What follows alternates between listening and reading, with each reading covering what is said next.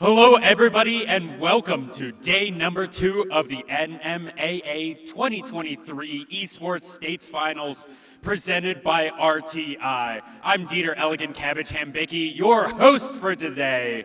We will be joined by another host, Malin, as we get later into the day. But first, let's do a rundown of our sponsors for this event. We wouldn't be able to do it without them. They are RTI, Xfinity, ASUS Esports, Cooperative Educational Services, Nusenda Credit Union, Spectrum Furniture, and ViewSonic.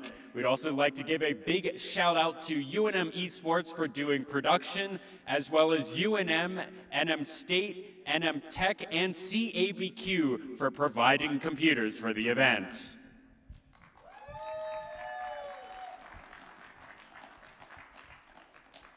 A quick rundown of the event. We will be having 8 titles over 3 days. Yesterday was League of Legends and Hearthstone. Today will be Rocket League, Madden 23, and NBA 2K. Tomorrow will be Mario Kart 8, Splatoon, and Super Smash Bros. Ultimate. 442 teams started this season, with 1,600 student participants, up from 400 last year. This event will have 84 teams participating over 3 days. For Rocket League specifically, we had 84 teams in the regular season over all divisions.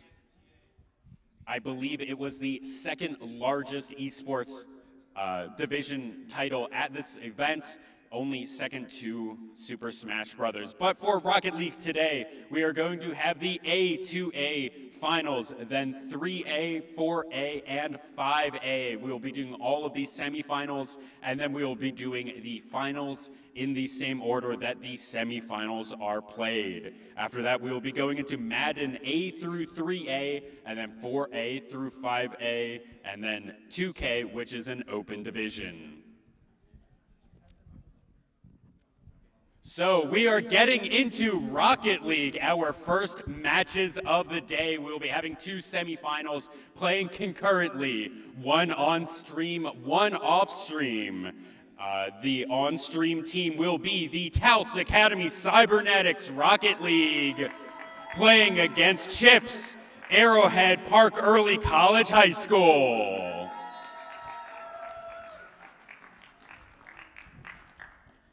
Taos Academy is looking to add to their trophy case. They have a young roster, 1 junior and 2 sophomores.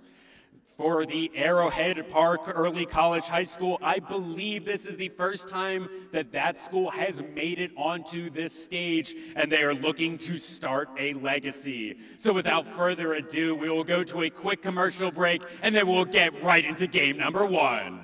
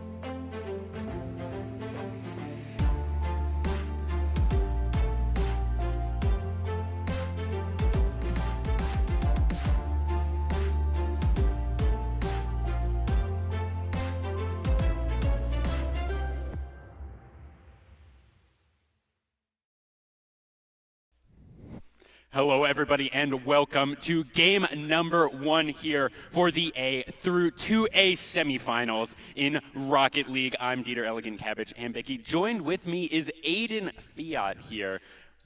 Welcome to the stream. How you doing today? Thank you so much for having me. I'm doing amazing. How are you? Oh, I'm doing great. We are about to get into TA Cybernetics versus Chips, the Arrowhead Park Early College School. TA Cybernetics 11-0 on the regular season versus Chips 9-2 here. So it should be a fairly close match for all of you watching at home and in the audience.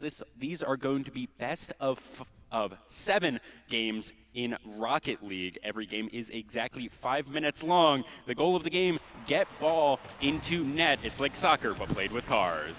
Great start from the Taos Academy side. Going to be a shot on the backboard. Might be open, and it is. 10 seconds in, and we already are up 1-0 here into the game. I believe that is Taos Academy who is leading.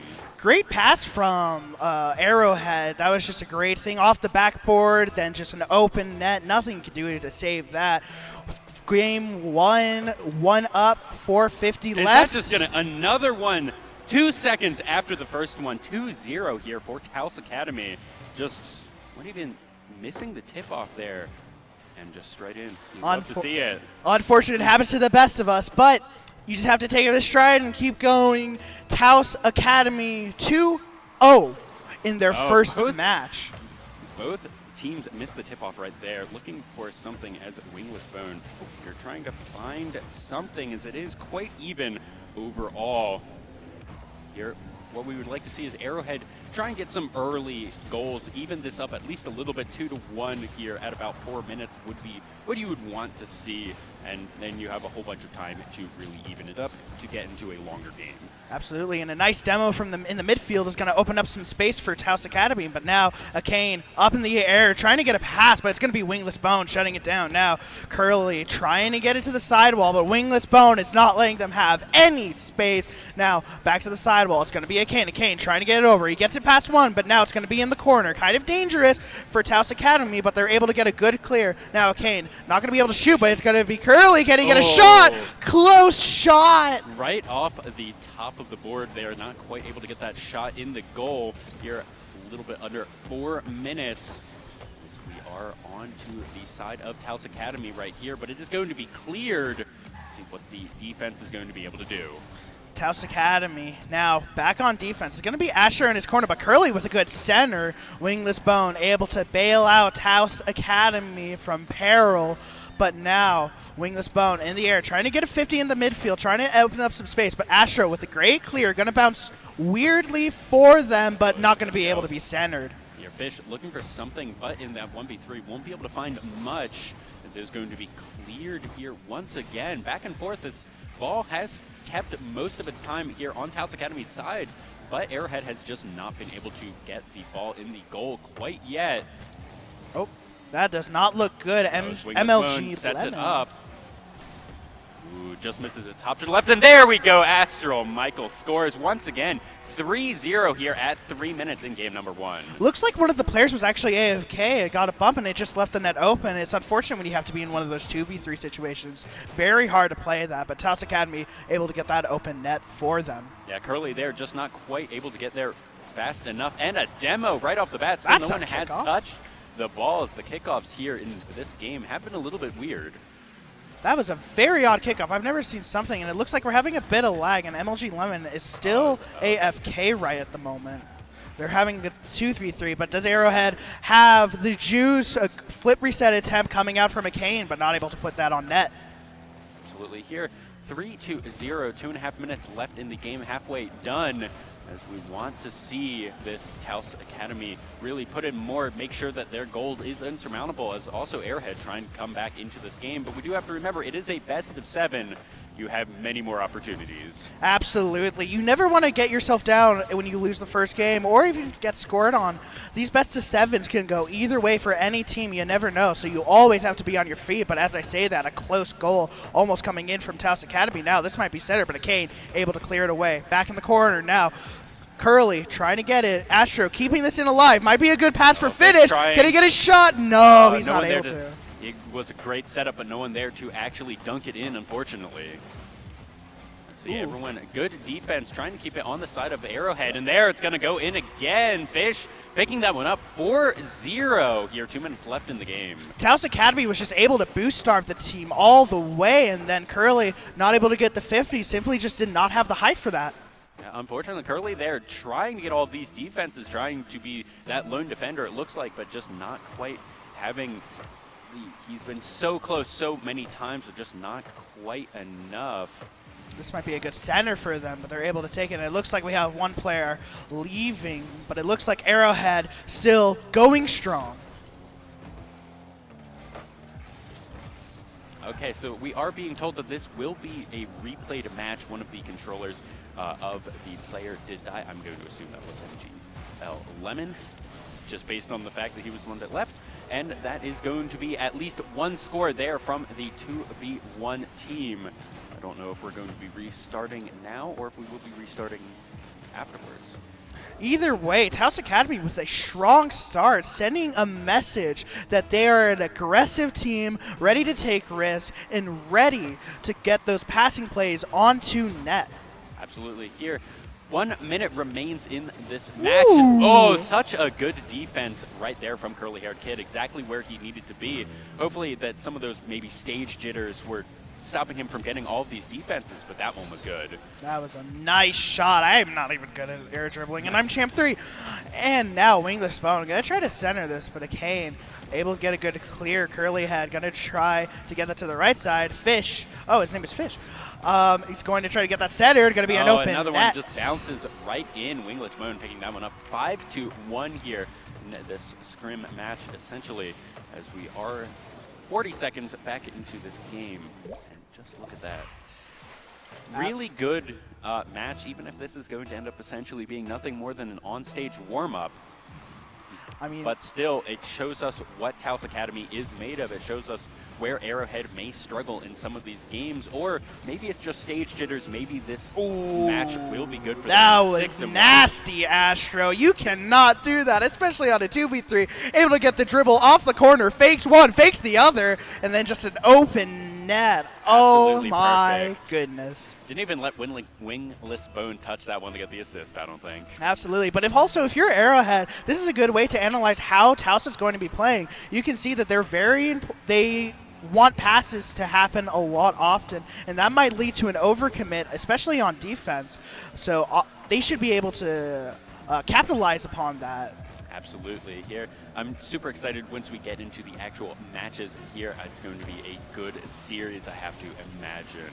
Fortunately, we do have technical difficulties, especially with the first game of the day, but sometimes that happens, and a buzzer beater. 1 seconds left in the game. 7-1 here. It's all over. Taos Academy with the Brazil in their opening warm-up game. I mean, could you ask for a better start? Absolutely. Here, 7-1. They're just going to get the tip off, and we will then go probably back to the casters, I have to imagine. And there we go. The winner, Taos Academy, of the warm-up match, as we will wait for our lovely technicians to figure out the solution to our problem. Based on what I was told by the producers, it seems to just be a controller issue. So I have a feeling that we will be taking a quick ad break, and we will be back in a minute for actually getting into game number 1, match number 1 of Taos Academy versus Arrowhead Park. Don't go anywhere. Riverside Technologies, your local trusted IT expert. RTI's Managed Print Solutions. Manage your business, not your printers. RTI offers a variety of services that can be customized to meet your specific needs. Our 4-step approach will ensure your print environment is secure. Learn how RTI could reduce your print costs by an average of 30%. Contact your local RTI representative today. What if you could look forward 1 year, 4 years, 40 years? What does the future look like? How will you ignite it? This is where the future gets fueled, where ideas come to life and identities flourish. This is where we define opportunity as individuals and as a pack. Being a Lobo is about so much more than the classes you take. It's about the mark you make on your world. Because the journey starts here, but it never ends. What will you ignite? Since 1936, when a group of Albuquerque public school teachers led by Maureen Grammer decided there was a way they could bank and take care of each other, Nusenda Credit Union has existed to make a positive difference for people, for our members, communities, and employees. As a locally owned and operated financial cooperative, we care about you and take the time to understand what's important to you. That's how we can offer a great experience and put money back in your pocket. Nusenda Credit Union, the power of we. Riverside Technologies, your local trusted IT expert. RTI's data center solutions evolve IT infrastructures and accelerate business transformation. We help maximize resources, reduce IT costs, and transform environments. Our experts can build infrastructures and ensure a fast, reliable network. Want to meet rapidly changing demands? Contact your local RTI representative today. Hello, everybody, and welcome back. It looks like our technical issues were resolved, and we will be getting into game here.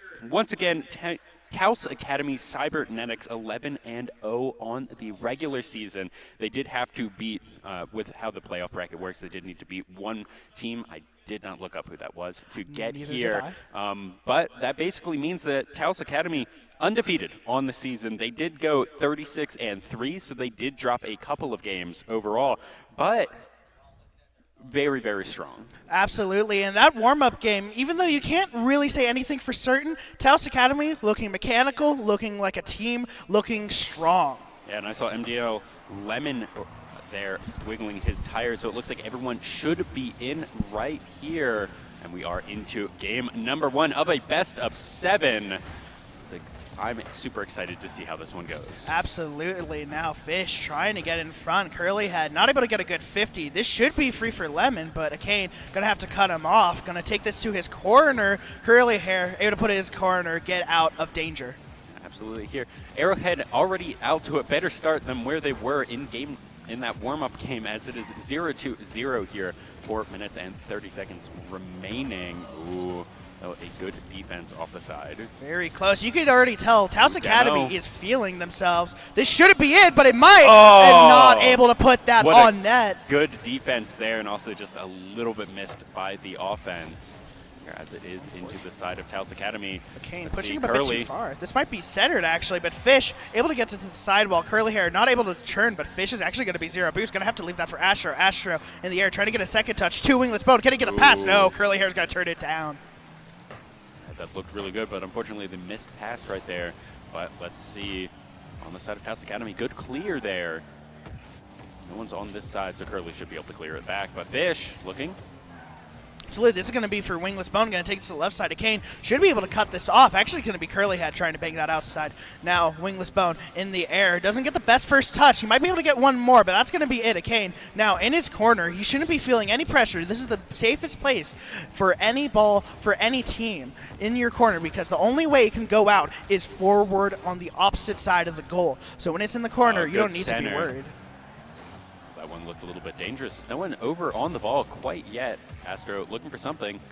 It's centered. Are they going to get a good tip? Defense. Close one. This might be open. Open? No, not able to get that. Kane centering it. Curly, good defense there by Astro. Absolutely. If you're Arrowhead, you need to be a bit more center. You have to have a bit more trust in your team to get that center so that you can get those free open nets. But now Curly off the wall going for the ceiling shot. Nate able to get any contact. Astro with a flick over one. Astro going to keep taking it, keeping possession in their corner. Now this might be centered, but Curly Hair able to get a good pinch. Akane now trying to clear it out. Fish trying to get a good hit. This might not be perfect for them. Going to be centered. Curly Hair can get a shot. Looking. Close. Wingless Bone. Wingless Bone able to center it, but now MDL Lemon. Ooh, good defense. Good defense. Astro banging this out. 2 on their backboard. Almost an own goal, but MLG able to take that to his corner. MLG should be able to retain possession. Has full boost. Curly Hair is going to have to bail him out. Now, trying to take it to the sidewall. Going to be Fish. Fish might be able to get it clear, but Akane's there. Just faster. Now, Astro going to have possession. This might be a good 2-man attack. Able to get it around one. Can he get the flick? Kane and Curly missed that one, trying to to do some amount of defense getting the ball back, but now Wingless and Astro here looking for something. 2 minutes remaining left in the match, still 0-0. This may be a 1-0 game. Whoever scores may just take this one. Oh, a good shot from McCain. Wingless Bone, can he get it? This is going to be backboard. This should be open. Astro is outward. This is going to be old gold. McCain getting the credit. Yes, Arrowhead goes up 1-0 in the match. 1:40 remaining. Look at that. 3 members trying to stop that as Wingless basically put it into his own goal. That's an unfortunate position. If you're Taos Academy, you have to send somebody backboard there, or else you're going to get scored like that, because once it's backboard and there's nobody there, the shot is completely unpredictable. Absolutely. And that is one of the fun things about Rocket League, is sometimes the ball just goes in a way you don't expect it to. Oh, good demo. Curly is down. Ooh, Fish with a good center. Kane going to be able to take that. Astro, can he get the shot? Going to be close. MLG, beautiful save. Going to keep Arrowhead alive, but a good shot in the midfield. Centered. Astro might have to get a hit, but nobody's going to be on him. Good clear. Lemon sitting in goal there, just being the solo defense here as Arrowhead, 1 minute remaining in this game. All they want to do is make sure that they keep this 1-0 lead. They don't need to put any more goals in if they don't need to. Now, a good defense is a good offense. Fish trying to get the center, but it's going to be a King's ball. Kane trying to get this to his teammates. He's not able to get the best flick. Going to be back to Astro. Astro gets it over Curly. Curly trying to get back, but now it's going to be Astro to the center. Not able to get a pinch, but it might be already pitched out for them. Oh. Fish not able to get the shot on net. Wingless Bone trying to do something, but here it just wants to be cleared by Arrowhead, and they're going to do a good job of that, but with no one on this side, it will be cleared right back to their side. As long as Arrowhead sustains possession right here like they are right now, it might be a good double tap. They should be able to win this game. 25 seconds left. Astro now on his own backboard trying to get this over. Curly hair not able to get the 50. Going to be for Wingless Bone, but a team bump not going to be great for Taos Academy. Yeah, here Taos wanted to get something in, want to go bring this one to overtime. They had such a strong showing in the warm-up match, but here may just fall down, and that's going to be 0-2 to Arrowhead. 8 seconds remaining in the game. Absolutely beautiful positioning from Curly Head, just not letting them have any time on the ball. Gets the open net. All 3 men have no other option but to let them get 3 defenders there, and he just snuck it right past them, and that should be the finishing touch on this game. 7 seconds remaining. You have to imagine it's going to Arrowhead. Absolutely. What a beautiful start from Arrowhead. Even with technical difficulties, they were able to get the win. Yeah, Arrowhead Park Early Academy going up 1-0 here in this best of 7. Not what I was expecting, especially not what we were expecting after that warm-up game that was on stream. 7-2, I think, was that final score, but that was a 3-2 overall, so you really can't gather all that much information from it. Arrowhead just coming out strong very well. Their defense was solid. Their rotations weren't anything special, but they were able to keep that third man as a strong back post for them. They were able to just play confident on offense, and then Taos Academy just wasn't able to keep up. But game 2, you never know what might happen. Absolutely. As we should be getting into game number 2 right now, and one thing that I did want to point out is, you know, the stats in this game aren't the greatest all the time, but according to Rocket League, there were significantly more shots on goal from Arrowhead than from Taos Academy. It was 6-2. And really, that's what you want to see. That you want to see this constant aggression in this game of just put the ball in the goal, and as we're already seeing it there, Arrowhead trying to get one right off the tip-off. Astro on low boost is going to be back to Curly Head. Curly Head able to get over 1. Can he get over Wingless Bone? Wingless Bone not going to get hit. Now it's going to be Arcane. We're having a bit of packet loss, but it shouldn't affect them. Now MLG Lemon should be able to get it. He almost owned gold, but luckily Arrowhead able to come out. Is going to be able to get that one, as he does get a demo for himself to be 3 here for a little bit.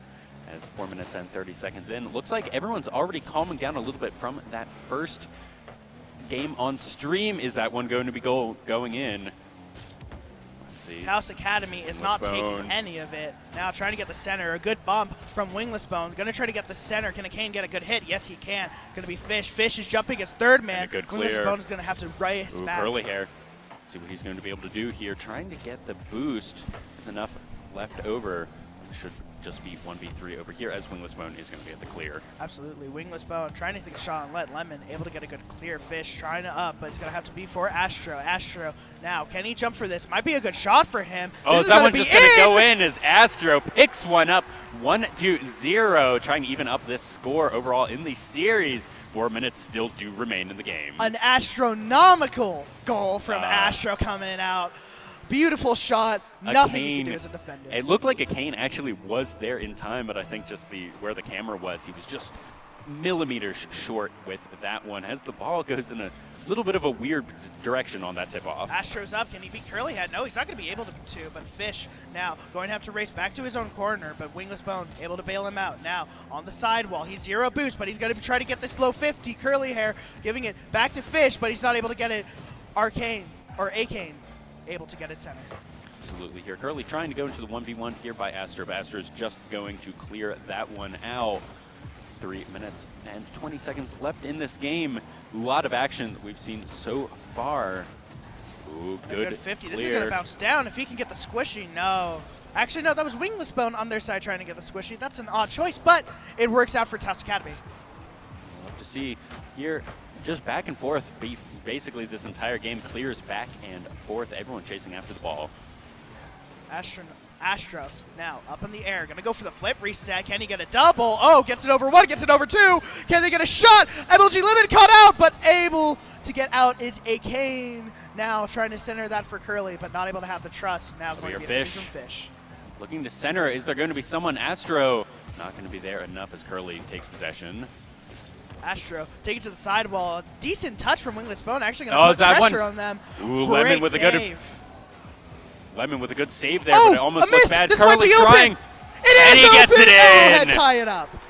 Curly Hair Kid there, evening it up there a little bit after 2.5 minutes into the game, 1-1, and that's just so easy for him to tip that one in. Good clear overall.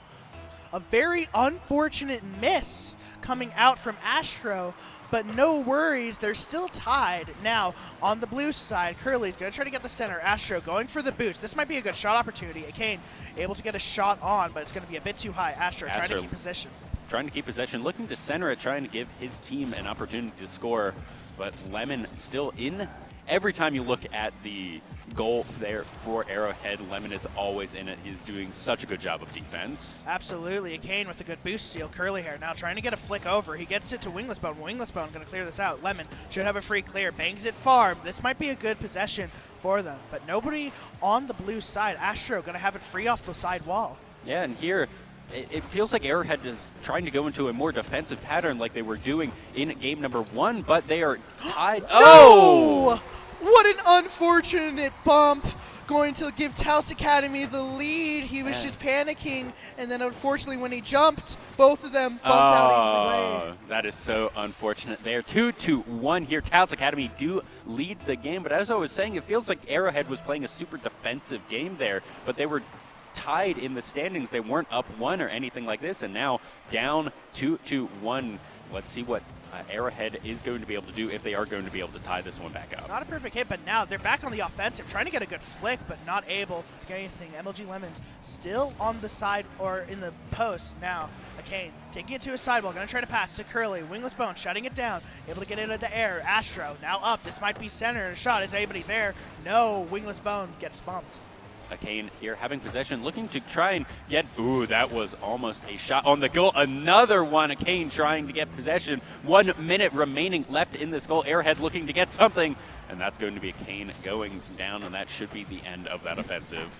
And if you saw, Fish actually bumped Wingless Bone into a hit, but now it's going to be Akane with the possession. Going to try to get the center. It's going to bounce up. Weird. This should be centered. A shot for them.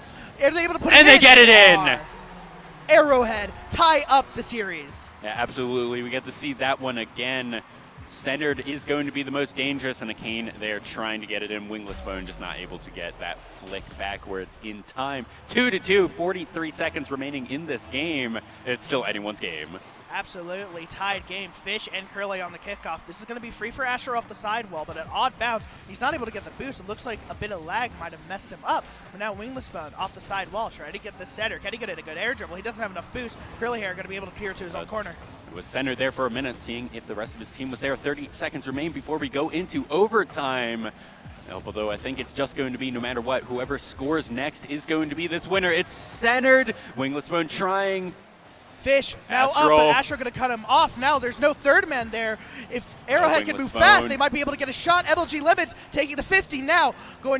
Might go into overtime, but Curly Hair with a good center. Astro going to be up, saying it open. This might be open. Is it going to this do might it? Go in. Is it going to It's go gonna hit in? the ground. Oh, and now we're into overtime. That looked like it was so close. Maybe a couple more seconds, that would have been it. But now we're in overtime. Overtime rules is the first one to put a goal in is the winner of the game here. Whoever wins will be either tied or it will be Arrowhead 2-0 in this series. Lemon going to have a free clearance to the corner. Wingless should be able to keep possession. Not a great first touch. Going to have to let Astro bail him out here. Astro now trying to play the 50. Going to be back to Wingless Bone. Wingless Bone trying to get the center, but Curly Hair not able to make contact. Now MLG Lemon in an awkward position, but now Curly Hair able to bail them out. Yeah, here, unfortunate not where Arrowhead wants this ball to be. They want it on the other side of this map, try and get it into Taos Academy, but Lemon here doing good defense all game long. Absolutely, and what a this double is in a tap. dangerous position for Arrowhead, but they do have position to Kane, trying to get something. Wingless Bone, I think, gets the tip. Going for the Cuxer pitch. This is going to bounce straight down. Can Astro read this? Yes, he can. Going to be on the sidewall now. Okay, trying to cut it off, but it's going to be Astro still. Even on 0 boost, still able to put that on offense. Now, trying to give this to MLG Lemons as a Kane, but now Wingless Bone shutting this down. Wingless Bone trying to center this, trying to set his team up for something as we are a minute into this overtime. Usually overtime is somewhere between 2 and 3 minutes. So we should be expecting a goal right here. It's Fish looking. Oh, might be a good shot for Astro. This might be it. Oh, that might be it. Out. It's not Can quite. they get it? Fish Arrowhead with the 50. gets the defense. Now, in their corner, he's going to try to get the center, but Wingless Bone is low boost. Going to have to leave this for Astro. Astro trying to get this out to Fish. Wingless Bone's going to have to turn here. Even though he's low boost, Curly Hair able to get a great 50. Now, Astro trying to get this up. It's going to be over 1. He's going to try to get this on the backboard. This might be actually a good shot opportunity, but not able to double this in. As Curly Haired Hit tries to just clear this back to the other side of the map here. Curly trying to get it in, trying to do a 1-for-1. And that was a shot on goal, and that was Curly being demoed for his troubles.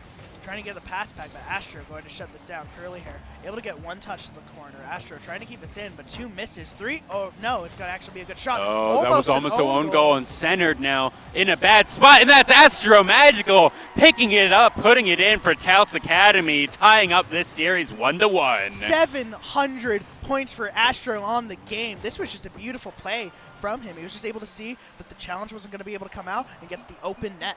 And that during that entire overtime, it was pretty much all on the side of Arrowhead Academy the entire time, just keeping up the pressure. Absolutely. And look at that, shots 11 there overall for where's that? Taos Academy. Yeah, for Taos Academy, and Arrowhead only having 6. And you can see just the pressure. Eventually, you're not going to have the defense. The defenders just will be a little bit too slow, and they'll be able to take out that game. But 1-1 here in the series, and already a banger. Absolutely. I mean, when you're getting boost starved like that, you don't really have much of an option later in the game to actually make any offensive plays because you have no boost. You can't get a good clear. You can't keep a good possession because you're just going to get 50'd. And then you just concede a goal eventually. That's just how most Rocket League games will pan out. Yeah, absolutely. And I'm super excited. Yesterday when I was casting, all of our series were 2-0s. We already have 1-1. I'm super excited. Rocket League is such a fun game, just to cast, to watch, to play. Absolutely. I'm terrible at it personally, but it's one of those games that it's still a lot of fun to be terrible at. Absolutely. I mean, I'm terrible at it, and I'm on the team. So, and it's still fun, but now, game 2, it doesn't look like we've updated the scoreboard, but oh, there we go. Taos Academy able to tie up the series. Wingless Bone trying to get the center. He doesn't have the best boost, but a good double might be an opportunity for Astro. Astro now off the wall. Here, 1-1 overall on the series. It looks like everything may calm down after the excitement of the first 2 games. I was expecting much lower scoring games, but I may be proven wrong. Sometimes if you get 2 or 3 goals early on, it just really gets out of control and you get like one random 7-0 during the series. Absolutely. And then as you can see, Arrowhead doesn't actually have a very traditional rotation style. Usually you have a 1-2-3 man system where one person goes, rotates out, Fish. second man goes. But Fish, not going to have any of it, scores it. Yeah, there it looked like there were so many defenders there, but Fish just able to, with a really good center, get it in. Is Kane and Curly Hair just nowhere to be found. Absolutely. 1 goal up, Taos Academy with 4:18 left on the clock. And as I was saying, Arrowhead's rotations are kind of odd. They should be able to take advantage of that because they don't actually have a third man who's able to rotate in. So once they beat that second man, there is no more danger. Yeah, Arrowhead feels like they're playing a very, very defensive game. Lemon is constantly in their goal, and they're having the two-man of a Kane and Curly Hair doing all of their offense, where here on Taos it is the 3-man just attack, attack, attack. Absolutely. Wingless Bone trying to get a 50, actually able to get the boost steal. Fish out of position. Now Wingless Bone trying to get off the wall, not able to get a good touch. Now Fish having to bail him out. Astro up in the air. He's going to try to get this backboard. Goes for the flip reset. Able to get it over one. Can he get the double? Oh, this might be a bad clear. touch. Let's see. It's still centered. It's still centered. Arrowhead looking to get this one out of here, trying to get it across the map. But Taos wants none of it. Trying to keep it on this side of the map. Trying to get another goal in here. 3.5 minutes do remain in game number 3. Astro trying to get that center, but Kane able to shut that down. Low boost, but he actually gets the full now. Magic Lemon's not with a good, or Lemon's not with a great Astro touch. here. The 1v3, seeing if he can get it past him. It looks like this one will just be cleared over to the side of Taos Academy. Absolutely. Now, Wingless Bone taken to the corner. Astro able to get a good center. MLG Lemons might be opposition for the bump. Fish able to get the dunk. 2-0 Taos Academy. Yeah, Fish getting a second score this game. And look at that, Astro just able to keep the ball centered there. Kane just knocking it up, and it goes right in. Beautiful shot from Fish, just able to have that awareness that if you 50 that in, eventually it's going to go in. Absolutely. And that is one of the things that we are kind of seeing. Is that, okay, I thought that was just going to be a tip-off goal. Nice little center coming out from Arrowhead. Arrowhead now. MLG not having any boots. He's going to rotate back. Curlyhead now off on the center. Going to try to get a center again, but Fish able to put it in his own corner. Kane now keeping this on. Trying to keep possession, but not a good first touch. Wingless Bone able to get it around 1. Now it's just their last offender, Lemons.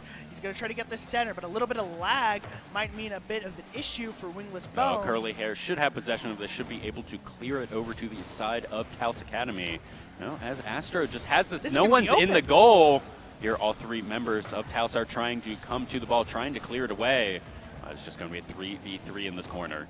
Wingless Bone now trying to put that on the shot. A squishy trying to come out from McCain, but luckily Curly Hair able to get that now. Oh, good center. In the corner. Can Astro get the double? Yes, he can. He's going to try to get this one more time in the center. Now, nobody made it. Can Fish get it? No, he's not able to. That was almost a goal right there. Good setup, just a little bit too far to the left. Here's Curly trying to get it in for his team. McCain looking for the center, not going to be able to get it in. Curly Hair able to get that to the sidewall. Wingless Bone now going to be able to have possession. Gets a 50 with a Kane. Now Wingless trying to give that to Astro. Curly Hair able to get a pinch out with MLG. Now Wingless trying to get this backboard. 0 boost. Nobody's center, so Kane's going to be able to keep possession. Kane here looking for something. But Curly now has control, looking to get that one in. It's Astro, good defense, but it's going to go to a Kane. See if they're going to be able to get it. As Wingless Bone clears that one out, and now over onto the side of Arrowhead, they have to respond. There's a rule 1 in the net. MLG and Fish able to. This is now a 2v2. Curly Hair up on the wall. Try to keep an air dribble. Try to pass it to a King. Wingless and Astro. Try to get it clear. Astro might be able to get a good shot, but Curly Hair is going to be there first. Astro not able to read that hit. Going to take this back. Wingless Bone now trying to get a 50. Curly Hair still with the flick. Can he get one more over Astro? Astro trying to get 50. So close. So close. I think this Rule 1 is actually very good for Arrowhead because they are tying Fish up, the person who is usually the scorer here of the team, and then it's going to be knocked away. But that's tying up their defender, and instead, just with the strategy of how Arrowhead was going, I think the 2v2 really was helping them. A little bit. I mean, obviously when you have Fish out, as Astro just puts it in. 3-0, 40 seconds remain in the game. What a beautiful shot from there. MLG just not able to get a good 50. Astro able to get the dunk, just puts it in. Textbook play from Taos. Yeah, absolutely. 3-0. This game 3 looks like it will be going over into the favor of Taos. Absolutely. Wingless Bone was a good kickoff. Astro should be able to get a good shot. MLG not able to get it. And Astro there just getting it in once again off the kickoff. Wingless centering it pretty much perfectly, and Astro just getting it past all the defense. Absolutely. That's a hard shot to save, and especially with the playstyle that Lemons is implementing, you don't actually have a lot of boost when the kickoff first starts, making those saves even harder. I feel like that's always the case, no matter what you're defensive operations with that setup, you're probably always going to get the goal right there. Oh, but a good center from Curly here. This might be a good dribble. Can he get it? Is anybody center for them? Nobody is center. As Wingless Astro misses that one, as Astro is going to be the one to pick this one up, try and bring it to the other side of the map. 17 seconds do remain in this game. Should be going over to the side of Taos. Beautiful game. Taos Academy able to close it up 2-1 in the series. I know I'm speaking a bit preemptively, but I don't think there's any coming back from this. No, absolutely not. As game number 3 does go over to the side of Taos Academy, 2-1 in this best of 7. There's still quite a bit of Rocket League to play, but I would like to talk to you about Aiden. I want to talk about kind of the strategy that Arrowhead is playing right now. So right now, Lemons is just playing back. They're not actually doing a general rotation, and it's very odd because what that will lead to is offensive plays being missed because you don't have that third man to keep that play alive when you necessarily need it. And Taos Academy is just able to recognize that, either get a bump or that Rule 1 as we saw in the game where Fish was just keeping him stuck. I mean, it's a very hard play style to pull off, but if they're able to pull it off, it's going to be a beautiful game. Yeah, absolutely. I mean, we saw in game number 1 of the series, Lemons was in the goal the entire time, but they were just trying to play you get one goal, you play defensive style. But I don't know if that is going to hold up versus the onslaught of Taos Academy. Absolutely. This is going to be a shot towards Curly Hair. Curly Hair able to put it on the sidewall, but a demo coming out. Fish able to get a 50. Is their third there? Yes, it is. Wingless Bone able to get it. A Kane not able to get a good clear. Fish trying to keep that center. Absolutely. Here is staying on the side of Arrowhead, and I feel like that is one of the flaws of the strategy of when you're playing this hyper defensive game is it's just always going to be on your side of the map, always going to be near your net. You will have the 3 players there, one in the backboard, but you'll never really have these opportunities to score outside of a clear just like that, and a Kane puts it in. What a beautiful shot. How fast was that? 61 miles an hour? Oh my goodness. Beautiful shot from McCain. Wingless Bone not able to get a 50. Unfortunate own goal. Yeah, unfortunate, just kind of bouncing off Wingless Bone right there. But now I'm expecting Arrowhead is going to pull back, have this hyper defensive play style, and just try and keep this game for the next 4 minutes to 0-1. Absolutely. Now Kane taking it to his own sidewall, getting chased by Astro. A good 50 coming out for the orange side. Now MLG Lemon's going to have to get this clear. He is able to get that now. Astro, will he be able to challenge this? MLG Lemons kind of feeling himself that aerial, but not able to make contact. Absolutely. Here, Wingless Bone with possession, trying to get something. As curly-haired Kid, is that going to go in? And he does! Unfortunately, Fish not able to get that one. That's going to go in 58 miles an hour, but it felt much slower. Small, unfortunate rotational mistake from Fish, just not able to keep up with that play. And now Arrowhead up 2. They're feeling strong. They're feeling spicy. Are they going to be able to keep this up? I hope so. Bringing this, if they're able to keep this one up, bring it to 2-2 in the series.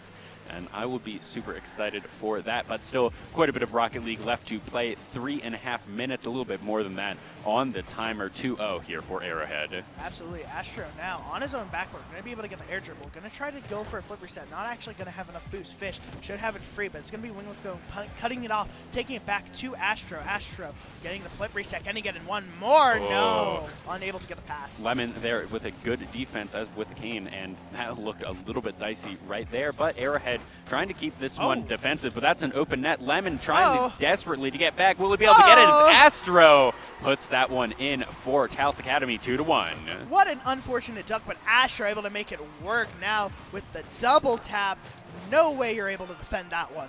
Lemon there trying to get a good prediction read, and just unfortunately it was shot to the left of where he was. Absolutely. Now kickoff 1-2 in favor of Arrowhead. Astro should be able to turn, have a good clear, but he actually misses it. Wingless Bone going to have to take the 50 with Curly instead. And as we can see, sometimes when the directed camera stays on people a little bit too long, you see what some of the fun but also hardness of this game of the camera gets real weird when you're kind of upside down underneath the ball. Absolutely, because it just goes straight up, and so you can't see your car, you can't see anybody else on the field, you don't know what's going on, so you just gotta press X and pray. Absolutely, and I feel like that is where you're going to see a lot of like skill differential of if people are going to be able to remember where everyone is. Astro trying to get a score on this goal. Good clear, good center. Does Astro may be able to pick this one up, but I think Arrowhead will be able to clear it. Fish able to get that centered for now. Astro trying to put this back centered for his team, but not able to get anything good. Wingless Bone gonna have to leave this for Fish. Fish with a good shot. Astro able to get it over one. Can he get the dunk? And an goal as Astro from ties Arrowhead. it up. Let's see that one again as Astro basically just dribbles this one in by himself, goes off a cane, but I think that one would have gone in even with no car sitting there. Absolutely. Great awareness from Taos Academy in general. I mean, they're able to keep these offensive plays very quick, just able to put the shot on net, don't do anything else fancy. Oh, speaking of shot on net, one right there, Curly Hair Kid was able to get a defense, but another shot on net as Astro putting up 3 in quick succession. Oh my god, he is the sniper for this team, putting it on Look net at every that. single time. Just right in. Lemon's just not quite fast enough, not able to get under that ball in time. But now Taos Academy leading this game 3-2. It looks so good for a couple of minutes there for Arrowhead, looking to tie up this series, but still it's only 1 goal away for them to tie up this game. Let's see what they're going to be able to do in the next 2 minutes. Wingless Bone not able to get a good pass, but Fish now nothing fishy about that play. Now Astro trying to get it over, going to be a clear, odd shot. This Oh, might that's be just going to be in. another Astro getting 4, a hat trick plus. And that's going to be 4-2. Astro just running circles around with this Arrowhead team. Astro shooting is just out of this world. I mean, every time he's been on offense, he makes something happen. Absolutely. And Fish, they're usually pretty good at keeping it centered, keeping it in the air for Astro to be able to get it. But these last 2 goals, Astro basically just 1v2ing around the net and just putting it in. Getting good reads and kind of out-predicting MLG's Lemons and the Cane. A pinch out of their own side. Taos Academy should be able to get the center. Astro able to get it good. Can he put this off the backboard? He's going to have to. Now, is there anybody centered for him? No, Fish isn't able to make it. Fish looking for that one, not able to get it, but should be in the possession of Arrowhead. But no, it's actually going to be the possession of Taos here, keeping it on this side of Arrowhead, making sure they are unable to tie this one up. Good 50 from Wingless Bone. Can he get it centered? No, it's going to be Arcane shutting it down. Fish on the sidewall. Arcane going to have to say this on the wall. He's going to take this to a sidewall, but a 50 from Astro, not going to be the best thing, but Fish should be able to get it clear out. Here, good clear onto this side. It's centered. Are they going to be able to get it? Astro. Oh, it's centered once again. Oh, but now open net. Arcane, is he going to be faster? Is it going to go in? And they get it. Arcane almost tying it up 4-3, 38 seconds. They need a good tip-off here for Arrowhead. I thought he missed it right here. I really thought so, too. I almost screamed if you heard that. But able to put it in. This game is still not over for Arrowhead. At 38 seconds, Arrowhead wants a good tip-off right here. But Wingless Bone and Fish looking for something themselves. Oh, Wingless Bone might be able to get a shot now. Astro trying to take the 50. He should be able to get this off the sidewall.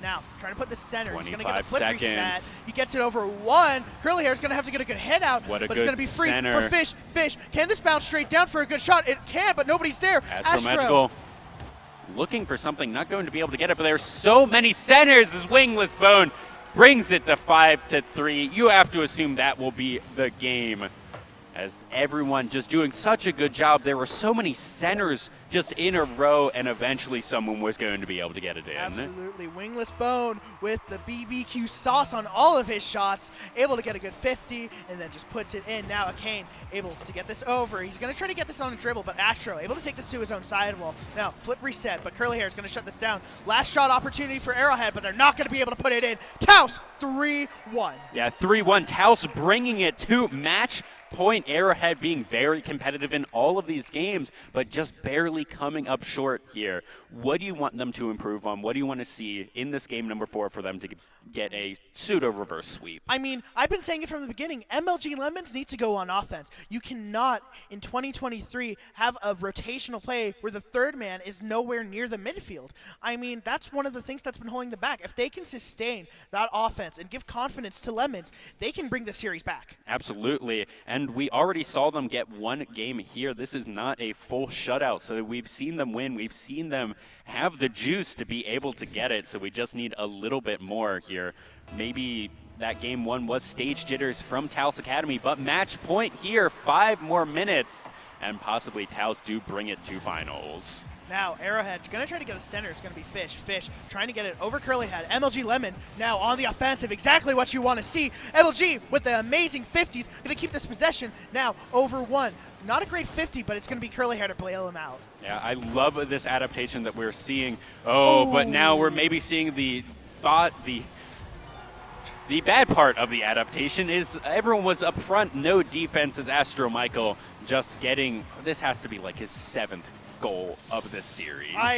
It's too many to count at this point, but Astro trying to go for the little cheeky breezy, but not able to put that in perfectly. But still, open net, Taos Academy up by 1. Yep, 25 seconds for a goal. Still a lot of Rocket League left to play, but the curtains are being drawn as, again, another goal. That was only like 7 seconds. Unfortunate. Fish just able to get a good clear out. Nobody is able to rotate back. Now the issue is that nobody is actually going back to third, which was the issue that they were not having the last few games, and now they're going to have to readjust their play style. Yeah, absolutely. Now the pressure is on. They all have to be sweating a little bit. This is match point. They want to go to finals, and they're down in the match points. So that's just going to be even more stress on the players. That was a really close shot from Astro. Now Wingless Bone trying to get us over 50, but Curly not able to get it. The Astro having possession, looking to get this one centered. Let's see where Fish is. It is centered. He put it in himself. Wingless, maybe. Fish, maybe. It's good defense there by Lemon. Very close. Lemon trying to give this to Curly. Astro not able to get a good 50. Now Curly with the possession tries to get the flick. Fish, great 50. Going to be centered for Astro. Can he get the double? Oh, no, he's not able to. Barely misses right there. A little bit too high. I thought it might have even bounced down and in. Now a little bit of an open goal from Taos. Astro not able to make contact with that. Going to be Curly Hair now off the sidewall. Can he get it over Wingless Bone? Yes, he can. Can he get the double? No.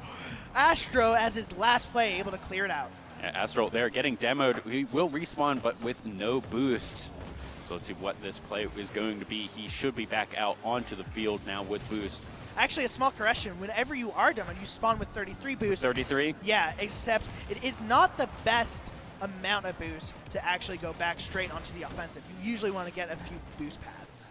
Absolutely. And that is kind of the name of the game. For any of you at home who don't really know, the econ of this game is boost. Absolutely. Which is the thing that makes you go fast. And that is, it's very hard to explain, but you need to be able to know how to pick it up and how to use boost. You can't just always be holding down the boost button. That's not how you win this game. Absolutely. You want to use boost, especially when you're going to try to get a shot or if you're trying to get a beat, and especially for aerials, which has been something very important to Taos Academy. Most of Astro's shots have been from aerials, and as I say that, a 50 almost coming out. Curly, can he get the shot in? Astro a fake here. from Astro. Astro here looking for something, juggling it pretty good, bouncing off the ground. Let's see if he's going to be able to get it, but a Kane should be able to pick this one up. 2.5 minutes remaining in this game number 5. Taos looking to seal their ticket to the finals here. 2 minutes left. Is MLG AFK Oh, that's an again? open net. He might actually be. This might not be a good opportunity for them. Nope, MLG looks like he's back. These look like they're really good clears. They're open nets, but no one's playing super aggressively, and everyone will be able to get back. But now it's on the side of Arrowhead. Wingless Bone trying to set something up. Gonna have to pass that back to Astro. Astro in a bit of an awkward spot. A Kane trying to get the 50. Curly Hair now with Astro. Now Wingless Bone trying to take this to his sidewall. Doesn't have enough boost, but a Kane gonna get a good shot. Not able to put it on. Yeah, a little bit too low there as Fish just able to block it pretty easily. Astro, good juggles. Will be able to get in. A good clear. Nice clear. Curly Hair trying to get the 50. Now a Kane on the sidewall. Gonna try to get this out. This might be a good center. All 3 of them go. Fish gonna have this possession, but nobody's going to be up for a Taos. Lemons in net.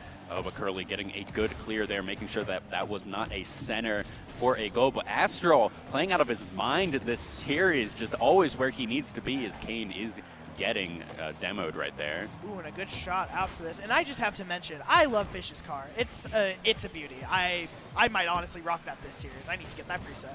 Oh, here, a good center. No one's going to be there for defense or offense. 1 minute does remain. 2-0. Arrowhead need to put something in soon and then look for a good tip-off. Absolutely. A Kane off the sidewall. Going to try to get the center, but Astro shutting it down. Going to take the air dribble. 50. Back still on Arrowhead's side, but a good double might come out, but Astro not able to put it on net. 40 seconds remain here in this game 2-0. Taos Academy sitting pretty here at 3-1. 30 seconds remain as we do see one more shot. Akane going to be able to clear that. Absolutely. Fish with a good demo, but it's going to be a Kane for a shot. Astro able to get a good clear. center. Fish, 0 boost, not going to be able to turn for this. Wingless Bone's going to have to cut him off. No one's Can he get touching 50? it. Oh, luckily, Taos Academy able to sustain this offense. This offense just overwhelming here. 10 seconds remain in this game. Taos Academy, you assume, will be able to get it 4 seconds. 3, 2, 1. And that we will need be it to touch the ground. What are they going to be able to do? It's still in the air. Maybe one more. Astral trying to get something. Arrowhead trying to do something. This is the longest 0 seconds I've ever seen. Oh it my needs God, to Justin? touch the gun and there we go. As Taos Academy clinches their ticket to the state finals. Beautiful, beautiful series from Taos Academy. You cannot ask for anything better if you're them. Yeah, and Arrowhead Park doing a really good job. Unfortunately, they do drop the series, but they do get to play one more on the day. They will be playing for 3rd and 4th. And if you're playing against them, I mean, they showed a lot of aggression, a lot of defense. They took one game off Taos Academy, and it looked like they were going to take more. Absolutely, and I believe this is A2A, yes? Yes, this is A through that 2A. Means they are probably going to be going against ECA Phantoms with Stoic Muffin, Saxakirky, and Brandon, one of the strongest teams that we have in New Mexico. Absolutely. ECA is playing, I have this written down somewhere, ECA... Desert Sage, I believe. Yes, is playing Desert Sage, so whoever loses that game will be playing Arrowhead, and whoever wins that game will be going on to the finals against the Taos Academy Cybernetics Rocket League here. But before we get into that, we will be going into a 3A semifinals after this, and then we'll be doing 4A and 5A, and then we will be doing the finals for all of that. I don't know how many you will be joining me for. Well, I'm going to be playing for 4A, so okay. Go Del Norte, maybe? Well, good luck in your future games. Thank you for being on the desk with me. It was a lot of fun. Thank you so much for having me. Absolutely. And we'll be going to a quick commercial break, but we'll be back with the 3A semifinals in Rocket League. Don't go anywhere. Riverside Technologies, your local trusted IT expert. RTI offers a variety of customizable bags, cases, and shields. Make your transition to new equipment as seamless as possible with our integration solutions. Our deployment services will ensure a worry-free experience for your organization. Other RTI solutions include managed services, managed print, data center solutions, and more. Contact your local RTI representative today. What does it mean to care for a community? That question ignites something inside each of us. It motivates us to explore the intersection of science and healthcare. At the University of New Mexico, we're teaching the next generation of healthcare professionals. We are nurses and students, doctors and educators, pharmacists and researchers. We're focusing on people-centric care that goes beyond the walls of a classroom. Apply to UNM and ignite your call to care. Riverside Technologies, your local trusted IT expert. RTI's managed print solutions. Manage your business, not your printers. RTI offers a variety of services that can be customized to meet your specific needs. Our 4-step approach will ensure your print environment is secure. Learn how RTI could reduce your print costs by an average of 30%. Contact your local RTI representative today. Since 1936, when a group of Albuquerque public school teachers led by Maureen Grammer decided there was a way they could bank and take care of each other, Nusenda Credit Union has existed to make a positive difference for people, for our members, communities, and employees. As a locally owned and operated financial cooperative, we care about you and take the time to understand what's important to you. That's how we can offer a great experience and put money back in your pocket. Nusenda Credit Union, the power of we.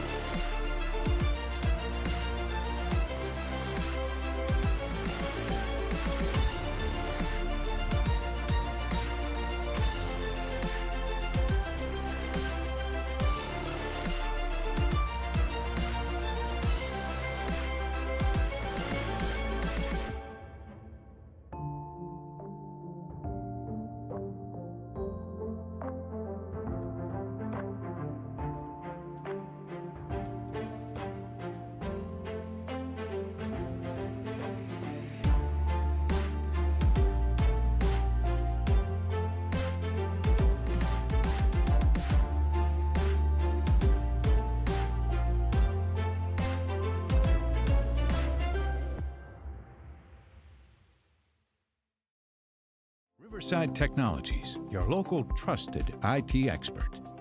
RTI's managed print solutions. Manage your business, not your printers.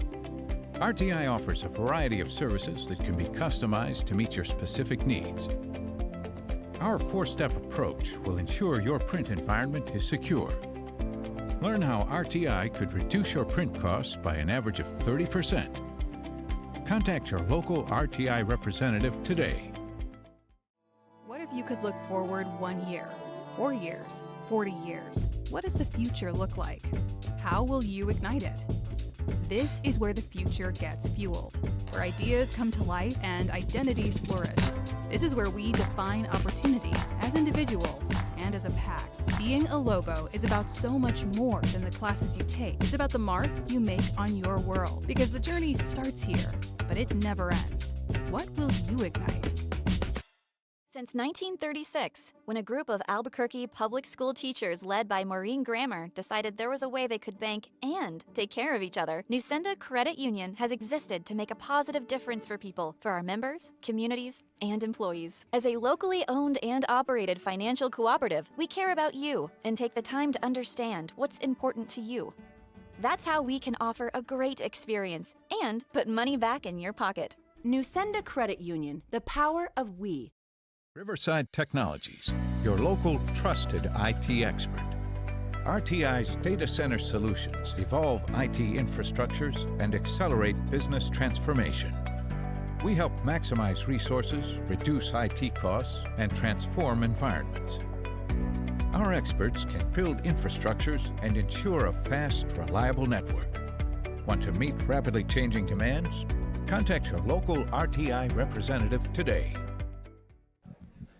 Hello, everybody. Just as a quick announcement, there's going to be food trucks outside in about 30 minutes. And we're going to send it over to Malin for the player interview. Hi, guys. I'm Malin. I'm here with Ryan, and I'm just going to do a quick interview. If you want to take that microphone. So you guys played awesome. That was a really cool back-to-back match. How do you feel the game went?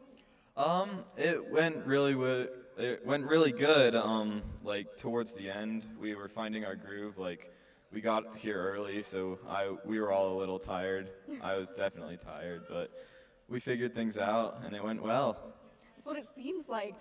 Do you guys think you're going to go prepare for the next round and kind of get your headspace ready together? Definitely. We're going to go practice probably and just talk with our team, make sure our synergy's on point. Absolutely. Now, one other question. How did you guys pick your skins for your vehicles? I was playing the Octane for the first game, and I wasn't enjoying it, so I switched to the Fennec. We just went pretty simple, like, yeah, something that's not too hard on the eyes. You can just focus on the game. That's fair enough. Well, thank you so much for your time, Ryan. It was great seeing you guys play, and I'm excited to see you in the next round. Thank you. Thank you.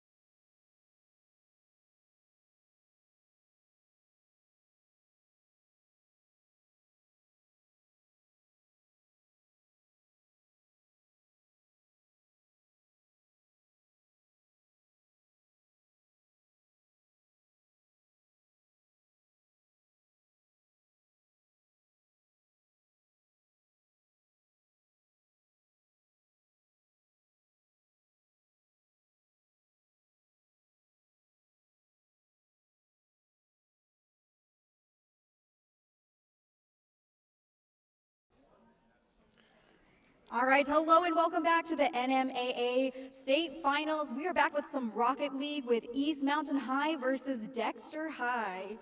It's going to be an exciting match. I'm looking forward to seeing some really good Rocket League plays. Last match was great to watch. It was really fun, and I'm expecting the same things out of these teams. So we're going to throw it over our casters and get them all introduced. Hello, everybody, and welcome back to Rocket League. We are going into our 3A semifinals. This is going to be East Mountain High School versus the Demon Rockets from Dexter High School. I'm Dieter Elegant Gabachambicki. That's Tyler Fossil. Both are VP of Events at UNM Esports and the Rocket League coordinator. How many years have you been doing that? Way too many at this point. Happily doing it for 3. Sadly doing it for 5. You know, Absolutely. I mean, you should be pretty proud of the team that you've continually built for those 5 years. We've been top of the state pretty much almost the entire time. I know that at least for a fact. I don't know if that's going to continue with at least Tech investing money in scholarships, and I believe State is also doing the same. The biggest news, of course, Stoic Muffin being signed by Tech for $15,000 on scholarship. Super exciting things happening in this state, in this space for esports. But talking about the game that we are about to be playing, the 3A semifinals. The other semifinal has already been played with Western Las Vegas beating the Bosque School in a convincing 4-0 fashion. But here, East Mountain High School, 9-2 on the regular season versus Dexter, 8-3 on the regular season. I'm expecting close games. I'm also expecting close games. Both teams very equal throughout the regular season. And from what I understand about both teams ranks-wise, this should be one of the closest matches all day. Absolutely, and here we already are into game number 1. Here it looks like EMHS is the blue side, Dexter on the orange side here. REI looking for something, getting it in. Grand Chaka? Yeah. Sure. Just following up on Ray's great air dribble, beats both defenders, and Grand Chaka's just there to slot it upper corner. Unnecessary placement, but overall, great play by Ray to just open that up for his teammate. Already 30 seconds into game number 1, EMHS already up as we see a good tip-off going over onto the side of EMHS, but it looks like they should be able to get a good clear here. Flover here looking for something. Love reading gamer tags, especially quick glances at them. You're like, Flover? Anyways, here REI, or maybe Ray, looking for something good. Oh, that's just going to be an easy redirect off the sidewall. Jixie, point 2, getting that one in. REI, another just good center, unfortunately, on their own goal. And that's actually just a bounce off the wall in. REI not able to get anything there. It really was just kind of unfortunate rotation. Just, you know, clear from REI, and all of a sudden his teammates are out of position and a free open net for the other team. Absolutely. I'm going to guess it's Ray because they're all lowercase. I'm used to going to the store REI, but that is a really good defensive demo right there. Garcia trying to do something. Chaka, as we are seeing Flover looking for something, but Ray going to clear that one out. Is anyone going to be there? It's centered. Extreme looking for something. Oh, that's that's going to be another clear on the other side. A miss from Dexter. Are they going to be able to do 1-1 here on the game? 3 minutes to remain, and a good shot. Ray getting another one in for their team. EMHS 2-1. That's just a great dribble outside from his own defensive end by Ray. Slotting it upper corner. The defender just couldn't get back in time. He just took on the entire team and slotted it. Yeah, Scrappy not quite able to make it there in time, as we do see another kickoff. See who is going to win in. Grand Chaka able to pick that one up. Jixie, point 2, with control. Looking for something. This is a good center, but Ray should be able to pick it up. Good defense. Trying to bring it to the other side of the field with the dribble, but Grand Chaka getting a clear. Extreme looking for something. Scrappy with control of the ball, but Ray looking, and he gets demoed for his help, and somehow that just goes in as Extreme Pie puts it in. EMHS going up 3-1 here. This is just a great pass, and again, Ray making the play. and Extreme Pie just being in the middle perfectly, and the defense just can't get back in time. Yeah, I really thought that play was going to be over with the demo of Ray, but actually didn't even matter. The ball still had the momentum. It was centered, and that was an easy layup. Ray here definitely looking like the MVP here of EMHS. He definitely is doing a lot of the playmaking, and most of the dangerous plays are coming off in front of his car. So we'll have to see if Dexter can apply any pressure to him, make it more difficult for him to make plays for his teammates. Absolutely. Here, Extreme Pie looking for something, looking for a good center, maybe a clear 2 minutes, 45 seconds do remain in game number 1. You have to remember that this is a best of 7. There's a lot of Rocket League left to play. And we've seen, not just in the last match, but over and over, sometimes the team that gets game number 1 ends up losing these series. Sometimes it's just stage nerves. Sometimes, it just teams aren't meshing on that first game. So this is still anyone's series. And like you were saying, best of 7, anything can happen over the next 7 games. Obviously, Granchaka looking for something, but 3 members of the defense there from Dexter. Ray having control, looking to get it past all 3 defenders, but Flover picking that one up. But as I was saying, these games are so micromanaged. Every single game can turn out differently than anticipated. First goal matters, obviously, and winning game 1 is just as important. But overall, these games can change at the drop of a dime. Absolutely. 3-2-1 here, a little bit below 2 minutes left to play. Dexter wants to get a goal right here, give them enough time to play for something good tip off and try and even this one up, bring it to overtime at least. But if they aren't going to be able to do that, this will be EMHS picking this one up. But speaking of EMHS, on their side of the field, Granchaka trying to clear that one, not able to get the tip. It's now Scrappy looking for that, but he was not able to get the touch.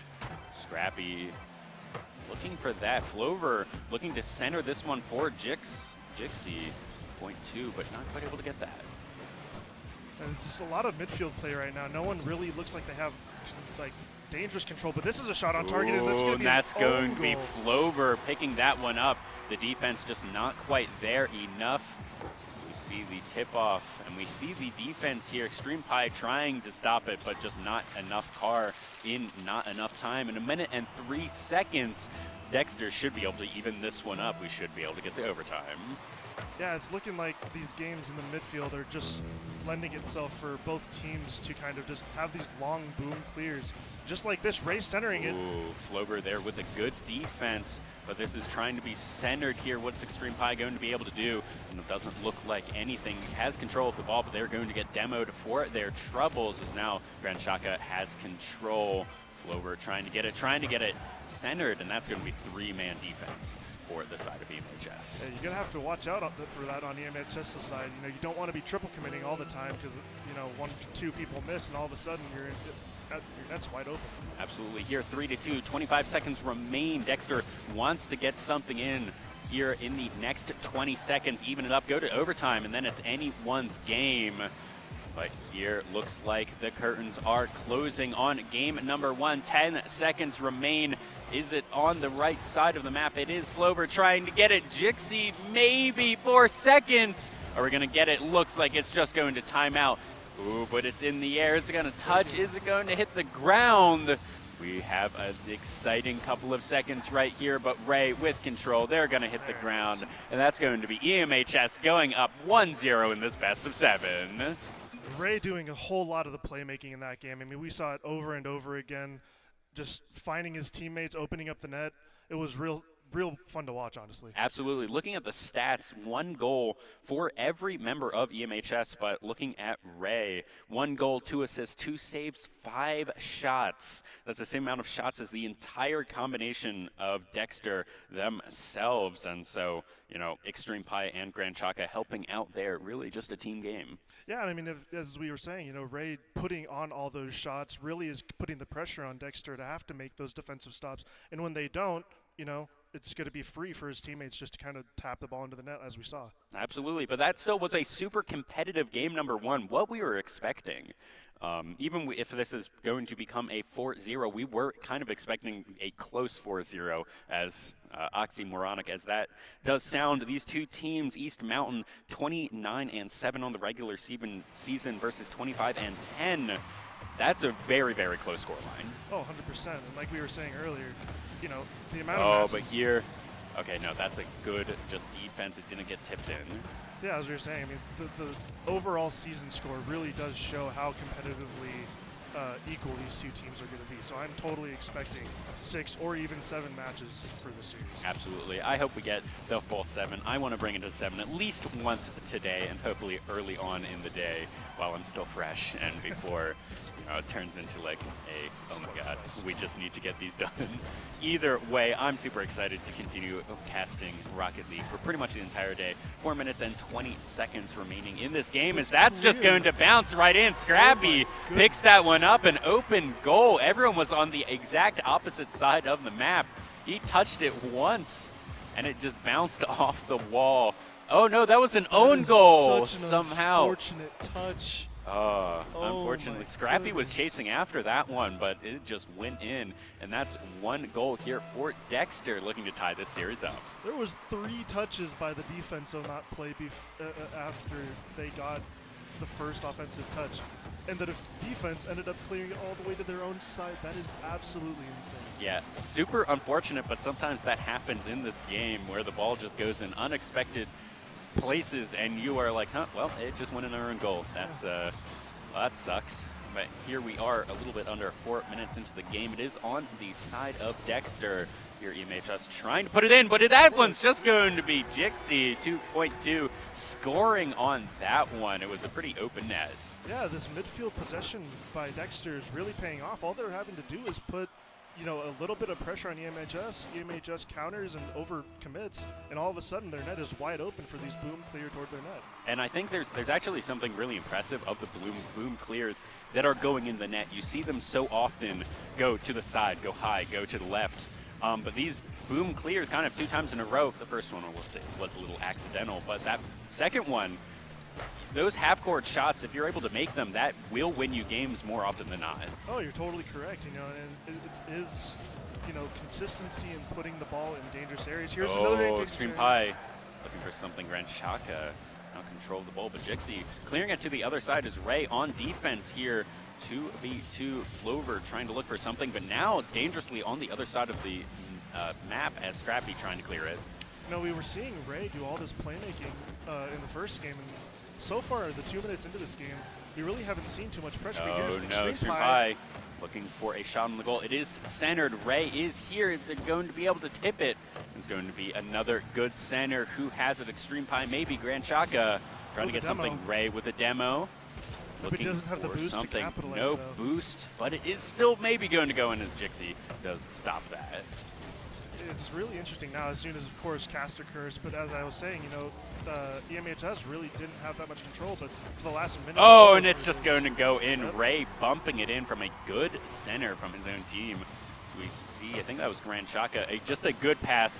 It's centered, and Ray just bumps it in. Yeah, that's just a great play. I mean, the more touches a team can get on the offensive half without the defense even getting close to it, it's more likely that they're going to score. And that's just great play by Ray and Grand Shaka there, connecting and scoring the goal. Yeah, and as you were saying, in game number 1, it seemed like this team was being carried by Ray, and then they decided to bring them to the defensive spot for the first 2 minutes.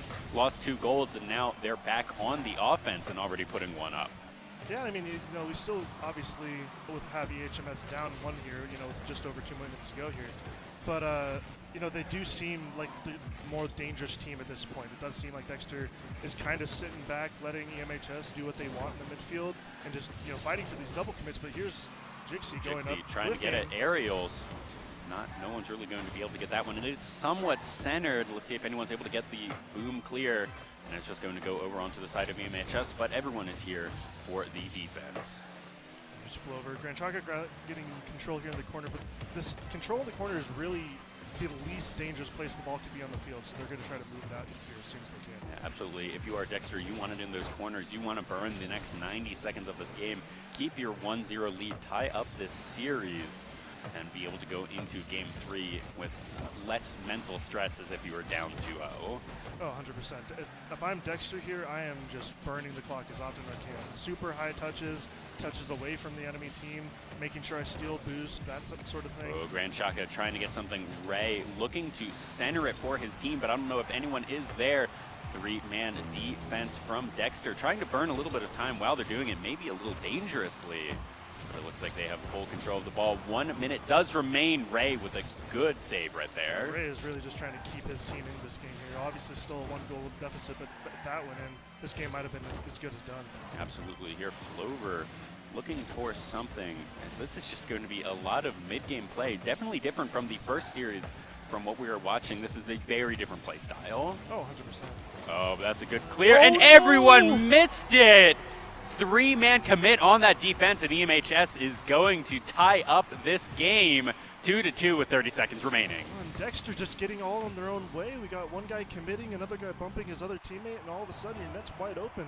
All you had to do there was have one person go. All of you were in defense. Yeah, unfortunate there, but this is going to be a weird tip-off with a double demo, actually, right off the bat. Oh, Ray off the ceiling. But Oh, Ray going to bring their team to 3-2, 23 seconds remaining in this match. Ray just coming off the kickoff here, off the sidewall. Great. Overtime, EMHS bringing the series 2-0 in their favor, and a fairly commanding lead off the back of Ray. Yeah, I mean, we started, asking for him where he was earlier in this game, and, the last half of that game, that was all Ray. A lot of passing. Absolutely. That was just, honestly, second half 4 goals, 4 3 goals. saves. All of the 4 goals were on Ray that game. 930 points for Ray. He was doing everything. Yeah, that's 1 assist from Grand Shaka, but none from Extreme Pie. That really was all the Ray show right there. Let's see what Dexter is going to be able to do in game number 3 to try and combat that pure aggression coming out from Ray. Yeah, I mean, they really have to stop him. If you stop him, it doesn't look like any of the other EMHS players are doing much to help him. So, we saw a few mistakes from Ray that the other team capitalized on, but on the offensive end, it's all Ray right now. Yeah, absolutely. So we'll maybe see if this is going to be a repeat of game number 2, if Ray's going to play defensively, if they're going to cycle them into the back line, but it does not look like it already on this tip-off as Extreme Pie looking to put it in right there, and it's just going to be a good defense from Dexter. And Ray's just keeping the pressure on here. It looks like Dexter doesn't have as much boost in the scenario. Grand Shaka looking for something as Extreme Pie is going to go into the 2v1 Jixie. Oh, Picking that one up, it's going to go right in right there. Didn't think that was going to be a good angle, but we can look at that one again. That's a great flick by Jixie. This, like I was saying earlier, corners are supposed to be the safest area for a defensive team for the ball to be in. The amount of practice you have to do to be able to make that goal consistently. Oh, that flick is perfect. Just under the bar, glancing down. No chance for the defenders. What a goal. Absolutely, and that was a really quick goal. A little bit of wind back in Dexter's sails. Ray trying to keep it even here. Dexter wanting to put something up on the board for their team. Jixie with a good defense, but it's centered and maybe dangerous. Ray having control, but Grand Shaka with a kind of bad flip. Yeah, we're seeing kind of... Oh, no. Maybe bad.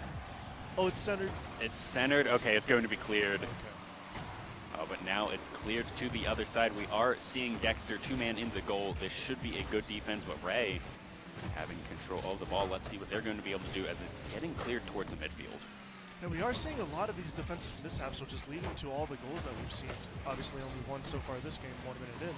But a lot of these defensive kind of possessions are really kind of chippy. No one looks like they have a lot of control when they're coming out of their own defense. Yeah, absolutely, and this is turning kind of into just a clearing match, which I feel like Dexter is perfectly happy with. They want to kind of put up 2-0 to have a little bit more wiggle room if they have one of those defensive mishaps, but Ray with a good aerial dribble, and it just gets cleared. It's centered. Who gets it? It's going to go in as Flover brings Dexter here 2-0 in the game. It is these defensive mishaps we keep bringing up. EMHS just over-committing in the midfield, having a loose touch, and Dexter taking advantage. Now, we really have to see, though, with this 3 minutes and 26 seconds remaining, if Dexter can prevent EMHS from coming back like they did in Game 2. Absolutely. We're in almost a mirror match of what happened in Game 2, up 2-0 for Dexter, but then Ray just put 4 goals in, but now 3-0 Jixie gets that one as well, and that was just kind of unfortunate. It's just another mishap. Look, I mean, they're bumping into each other. Grand Shaka could have easily taken that to the back corner. Ray could have easily dribbled it upfield. No communication. They bump into each other. It pops up, and Jixie's there to capitalize. Yeah, absolutely. Here, 3-0. This looks like Dexter may be able to bring this one to a 2-1 series, but we did see EMHS get 4 goals last game, so let's see what they're going to be able to do. See good midfield ball skills right here. Jixie is going to clear over to the side of EMHS, but Extreme Pie should be able to get that. Ray off the ball. 2v1 here. Ray trying to get it in the air, trying to get some aerials. I have seen it. Like we were saying earlier, they needed to get in control of Ray. We really haven't. Oh, of course. Oh, right as we say it. Of there course. we go. And it's starting to turn into an exact replica of game number 2. 3-2-1 is Ray. That was just a good center and then a good tip in from Ray. Yeah, it's caster curse, number 1, of course. But as we say it, Ray stepping up, being in the middle, great pass, a little bit of a misplay by the defense, but Ray's there to put it away, and all of a sudden we have a game. Well, that was also, I think that was Extreme Pie getting a really good just center to let Ray just tip it right in, right what you want to see, kind of just classic Rocket League. You clear it from the corner, you put it in the center, and someone else knocks it in. Hey, you're totally right. And here's Ray again. Let's see if they're he can going to get it. Scrappy trying to get a defense. Oh, that defensive demo there saved a goal for Absolutely. Very good, and now it's on the opposite side. Let's see if Scrappy's going to be able to do it, but Extreme Pie trying to get it. Jixie picking that one up. Trying to center it, trying to get someone in position to put this to 4-1. 2 minutes remaining in this game, but Grand Shaka, is it going to go in? Scrappy not there enough. Is Ray actually the one with the last tip? That is just such an unfortunate play by the defense here. No one really committing to playing defense first man. Scrappy just rotating a little bit too far out of net. I really thought Scrappy had that one actually, but 2-3 here, 2 minutes and 3 seconds remaining. This has been a close game all series. I thought that was going to go in. We really have to see Dexter step up here now. They dominated so well in the early game, and all of a sudden, we see 1 goal come out from EMHS, and all of a sudden, now it's 2. Only a 1-goal game when it was 3-0. Absolutely. Oh, here, good center. Let's see if there's anyone there. It doesn't look like there's anyone from either team to pick up on that one. Ray getting a good clear over, but it should just go over on the side of Dexter. That's a dangerous center as Ray, the MVP of this EMHS team, bringing it to 3-3. And again, Flover just a loose touch across the middle. A miss, I couldn't see who it was, but Ray's just there to capitalize. The same story of Dexter getting up 3-0 is the downfall of Dexter to get it back to 3-3. The same amount of defensive mishaps is giving EMHS all of the tools to come back in the series. Absolutely. 90 seconds remaining in this game. Dead even 3-3 Dexter having so good early games in this entire series, and then EMHS really a commanding remaining 3.5 minutes kind of game, which I don't know if this is if it's a like concentration, if it's stage jitters, I don't know. But Ray here definitely bringing his team to tied games so far. 3 members there overcommitting. 1 minute do remain. This can be anyone's game. We may see overtime once again in game number 3. We will really have to see if Dexter can bring that heat that they were bringing earlier in the game. Obviously, we're talking about the defensive mishaps that EMHS was doing, not Dexter, obviously. But, oh, this double commit could be, or double tap, rather. Flover looking for it. Jixie should be able to get it, but Extreme Pie trying to clear it. That should be Scrappy's ball, but that's a little bit centered. Who's going to be able to get it? Grand Shaka with a miss on that goal. Let's see if he's going to be able to flick it in. So it looks like they're just going to give it over to the defenders. And that just goes down to the scenario that you were talking about earlier with this center. Oh, it's centered. Who's going to be able to get it? 18 seconds remain in this game, 3-3. Neither of these teams want the stress of overtime. Someone wants to score right here as we have 10 seconds remaining. Ray has control of the ball. It's going to get cleared. And it's looking like we're just going to go to an immediate overtime. Maybe a center right here. It's going to touch. That's going to be overtime. Let's see if it's longer than 7 seconds. Now this is really make or break for Dexter here. 3-0 in a series is never someplace you want to be. Absolutely not. 2-1, you can come back from that, but you definitely do not want to be in the 3-0 position. You don't want to force yourself into having to do the full reverse sweep. Let's see. Flover, good control of the ball. 20 seconds here in overtime, already a little bit longer than in game number 2. Oh, this might just go in. A good defense by Scrappy right there, but everyone's a little bit out of position. Looks like Dexter was able to get right back into position for that. You got to keep an eye on these overcommits. The midfield pressure is what has brought this game to overtime. Ray, there's no one in the goal who's going to be able to get this. Scrappy looking. Just that defensive corner again. Let's see what they can do. Jixie trying to do something, trying to get it out of this corner, center it for his team. Let's see if he's going to be able to do it, but no boost to his name. It's still centered. Flover, what can you do? Is it going to be enough? As Grand Chaka should be able to pick that one up. Oh, we saw Jixie score that beautiful flick earlier. It looked like he possibly could have done the same thing. Grand Chaka, a lot of boost, trying to do something. 1 minute and 15 seconds here on overtime. We were talking to some of the players earlier, and they were saying they can only concentrate, 2-3 minutes in overtime before it starts to slip, and we're starting to get to that. We're going to see whose concentration is better. Here's 90 seconds of overtime already. Yeah, I mean, we only saw the 7 seconds of overtime last game. We really haven't seen a team get this far into overtime.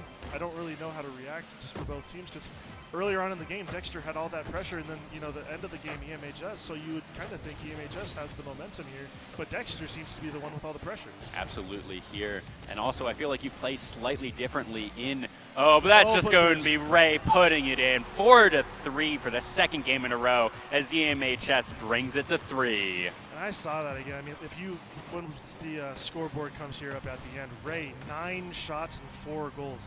Every single offensive pressure or possession that Ray is a part of is going to be dangerous for EMHS. Absolutely. And I feel like that game specifically, we're seeing more assists, but that game from Extreme Pie and Grand Chaka, but that game felt like the team was playing around Ray a little bit more. Like game 2 was the Ray show. That one felt a lot more like Grand Chaka, like Extreme Pie. We're setting up the goals. We're trying to get them centered, and Ray was just in the right place, right time. Yeah, it did seem like that, and we were talking about all the defensive mishaps from Dexter that led to a lot of the goals. The ones that weren't assisted were assisted by the other team. So Ray is just doing an amazing job, not only reading his own team, but also reading the enemy. Absolutely here, as we are going into match point here from EMHS. They need to win one more, possibly 5 minutes is all that separates them between being in the third, fourth, and being in the first, second match, as that was a shot on goal from Extreme Pie. You can see that they want it. I mean, a really fast start this game. Oh, and here's going to be a free Grand shot. Chaka, Oh, ooh, Scrappy just barely able to touch that one out of the way, but now let's see if Scrappy's going to be able to get a good clear from Extreme Pie, as Jixie is going to get out of the way. We are going to need to see some evolution of the mental state for Dexter here. Obviously, they've been starting really good early matches, being in the lead with multiple goals for the last 2 games. But then eventually, Oh, this could be good for Dexter. It's perfectly centered. This Jixie trying to get that one in, and it's just going to be cleared from Eastern Mountain. There should be a boom. It looks like somebody might be disconnected in the REI is in the net there. I don't know what that is about. I'm seeing everyone stop play, so it looks like we might get a reset. Seems like we might be getting a reset. It looks like there might be some technical difficulties on stage. We'll wait to see and hear from them. Absolutely. It does look like we're going to do a reset if that issue. I mean, it has happened, obviously, before any goals happen, so by rule, the game can be stopped and restarted. So I guess we're going to have to see.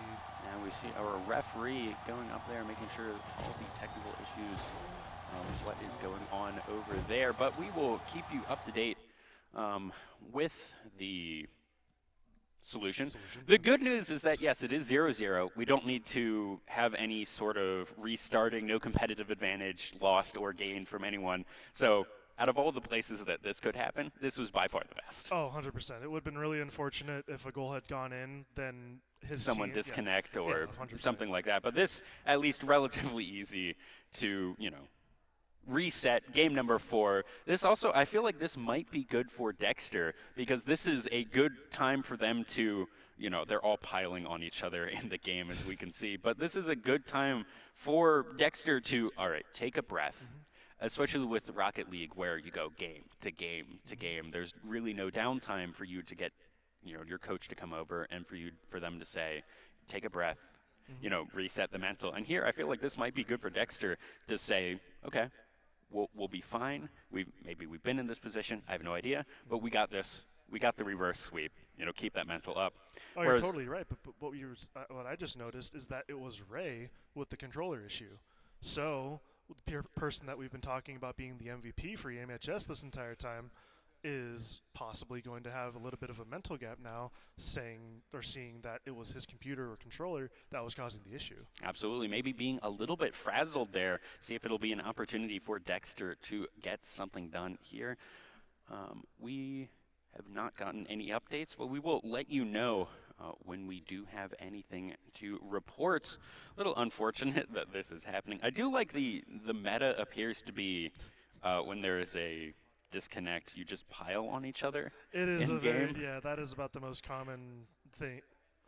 Yeah, I don't think we can pull. We might be able to pull up the in-game stream here just to show you the audience what we're looking at. But it is the most Rocket League thing that I've ever seen. And just everyone's turned into bumper cars. Yeah, that's what you do. Oh, yep, you just jump around bumper cars. Oh, we see Ray with movement. That looks good, at least to my eyes. Yeah, so we're hoping. we're hoping that is everything resolved, and we'll be able to restart this game soon. Either way, I love this game. I'm terrible at it. I don't play it very often, but like it is the wildest. I always tell people, and when I talk to my family and other people, is this game, in my opinion, it's the best esport. Obviously, that's going to cause some hot debate with you being a League of Legends player and whatnot. But the one thing that I don't think can be argued is that this Rocket League is the most sport-like esport that we have. Obviously, we have the simulators, the games that we're going to be playing later, NBA 2K, Madden, and NFL. But Rocket League is so much like a sport that it almost feels, like you're going to practice on a daily basis, like you'd go out to a soccer field or a football field. And it's these mechanics that you have to practice are just as similar as the mechanics of dribbling in soccer. Yeah, you have to run drills. It is very, very similar, putting shots on goals and all of that. And one thing that I would like to shout out about Rocket League is there is a difference, I want to say, between the players. We were kind of joking about this, me and Mark, the ex-president, at the beginning of the game. We have a crowd here for Rocket League. Everyone here out in the crowd to support their teams. Part of that is the Rocket League is a little bit bigger of a game. And it looks like with Ray scoring, we may be able to get into game number 4 here. But we have a crowd here. I don't know what that says about League of Legends. Crowd out here. I don't know what that says about League of Legends players with not having a crowd yesterday. Well, to be fair to them, it was on a work day. It was on a Thursday. Yes. We do have an amazing crowd. Super happy to have everyone here. Hopefully more trickle in as the school day ends, obviously. But I know we have a good amount of people watching from online as well. But it's so great for all these kids just to have an audience watching them. It's just such a fun experience. I've played on LAN before. It's unlike anything I've ever done. Absolutely. And this is, I know everyone has always said this every time, we get a new person in for every single one of these years that we put this on, but everyone has always said, man, I wish we had something like this when I was in high school. As we are getting into game number 4 here, match point for EMHS. It looks like our technical difficulties were resolved, and we are 10 seconds into this game. Right? Yep, and Ray immediately showing that he's not feeling any stress, going for a flip reset off the wall there, off kickoff. But as we see 20 seconds into this game, already the ball pressure is being put on Dexter. We really have to see some type of change from them so this series can continue. Yeah, absolutely. Dexter here, and I don't even need that big of a change. We've seen them be able to put the ball into the net. We've seen them be able to get these leads. It's keeping them. That has been their problem. And almost what I want them to keep doing is maybe not stop having the defensive mishaps, but just keep scoring goals. So if you give up 4 goals, it does not matter. Yeah, I mean, you're not wrong, because like we've been seeing, it's like Jekyll and Hyde performance is something that I like to say often, where you have a really great start to the game or a really great end to the game, but there's no consistency in between the two. You can be an amazing team in the first half. But that's but Ray here with an open net may be able to put it in, and that's going to be 1-0 for EMHS. And that might be, I can't remember quite exactly, but that might be the first time that EMHS has scored first in the game since game 1. I think game 1 they might have done it, but game 2 Dexter went 3-0 up in both 2 and 3. So this may be a repeat of game number 1. We will have to find out. Well, maybe that's a good sign for Dexter. I mean, obviously you don't want to be down, but this is going to be a looping shot. This might be difficult. Going to be up in the air. Extreme Pie does have it. Jixie trying to get it centered. And we can see some of the craziness of the camera here when you're up in the air underneath the ball.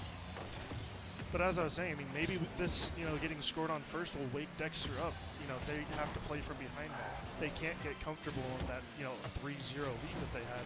They have to start playing from behind. They have to put pressure on EMHS to make this a series. Absolutely, as this is almost an open net, as Ray looking for that defense.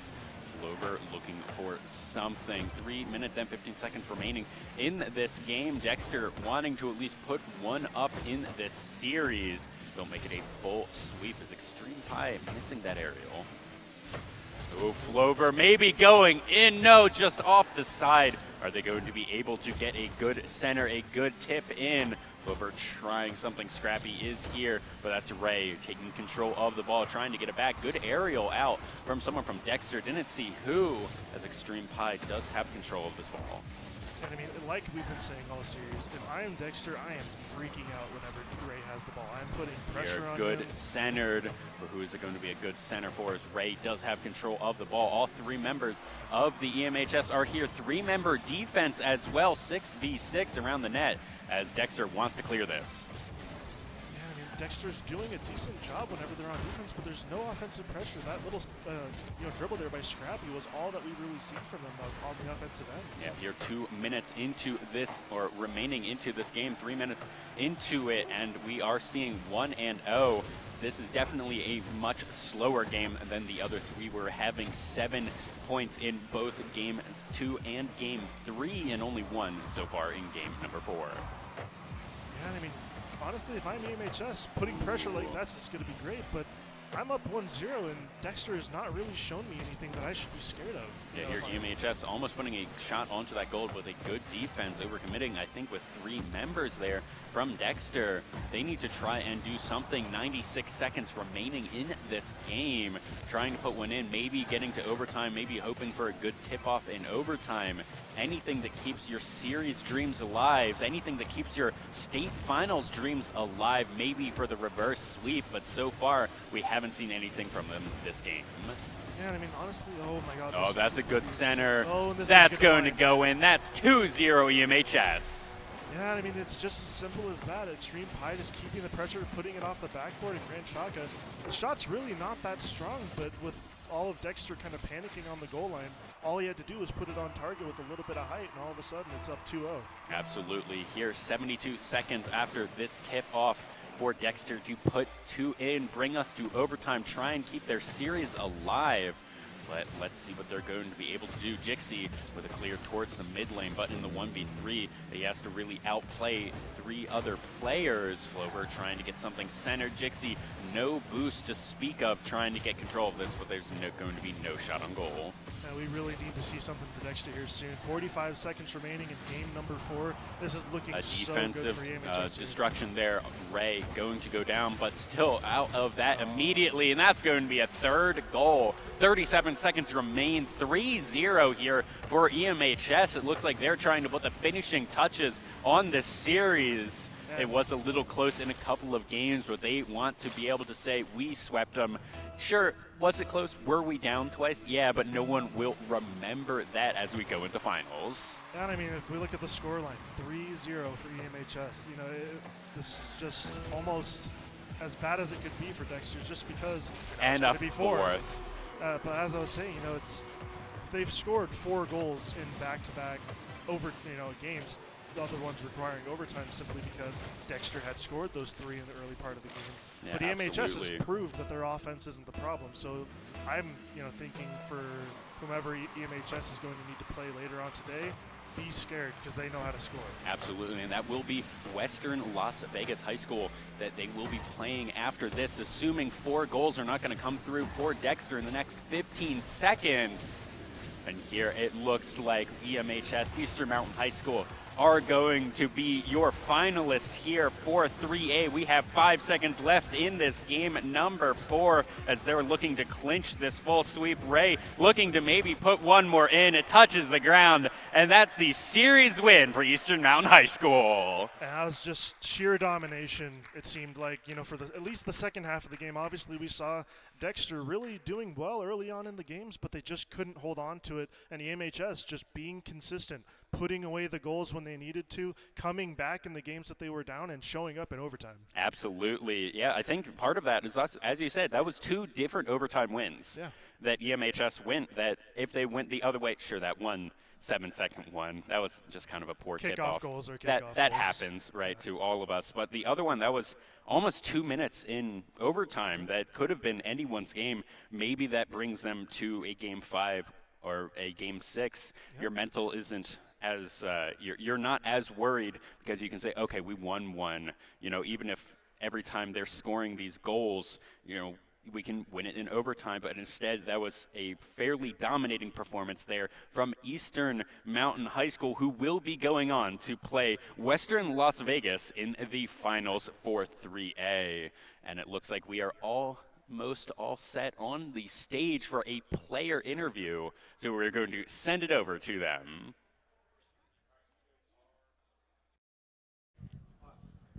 All right, that was an incredible gameplay. You scored at least 8 goals, which means you were the MVP of that match. How do you feel? I played like how I usually play. I was very nervous because, first match. I can't say my nerves are down. I was kind of shaking the whole time. I still am shaking. But I don't really have much to say other than I just played to my best of my ability. So how do you keep that calm mindset whenever you're just scoring back to back to back? What keeps you just calm and motivated? Confidence in my ability. Usually that helps a lot. Yeah. Absolutely. Did you want to say anything, any final words or shout outs? Fun experience. First time I've played something like this. So, And thank you. Thank you so much. So thank you so much. All right. We're going to take a second and go into an ad break. Riverside Technologies, your local trusted IT expert. RTI offers a variety of customizable bags, cases, and shields. Make your transition to new equipment as seamless as possible with our integration solutions. Our deployment services will ensure a worry-free experience for your organization. Other RTI solutions include managed services, managed print, data center solutions, and more. Contact your local RTI representative today. What does it mean to care for a community? That question ignites something inside each of us. It motivates us to explore the intersection of science and healthcare. At the University of New Mexico, we're teaching the next generation of healthcare professionals. We are nurses and students, doctors and educators, pharmacists and researchers. We're focusing on people-centric care that goes beyond the walls of a classroom. Apply to UNM and ignite your call to care. Riverside Technologies, your local trusted IT expert. RTI's managed print solutions. Manage your business, not your printers. RTI offers a variety of services that can be customized to meet your specific needs. Our 4-step approach will ensure your print environment is secure. Learn how RTI could reduce your print costs by an average of 30%. Contact your local RTI representative today. Since 1936, when a group of Albuquerque public school teachers led by Maureen Grammer decided there was a way they could bank and take care of each other, Nusenda Credit Union has existed to make a positive difference for people, for our members, communities, and employees. As a locally owned and operated financial cooperative, we care about you and take the time to understand what's important to you. That's how we can offer a great experience and put money back in your pocket. Nusenda Credit Union, the power of we. Riverside Technologies, your local trusted IT expert. RTI's managed print solutions. Manage your business, not your printers.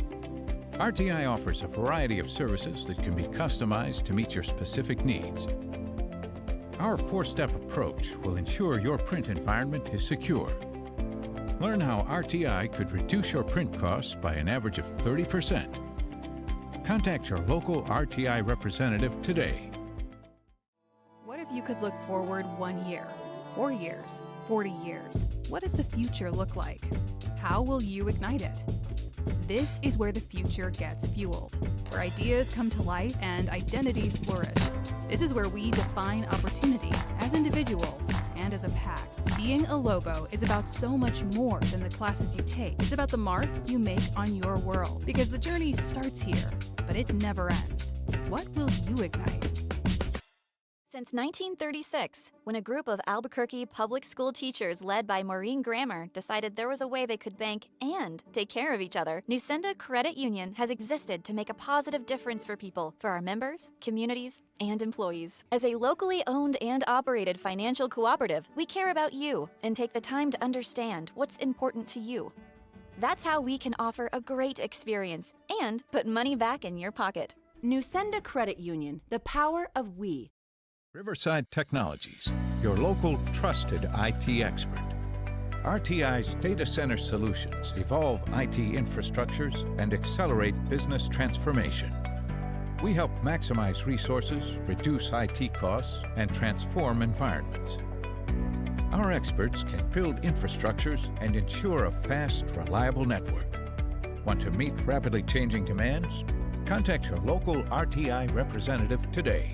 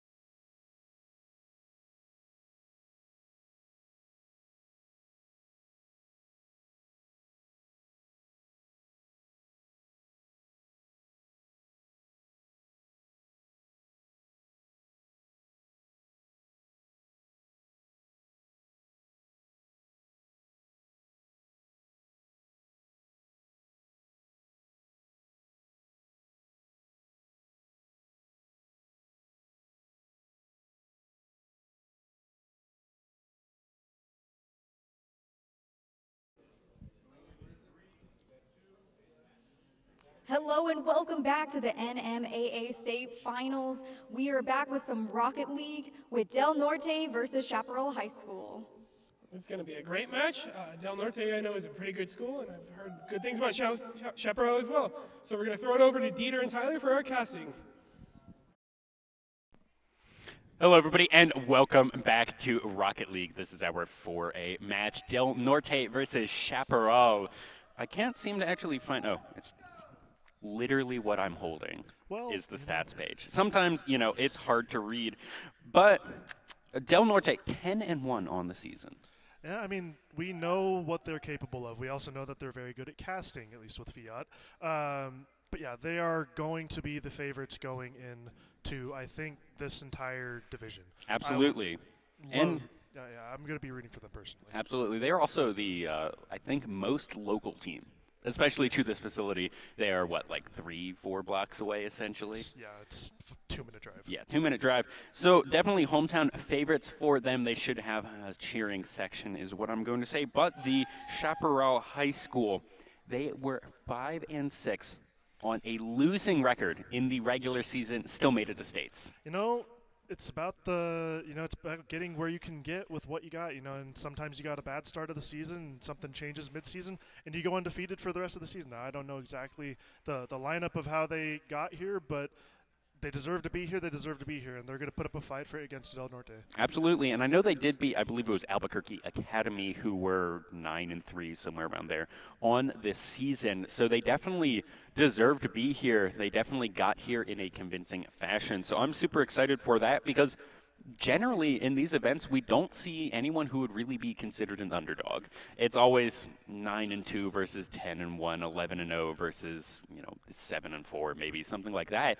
But this is a legitimate underdog story, which we don't get much. So I'm super excited for it. No, it's going to be super fun to watch, and I'm really rooting for them to just give us a really good show. Obviously, Del Norte is going to be a very good school, very difficult, but they have it in them to beat them, to beat up the teams that did better than them in regular season, and that is just regular season. Obviously, playoffs is what matters. So this best of 7, they can bring the first few games. Who knows? Yeah, absolutely. I'm super excited for it. It looks like everyone is getting ready on the team. As we see a little bit of technical difficulties. So we get to stay here on us for a little bit longer. Do you remember the names of everyone on these teams? So on Del Norte, we got Fiat Color, who was graciously casting our first match of the day. He's great guy. We got Dark Magic on the left monitor. We got Clockser on the right monitor. On the other side, I can't quite see who's there. We got Ian, and I'm going to try to remember. I don't. There was one guy named Soldier. Yeah, Soldado. Soldado. Oh, that's Ian, I think. Ian That's Soldado. Ian. Okay. And then I'm going to forget the others because I don't have my note card in front of me. But it is what it is. But yeah, they're going to be good. We're going to see them just here in a second. We're trying to get connected to the match. We're switching over to LAN matches just so we can try to avoid some of the lag issues that we've been having for the day. So I'm really excited, just for the players to not have to worry about that type of thing. As a player in LAN's past, it's really nice just to be able to focus on the game and not have to worry about the network giving you problems. Yeah, absolutely. Hopefully we don't get any more technical issues throughout the day. We did see in that game, or in that match 1, unfortunately, in that game 1 where someone's controller died, and then we never really got told what the issue was. Right, I assume it was a controller issue with how easily it was rectified. But hopefully none of that will happen anymore. I see the team settings coming in here, so I'm going to assume that we are getting into this local match. Something I would like to point out is you can tell that Ford, our producer, gracious producer here, shout out him, was the one who set this. Actually, I guess this could have been either of them. They're both Star Wars nerds behind that. Behind the desk. The banner, yeah. We can't see it. You guys can't see it on stream at the moment, but you'll see it later on our player banner for our UNM production PC. Is R2D2 as the Star Wars May the 4th just began. So. Luke is apparently mad that I didn't announce May the 4th yesterday. That's Revenge of the 5th. Revenge of the 5th? Is that what it is? Well, now it is, yeah. All right, that's what it is. As I do see, it looks like the teams are set up and we're just looking for players to join. So is there anything that you're expecting here? I know that you guys scrim with Del Norte often. Is that true? Well, not necessarily often. We do know the players. Obviously, they're a very local school. We are the local college. I'm really I want to see Cloxer pop off. He's a really great guy. I was talking to him. He was helping us set up on the day before this event started. Really great kid. I also know he's cracked at Rocket League. So, but all of them are really close in rank. I know Cloxer and Fiat are both committed to NMSU. So unfortunately for us, they're going to be competitors in the coming years. But I do know that both of them are very capable players, ranging in the low GC to high champ ranks. And I believe their teammate Dark Magic is kind of just a little bit lower than them in the champ 1, champ 2 range. But I am really expecting, Cloxer, I've played against him for years at this point. I've known both him and Fiat for a long time. They are very capable players. I'm excited to see them go to work. 2 seniors and a junior? I believe it's a sophomore. Okay, two seniors and a sophomore? Yes. Awesome. So a lot of experience in this match as we are getting into game number 1 of this best of 7 of Del Norte versus Chaparral. And we are almost already a good save right off the bat. This is Blue Ace here on CHS. Trying to get something Shy Drift. Looking for something else in there. A solid auto. Of course, the third member of that team is Del Norte, already putting up a lot of aggression, keeping this ball on the side of CHS and trying to put something in here. 30 seconds, almost all of it has been on the side, trying to get goals, but this is a good 3-man defense and some good demos overall as well. Yeah, we're seeing a lot of pressure from Del Norte right off the bat. We really got to see Chaparral get some of that boost. We just saw someone grab that corner boost. We're going to need to see more of that so Chaparral can clear their lines. It really looks like they're panicking here on defense, though. Might be tipped in here. Blue Ace nearly with an on-go. They're having to, unfortunately, knock it off the backcourt, but there it is. Fiat going to pick that one up. 1 minute into the game, 1-0 here for Del Norte. I mean, that was just a straight minute of pressure. We saw Chaparral maybe get one of their own corner boosts, but it seemed like they were just boost starved and struggling all over the place. So absolutely. Del Norte capitalizing. Let's see if it's going to be that the entire game here as CHS needs to get something done. They have 4 minutes to do it, so they are not needing to panic right now, but it is going to be spell bad news if it's always on their side of the map. I do want to see some of this talent that we know that Chaparral has. We know that they have beaten Albuquerque High School. I believe it was Albuquerque High. Yeah, in the running to get to this event. And there it is, Ian Soldado missing, unfortunately, and Cloxer just getting a free shot on target. Yeah, Cloxer there going up 2-0 for the Del Norte. I actually always thought it was the Knights, but I was told that it was the Cavaliers. Oh, well, I like their logo one way or the other. Yeah, either way here, a minute and a half already into the game, and it is 2-0 for Del Norte, as we have seen them year in, year out. Del Norte there, Marta at that school, putting up a very good team year after year in pretty much every game. Yeah, she's amazing. She was here helping us set up before the event on Wednesday. We've had a great conversation with her all day. She's a fantastic mentored all these students and a president to that esports team. And as we see it here, obviously Del Norte leading 2-0. So. Yeah, absolutely. Here, keeping everything, Del Norte just really keeping everything on the wrong side of the map for them. But this is maybe where CHS is going to turn this one around. But that's actually going to be a good clear fear from Cloxer, as it is immediately turned around. Let's see, Skydrift trying to do something a little too high, though, as Fiat now control of the ball, as the old Otto has this, maybe looking to center it, maybe looking to give it to Skydrift, but he's out of boost now. Not going to be able to get anything. Skydrift with it, not going to get anything. Yeah, from what I'm seeing so far, obviously just half the game over, CHS really needs to look for Blue Ace. It seems like Blue Ace, as he gets a shot on target there, he seems to be the one creating all of the pressure for them. They really need to work on their midfield pressure, though, as that's just gonna Dark be a Magic just free goes shot. in. We'll have to see that one again from a different angle, as it looked like that was going to be enough from Shy Drift, but just barely not enough and right into the corner pocket. Yeah, it's just there's so much open space in the midfield. Like I was saying, Blue Ace put all that pressure, but both of his teammates were in net. There was no one holding that midfield line to make sure that they could keep pressure on Del Norte, and it came back and bit them. Yeah, absolutely. Here, 2 minutes and 15 seconds to go. 3-0 Del Norte, putting up and keeping this pressure on, and not just pressure, making sure that they get the scores as well. CHS needing to beat the opponent that is against them. Let's see if they're going to be able to do it, but this is a best of 7. The game 1, you can test the waters a little bit, see if your strategy works. Toss it up. You have 4 games that you are playing. 3 of them you are allowed to lose, and that is going to be Fiat, your defense, kicking that ball back to the midfield. Skydroid keeping the mid-pressure. That's the type of mid-pressure that I was talking about. They need to have a little bit more comfort just pressuring Del Norte and keeping them in their own half. Because as you can see, Clocks are here. He had 70 boosts at the start of this play, and all of a sudden, they're on the offensive. They really need to keep that pressure, or Del Norte is just going to run away with this. Absolutely. Fiat looking to put that one in, and he gets it. Right there, 4-0, minute 18 left in the game, and this one's looking done and dusted for CHS. Yeah, and I mean, it's the same thing that we've been saying. Fiat just there, perfect read off the backboard, slotting it upper corner. There's no pressure off the backboard there from CHS, so Fiat has all the time in the world just to pick out a spot and put it there. Absolutely. And we're just seeing kind of the fruit of all of their labors here from DHS, what they're able to do. And that one, very, very close from going in, but it does, luckily it bounced the wrong way there for CHS. But there's still a little bit of pressure here from Del Norte. Good boost steals too, and Fiat's here to just keep the pressure on. I don't know if CHS even has very much Clockser boost. looking to get that one, not quite able to do it. Dark Magic maybe looking for something. This is centered if Clockser was going to do that, but that was a good defensive demo maybe for CHS to get this on the other side of the map. Yeah, I mean, this is the type of pressure that we want CHS to be putting, but Del Norte is just pounding it on. There's nothing that really they can do. But now, of course, as I say that, a little bit of pressure here, good center.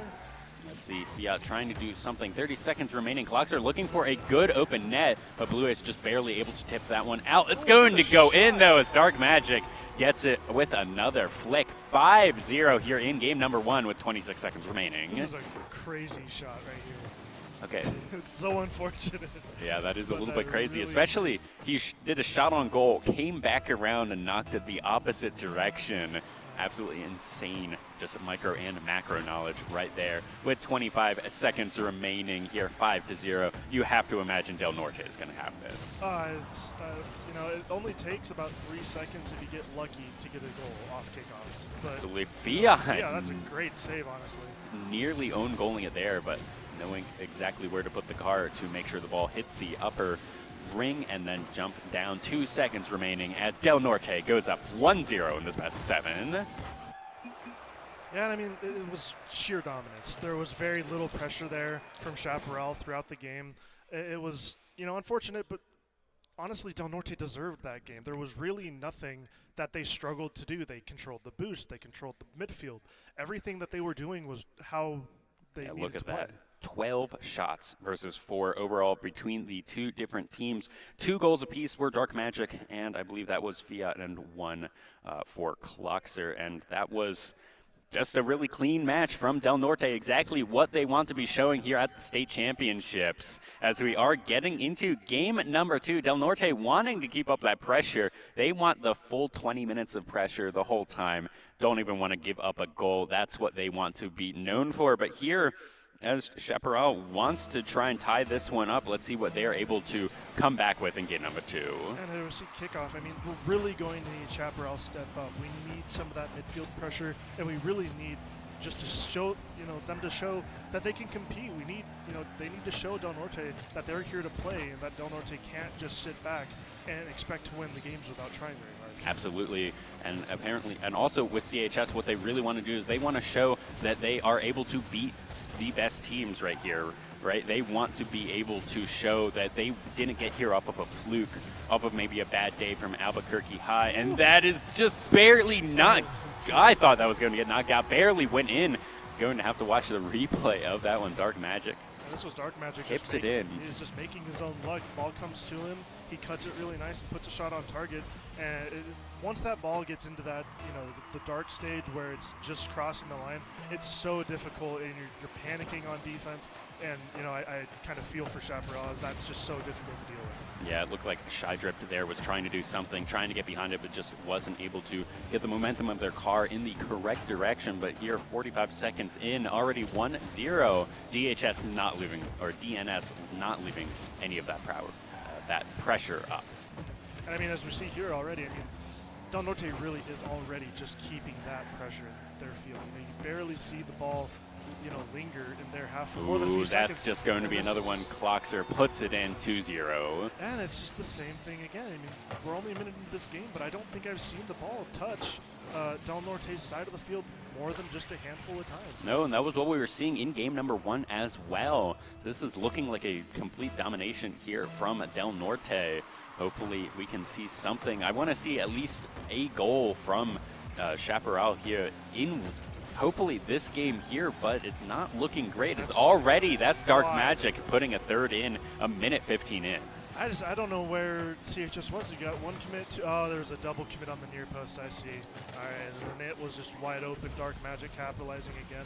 We really need to see CHS have a little bit more communication in scenarios like that. You can't be double committing and both missing. At least one of you needs to make contact. Oh, and that's going to be Fiat just putting, oh no, Shydrip just barely getting the tip there. I thought that was going to be Fiat putting another one in here.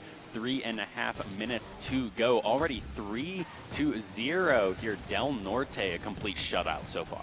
And this is going to find the net too. That bounce off the sidewall was just so insane. The 50 on the close to the sidewall just comes out, and it's really unfortunate. Shydrip does really well here to get up to that ball, but the challenge from Cloxer is just perfect. It rebounds directly off the wall, and he must be studying trigonometry because that angle is perfect. Absolutely, and that's really what we've been seeing here in both of these games. Hopefully game 3, maybe this one's already looking just out of control if you are Chaparral. So maybe come back game 3, maybe reset your mental between these games, or maybe even if you have these next 3 minutes, right, you're probably not going to put 5 goals up, right, as Fiat scores once more.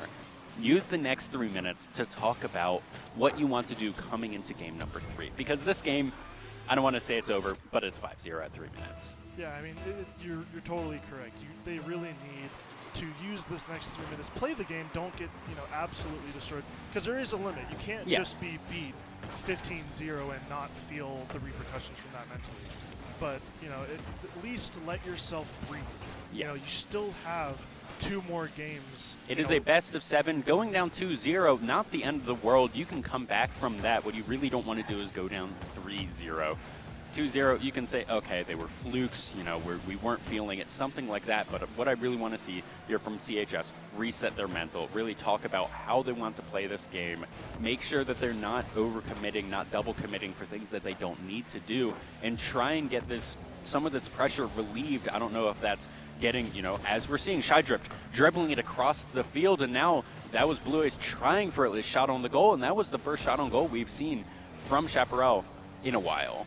Yeah, it might have been the first shot all game, but like you're saying, we really need CHS as they put another shot on target. So maybe this pressure is exactly what they need. They need to start doing this more often. And obviously, still only just over 2 minutes remaining, and the 5-goal deficit still remains. But this type of Blue pressure, Ace, maybe. Yeah, but this pressure, if he turns here, that could be an easy shot on target. This pressure is good. They just need more of it. Absolutely, and if you just keep this up, sure, you may lose this game, but you keep this up and then you go into game number 3 with this sort of pressure, with this sort of mentality, and you're looking at a lot different of a game. You're looking at, keeping the pressure, keeping it a lot more even, and now, 1-0, 1-1, something like that, and you're looking at, a full series on your hands. 100%, yeah. If they can start keeping this pressure up, I would like to see Fiat looking for something. It's centered. Cloxer maybe looking for a 6th goal, but no, actually really good clear there from CHS. Yeah, this type of pressure, we've seen it building for the entire game, obviously getting down early, but the positives for CHS in this game is they haven't been scored on in really a long time, and since this pressure has stepped up, if they can start with this pressure next game, who knows, they can get a breakaway goal or even start dominating the game. Or even 0-0 going into overtime, if that's what you have to do then maybe a good tip-off, and that gets you a game win. And sure, it's a little wacky, but that gets you a game win. That brings you to 2-1. That brings you at least into the series. Yeah, I mean, a game win is a game win. It doesn't matter how it comes. But clocks are here, looking. Go for something off the ceiling. This might be nice. Fiat and Dark Magic are there, but Blue Ace making sure that that does not happen. And as you were talking about, we haven't seen a Del Norte goal here since 3:20-ish in the game. They got those 5 goals very early, but this might be another one. 30 seconds do remain, and that was a perfect defense from CHS. Blue Ace might have a chance here. Let's see if Clock's. Oh, he does a perfect job beating that sidewall pinch. And now Skydrift tried to center. It didn't look like Ian was prepared for it. And absolutely, 15 seconds do remain. This one's going to go over to Del Norte, but I love the signs of life that we are seeing here from CHS. It took them, a couple minutes, took them first game and then about half of game number 2 to really find their footing here. But I think if they keep this one, so tragic. Not quite going to be the first game or the first score of the series for them right there, but I like what we were seeing. The fact that that was very nearly the first goal for them, that actually, that sounds pessimistic. That sounds a little... I think that was Fiat at the end. Was that Fiat? I think that was But Fiat. It was going into blue. I think he was on-goaling it. Oh, okay. Well, we count it. Either way. But yeah, no, you're totally right. The last 2 minutes of that game was Chaparral showing that they can hold on.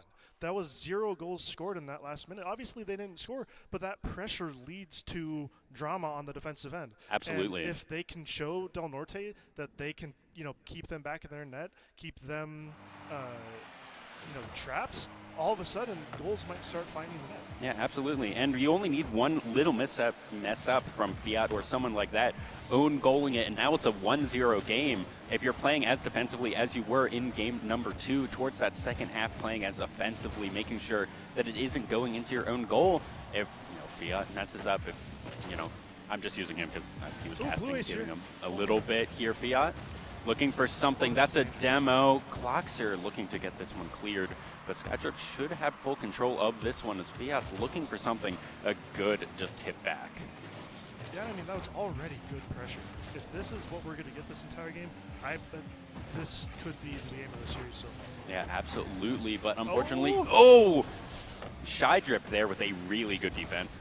Unfortunately, here for CHS, they are down 2-0 in the series. Of course, not down and out. It's a 7-game series, first to 4. So they have many opportunities to come back, as that was looking like it was going to be a goal. That was a great save. It was a double save, kind of. The initial save, I think it was Blue Ace, and then it rebounded right into his team. Boxer here looking, what can Blue Ace do? And that's a perfect defense, but it wasn't enough as Fiat stuffs it in. Yeah, it was unfortunate. Clockser here didn't really have the boost to finish off his own shot, but he made Blue Ace think that he did.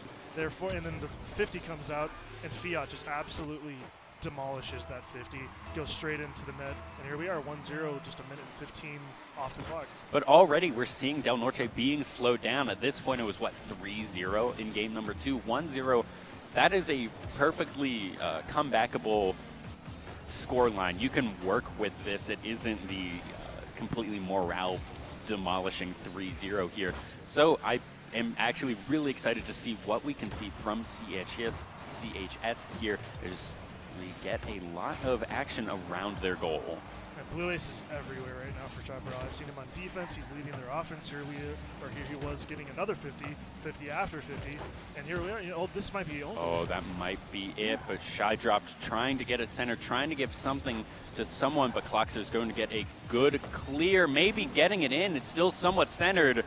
We've seen them win these before. What can Del Norte do with it? I mean, we keep on seeing these dribble plays into the middle. That was a decent pass attempt there by Dark, but he's going backwards. That demo could open up the entire defense, but Fiat's there to make it clear.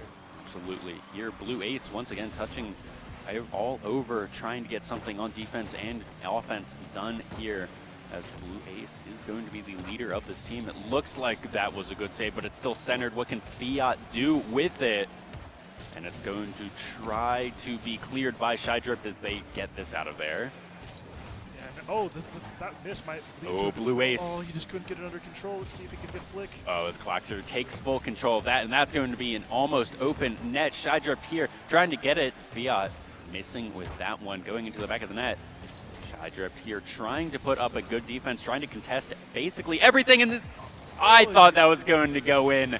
That was so close, just a little bit to the left. But that's what CHS needs. Those are the signs of life that we've been looking for. That would have tied up this game. Yeah, I mean, at this point last game, all of those 5 goals that Del Norte had scored had been scored. If they can put this pressure and keep the defense up like they have been, a goal is headed their way anytime now. Absolutely, and that's what we all really want. We want a series on our hands. Well, let's see if Del Norte has anything to say about it. Well, there's a little bit of confusion Three here in members as defense. Fiat's going to bring it to 2-0. They looked like they were in a Rule 1 with each other. Yeah, Blue Ace here and Ian. Oh yeah, they're just on top of each other. And unfortunately there, Fiat able to come in and get it into the goal all the way to the left of the 2 defenders, who it looked like they were out of boost or on top of each other or something. A good tip-off here for CHS. Down 2-0, not unwinnable. 90 seconds do remain. We've seen wackier things happen, but that was a double demo, I think. I think it was a single demo, but the 50 came out right after, so the ball just reacted super, super interesting. This is Clockster up in the air. Let's see if he can get it. Oh, what a Blue Ace save. with a good defense there, kicking him out of the air, but now it's centered once again. Fiat is on the way. Let's see what they're going to be able to do. A little bit into the corner. Fiat trying to get it in. Let's see what they do. It's centered. Dark Magic, not with enough boost to turn around the car in time. That was almost a crazy shot there by Fiat, but here they are, corner. We got a minute left here in game number 3. They really need to see CHS have some kind of life here. Absolutely. We need a goal to go in their way, or this series might be as good as done. Absolutely. 3-0 would be the scoreline in this series if DHS gets this good defense. And I think what we've also just been seeing is CHS in these last 2 games. Oh, Clockser, what can he do? Fiat looking Double to put tap? it in as well. Can he do it? Blue Ace not everywhere at once as he needed to be. That's just a great attempt here by Fiat. This double would have been so nasty. But there's Clockster rounding out from, he went to the corner and all of a sudden he's back in the middle. I think Dark Magic honestly could have slotted that back in, even if Clockster wasn't there. But what a pass by Fiat. And that's really what the strength of this Del Norte team that we've been seeing is all 3 of the members, if they're not able to get the ball into the goal themselves, they're going to center it. Someone else will be there to stuff it in. And that is kind of how threatening this team is and what we've been seeing. And if you are Portales or Los Alamos, the other semifinal, you are shaking your boots looking at the Del Norte team. Del Norte, they look so in control. And in this game, not as out of control as last game. We did see that sign of life from CHS. And, even though we didn't get that goal, they were showing that they were capable. Those last 2 goals coming in only the last minute. That was a 1-goal game for 4 minutes of that game. Absolutely. Unfortunately, at the end, it got a little bit out of control. We do see Fiat had 7 shots on the goal right there, 15 shots overall for Del Norte there. Kind of insane numbers that they're putting up. I mean, when you look at the other team and you see 0 shots, that kind of tells the tape of the story, right? Yeah, absolutely. I do not understand the score. Someone got 3 shots and only 130. That seems a little weird. It's a little complex to talk about, but yeah, shots actually don't matter that much. It's really, you'll see goals giving, I think, the most amount of points saves. So if you see people on the back end and saving a lot, they're likely going to have a lot of points. And then assists, I believe, give 50. Awesome, but here we are into game number 4. This is match point for Del Norte. They want the clean lockout here, hopefully for them. If you are a Del Norte fan, if you're one of the players, you don't want CHS to get a single goal this entire series. They want this to be decisive going into the finals. Well, Fiat was there just with that another double tap attempt, trying to center it, but that was actually a good read from Blue, I believe it was. The Blue Clocks are looking to put that one in, not quite able to do it as Skydrift is going to try and clear this, but Fiat centering it. Where's it going to go? Dark Magic everywhere at once. He's going to be there as Blue Ace is going to clear it once again. Oh, this might be a good outlet pass here in the midfield. And that's something that we really haven't seen from CHS is the... Oh, no, is that just going to get in as Clockster just gives it a little tap, and that is going to be the first goal of game number 4, 1-0, 45 seconds in. Now, obviously, it's going to be really hard for CHS to come back in the series, but obviously, we haven't even seen them score a goal yet. We really need that midfield pressure to turn into shots. Last game, 0 shots, even though we were talking about it being a closer game. no shots registered is going to be really hard to win a game like that. Absolutely, and that's just going to be Dark Magic putting a second one in. It looked like Fiat was trying to get one in by himself, but as I was saying before, the threat of this Del Norte team is one person puts a shot on goal, doesn't make it, someone else centers it, the third person comes in and puts that shot in. They're just so aggressive keeping it, and that's going to be the good defense. I thought that was going to be the third goal of the game. That was the post doing the work there. I don't think anyone on defense actually had anything to do with it. Clocks are almost reading off Dark the bounce. Magic. Don't think he has enough boost there, as he does pick up another one.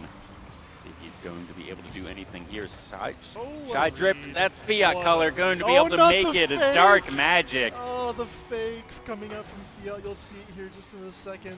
Shy Drip just kind of gets dunked. Dark Magic does all the work, but Fiat comes in and watches both defenders go flying by as he fakes to just, let Dark Magic honestly get on the board, but Fiat just for a little That was so good. That is insane gameplay right there. Making sure that his teammate's able to score by going for the goal that was already going to go in and juking out both defenders.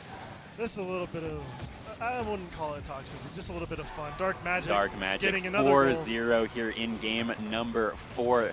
3 minutes and 30 seconds remain. This is looking like a repeat of game number 1. Yeah, unfortunately, we could never really see that pressure develop anything for CHS. We talked about it through games 2 and 3, and nothing really ever came of it. We wanted to see that pressure start leading to more shots. And even though they had a little bit more pressure in that game 3, there really wasn't anything on the end of it. There was no real free shots given. There was no demos to come out to open up the defense, and it's really kind of coming to fruition in this game where we see, again, 0 shots overall basically for CHS. Yeah, here maybe one is going to come out right now, and they get one, 4-1. Soldado scores one.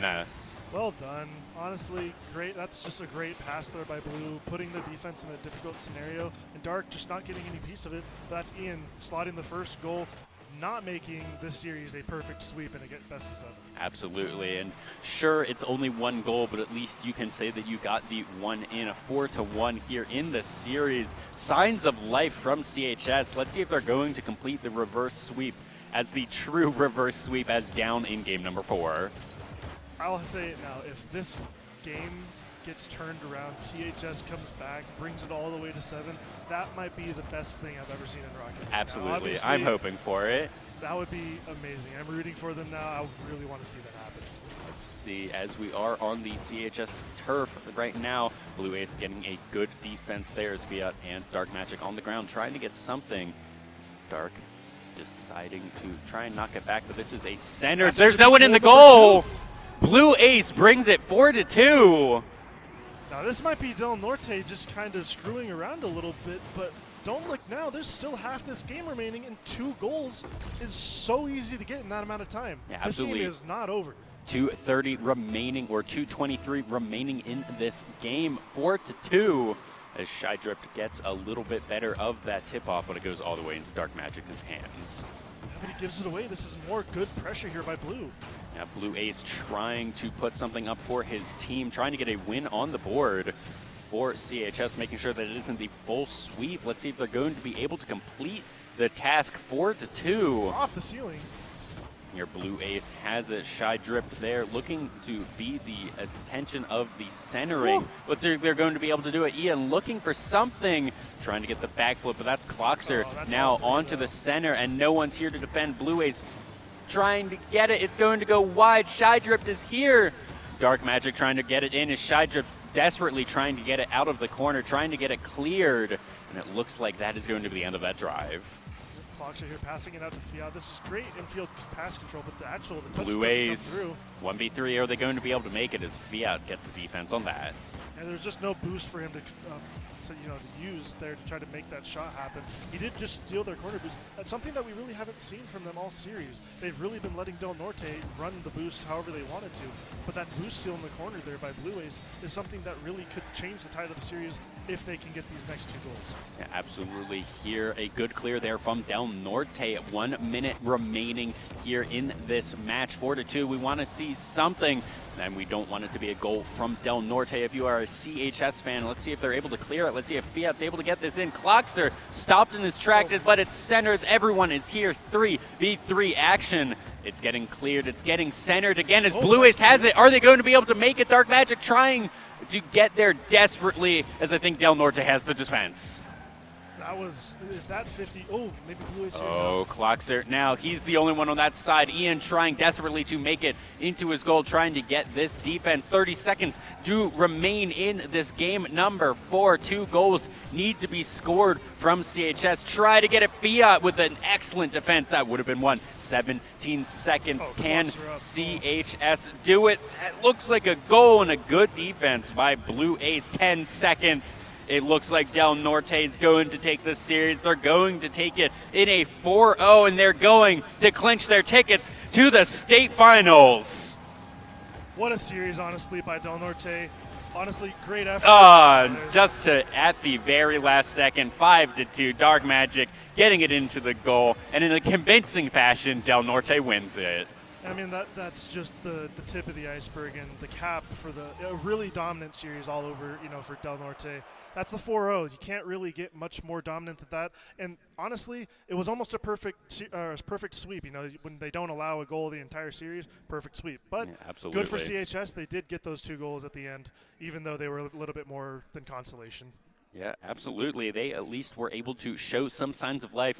Fortunately, Game 1 and Game 2 went a little rough for them, but Games 3 and 4 actually were looking very close. They were looking like they maybe were able to turn around the series. It was just those Games 1 and 2 were a little bit difficult to overcome. We will be going to a player interview here from Del Norte here in a second, but any final thoughts on that game? Yeah, happy, honestly, that Del Norte just carried it through. Sometimes you see people get up early and then just kind of take the brakes off, but it really looked like they were, even though games were a little bit closer, maybe CHS had a little bit more pressure, Del Norte was still in control, and that's good to see going into the finals. And I think if you're from CHS, you're actually super happy with that performance. You were most likely not expecting to win that one, but just to be here is really an accomplishment for those guys. They do get to play for the 3-4 matchup in a couple minutes, but we'll be throwing it to our host for a player interview.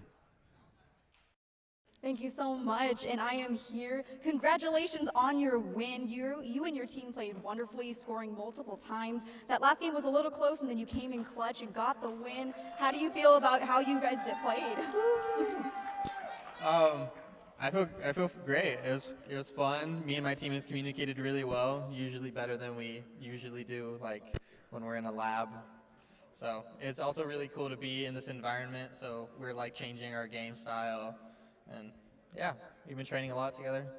Really fun. Are you feeling confident that you and your team are going to take this all the way and take that win? I think we can get to finals. We're going to get to finals, and then it's going to be a hard battle against, I don't know where you guys are, but Portales. All right, and do you have anything else that you would like to tell the audience, or any shout outs? Shout out to my mom. That's it. All right, thank you so much for your time. I appreciate it. Thank you so much.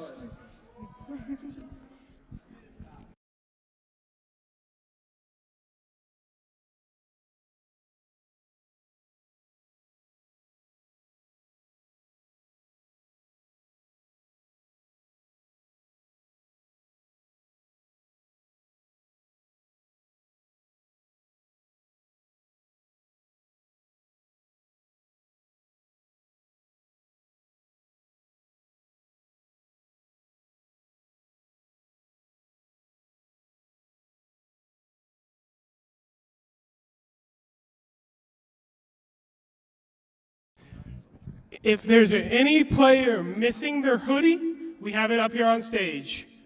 It's black and red and yellow with red and yellow stripes. So if you're missing that hoodie, please come up to the production area and we'll get it back to you. Thank you.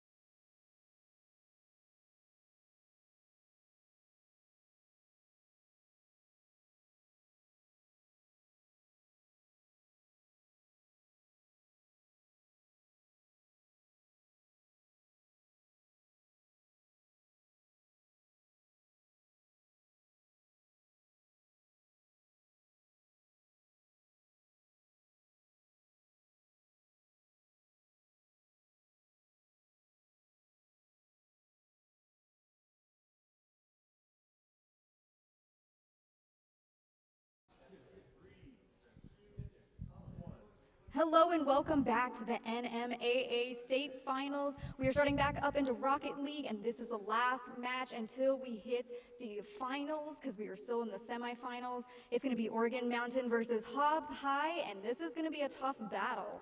Yeah, Hobbs yesterday took second, I believe, in Hearthstone. So hopefully they can show some real guts out here for Rocket League and go the distance. So we're going to throw it over to casters, Dieter and Dr. Random. Sorry. How's it going, guys? Wonderful to be here. Yes, you can just call me Austin Dieter. Nice to be commentating with you. Nice to see you. I actually didn't know that your gamer tag was Dr. Random. I thought Ford was straight up making something up right there. He was like, Dr.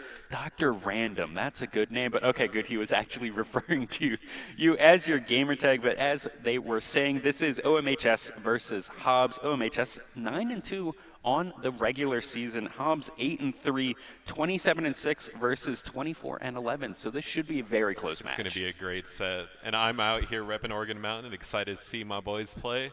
Good luck to the teams. Absolutely.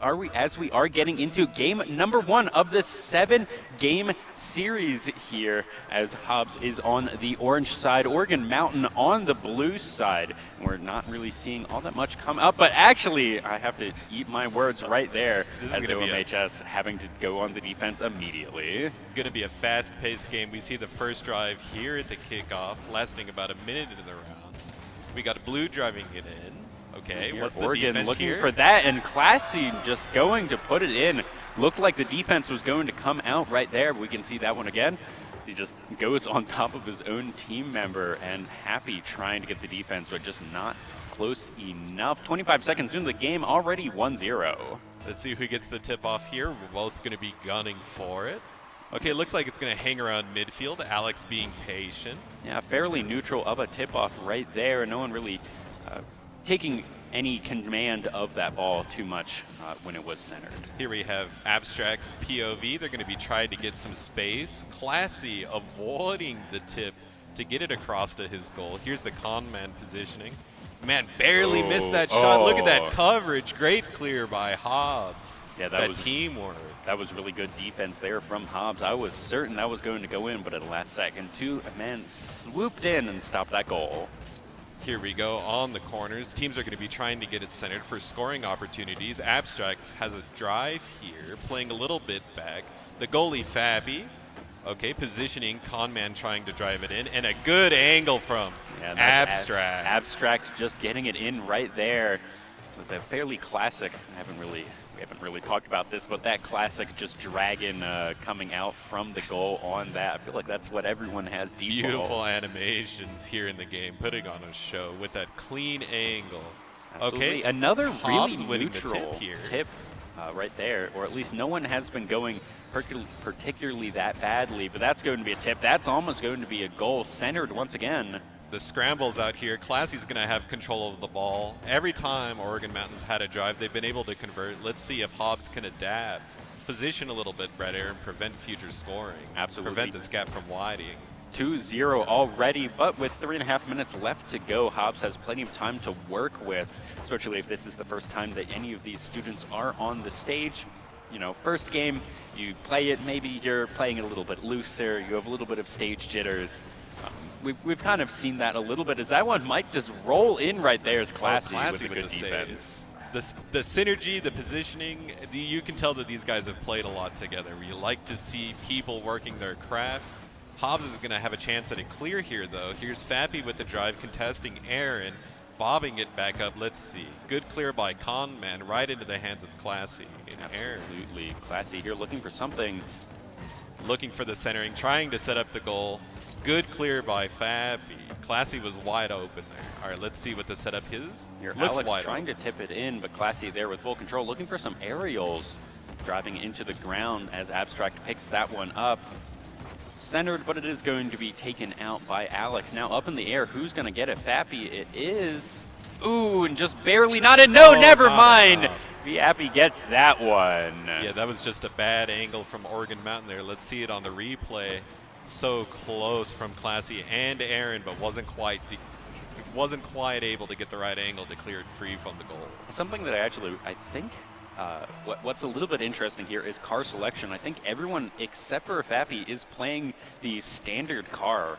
I think he is doing a different one as soon as we get back to him as a, like, I think that is a different car than what we normally see. So he might be able, with the advantages that provides, spice up the positioning and transitions a little bit here as we deal with the corner, trying to avoid the center ball. Abstract hits it towards his own goal. Maybe we can get a good drive here as Alex contests there on the corner. Abstract clears back to Alex. Not quite able to get control, so we have a drive here from Oregon Mountain.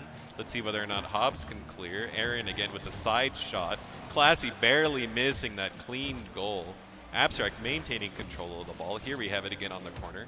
Yep. We'll see what the clears look like. Clear here, but all three members of OMHS here on their correct side. They're looking to turn it around, looking for a clear. What can Fappy do? And that's going to be two demos actually there, I think. And that's going to mean that it should all be OMHS for the next couple of seconds. Clearing it over. Fappy looking nice for something. Abstract. It's centered. And that's going to be them on the goal. Minute and 8 seconds. That 1v3 from Hobbs, though, was pretty clutch. Just wasn't able to prevent this nice shot from Abstract going right into the goal. Yeah, absolutely. Great from them, but what I like so far is this has been very back and forth from both teams. Sure, OMHS is up 2 goals with 1 minute and 8 seconds to go, but this has been a back and forth game. It's definitely not been a domination from either side. I definitely believe Hobbs is going to be able to prevent this gap from widening. Only a 2-goal lead. Pretty easy to come back. 55 seconds. Let's see if they're going to be able to do it. And if they're not, I'm super excited for game number 2. That was so close to going in here. Abstract trying to clear it away, but Alex actually taking that one up.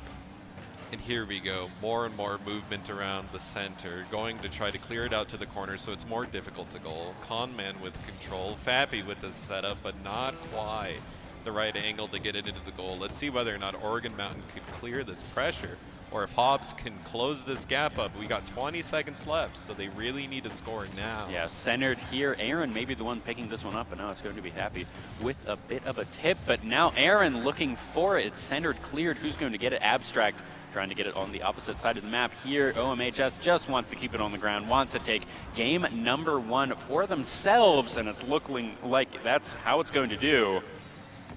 As there we go, as Oregon Mountain High School goes up 1-0 in this best of 7. And it was a clean victory. I'd like to see them stay with the rotations, stay with the positionings, and convert off the drives that they get. Absolutely. Look at that. 7 shots on goal by Abstract. 2 of them actually went in, and a whole bunch of saves to boot. He is definitely the one that you are going to be looking out for if you are Hobbs. His drives and positioning that game were so clean, definitely working with his team to be able to convert. Wonderful, wonderful game to see. And what adaptations do you think can come out of Hobbs to make sure that they're ready moving forward with Oregon Mountain's synergy in the ways that they position? I actually really like what they were doing kind of at the end of that game. Like, I think that the first 2 goals came in a little early, and I think that we can maybe chalk that up to stage jitters, something like that. So what I really want to see is just kind of the same game that we were seeing in the second half from Hobbs, from Oregon Mountain, where I think that keeps it like 1-1. That keeps it as a really close game as we are into game number 2 and the kickoff going fairly neutral. That's something that I wanted to talk about. Oh, but that's going to be in goal right there. Abstract putting it in 7 seconds into the game. There he is again. We'll see his positioning, the synergy and conversion, the 1-2, Classy and Abstract. Look to those players. We'll see more of them coming up, I'm sure. Absolutely, but something that was maybe a bad time to say it, but a lot of these kickoffs have been super neutral for both teams. They've just kind of been going up, and speaking of not neutral, that was nearly going to be another goal right there, and that one's just going to go in, evening it up. That was a fast goal just down the center. No one was able to catch up to it. Conman really found the angle there where no one was watching. Oregon Mountain sleeping a little bit on the defense, but that was also a great shot from Hobbs. Let's see more of that from them. Absolutely. Here, 18 seconds in, 2 goals already, evening it up, and that's what I was saying is I think this is how this game, like these series, the rest of the series is going to play out. I don't think that Oregon Mountain is going to have those 2-0 leads, halfway into these games, I think that these are going to be super close games because we're seeing pressure from both teams. Right, most definitely. And here we are, ball on the side. Hobbs is going to try to center it. Or, I'm sorry, Oregon Mountain on the offense here. Let's see if they can get it to the center. The team is defending. Classy with the setup. Oh, very Barely good defense. on the rim, Abstract wants to put it in. on. And there we go. 51 seconds in. 3 goals already. 2-1 for Oregon Mountain. Look at that tip-off. Look at this synergy. Just so clean, right over the top of Conman, keeping the pressure up. And if Abstract wasn't able to do it, Aaron was right behind him, just in case they missed something. So that was most likely going to be a goal no matter what. Here's Fappy takes control of the ball. And that's that drive conversion that Oregon Mountain Classy's just so going to good get at. Look at another. that, right in. Here, Hobbs needs to take control of this game a little bit. We're seeing these tip-offs just back to back to back, and unfortunately they're almost all going into the favor of Oregon Mountain. 51 seconds, 4 goals. The aggression coming out here from Oregon Mountain. Hobbs needs to find a response because they're just on point. The aggression, the pressure, the synergy, everything is just coming up Oregon Mountain here. But here we are, Hobbs with a little bit of drive, and instantly shut down by Abstract. Let's see whether or not Conman can tip off here. Aaron looking for the aerial to try and get it in from a distance, but Conman, he's going to try and get it cleared down the center as Alex trying to get something. Aaron with a good block. Conman here looking to defend. He's got an opportunity to drive, but instantly Classy. This is that pressure, that synergy with positioning that we're talking about. Hobbs need to get this ball across that midfield and get a drive of their own. Conman trying to get a drive of their own right there. Alex with a good block, but this is a 3-man offense here from OMHS. See what Hobbs is going to be able to defend with. With the amount of control Oregon Mountain has, it definitely feels like there are 3 people swarming their goal. Hobbs really need to get that ball onto the Oregon Mountain side and try to convert off a drive, but they're just too quick with the rotation. Absolutely, and this very much feels like Oregon Mountain's entire play style is, well, we don't really have a defender, but it doesn't matter. We'll just put up goals. Well, you know what they say about a good defense, right? Yeah, the best offense or the best defense is a good offense, and I mean that is. Even in soccer, you see that every now and then. I think it's the Italians who are most known for it, like the World Cup. You just, we're just gonna put up 4 goals. What are you gonna do about it? And here we are, another drive by Classy. Let's see whether or not it's a conversion. Conman coming across, knocking the ball, saying not today. Here's Fappy trying to maintain control, but you can already see all 3 of Oregon Mountain's there to receive the ball. Absolutely. On their side again. Classy with the that dunk. one's just going to just barely go in right there, slowly dribbled in. I'm excited to see the replay here. Let's look at that clean shot in between 2 that was cars. The classic Rocket League, centered and then knocked in by another person of the team. OMHS now off to a 4-1 lead. 2.5 minutes gone, 2.5 minutes to go here at halftime. It's going to be very difficult for Hobbs to convert off of this game, but it is best of 7. We've got a whole series here for them to adapt and work out what's going on. Oh, no. Fappy, they're trying to get the defense, but his car just not at the right angle. We can see that one again. It was centered. It was knocked in, and I thought that they were going to have the defenses. No, Fappy was actually knocked away by his own teammate. When you are so synergistic, you do the same thing as your teammates, and it ends up counteracting the play. Another good neutral just tip-off right there. 2 minutes, 7 seconds to go in this game. 5-1. You have to imagine Oregon Mountain is going to take this one, go up 2-0 in the series.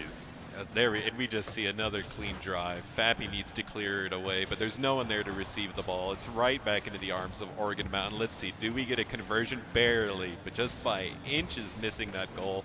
But this looks like a good drive. Might be a good drive. Fappy trying to do something here, but Classy making sure that he can't do it. Abstract should have control of the ball, looking to clear it to the other side, get it into the corner.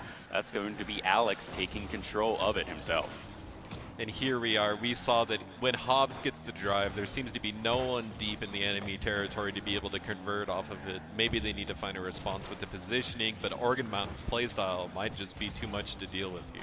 Absolutely. Here, Fappy trying to do something, but needing to back up immediately. Alex getting a tip up, but no one there to help. It's centered. Who's going to get it? And it's going to go sideways.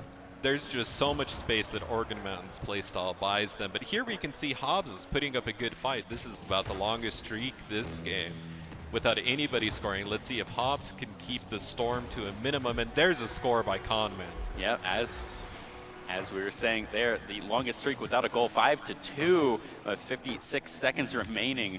Not quite where you want to be. Abstract somewhat own-goaling that, but Conman mostly putting it in. It's not impossible, but it's going to be difficult. I'd like to see more space from Hobbs, more clean play, more rounds going like that. And as I say that, Abstract taking points on another drive. There we can see the blue cars swarming around the ball. Here, Fappy trying to do something, almost getting it in right there, but Abstract being able to beat back for a defense. Fappy trying to do something here. Conman passing to Alex, passing, maybe putting it in, as that was such a good defense by Aaron. Really, that synergy but now, from Oregon Mountain.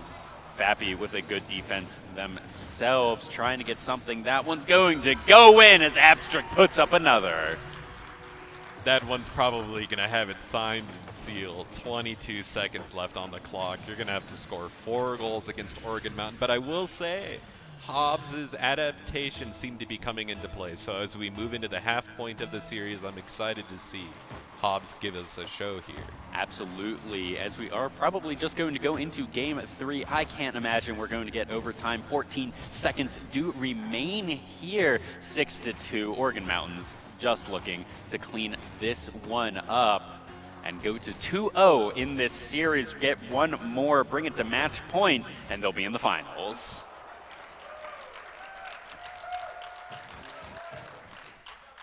Another great showing by Oregon Mountain there. You can really see the synergy of this team coming together when the ball crosses midfield. Absolutely, and you can see right there, 15 shots on goal from Oregon Mountain, 6-2. Hobbs only had 2 shots on the goal, but 2 goals.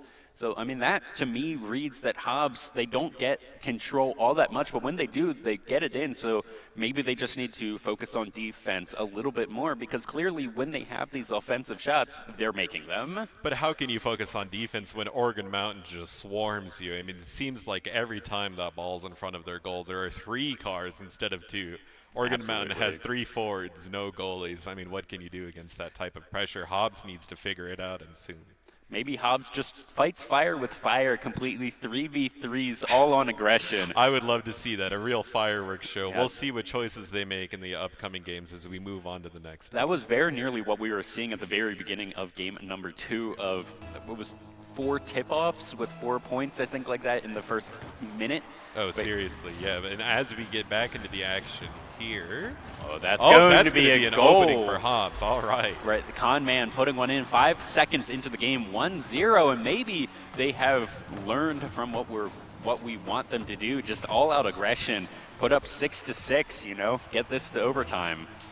And I definitely think that Oregon Mountain's play style allows for these types of things to happen, because synergistic-wise, when you play so aggressively and you play so in your face, sometimes things like that do slip through the cracks. But I'm really excited to see Oregon Mountain come through with more of those flashy plays. Absolutely, and that's one thing with Oregon Mountain, because they're all super far up. If you're able to clear the ball and get a shot on the goal, it's probably going to go in because no one's back defending.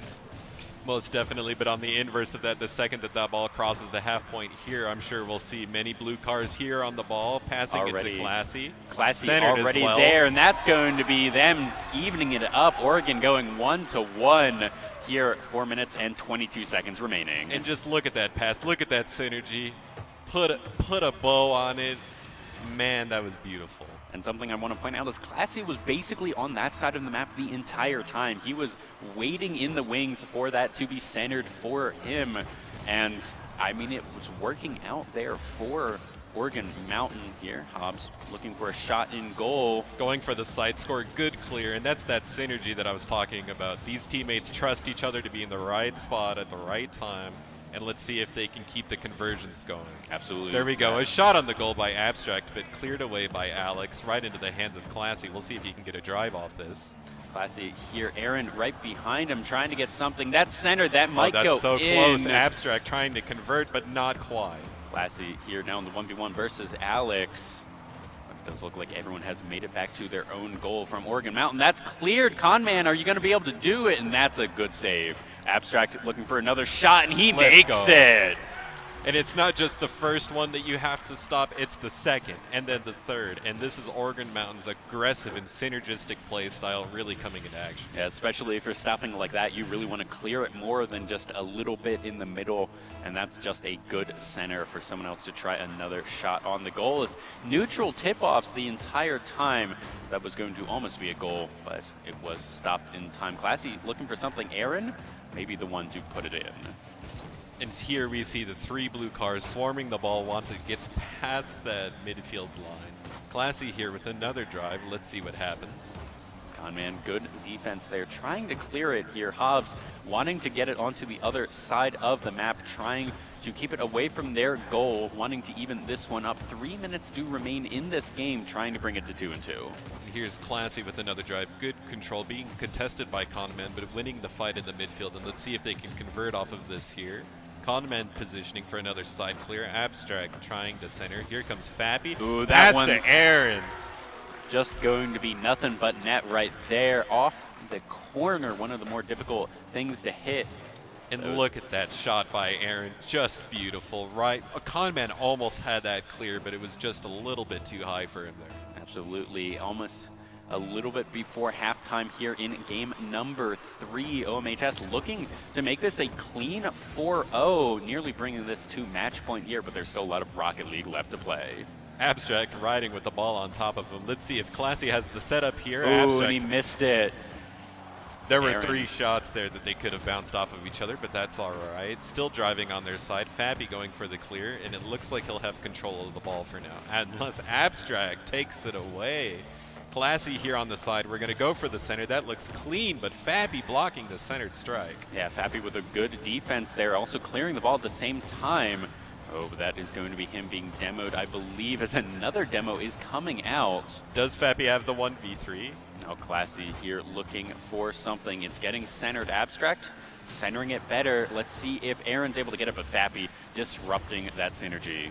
Let's see Abstract here trying to get a good angle, good control of the ball to be able to drive it down without overextending. Here we have Classy centering it. That was a really good just hit by Conman. Alex needs to do something here, gets the hit, and is able to clear it away. Now Fappy needs to do the same, as Hobbs here doing really good defense for the last about 30 seconds. I really like the way that Oregon Mountain stalls the ball and waits for the teammates to get into position to set up. Good clear by Abstract. That was a fast track to the goal. Let's see whether or not Hobbs can convert.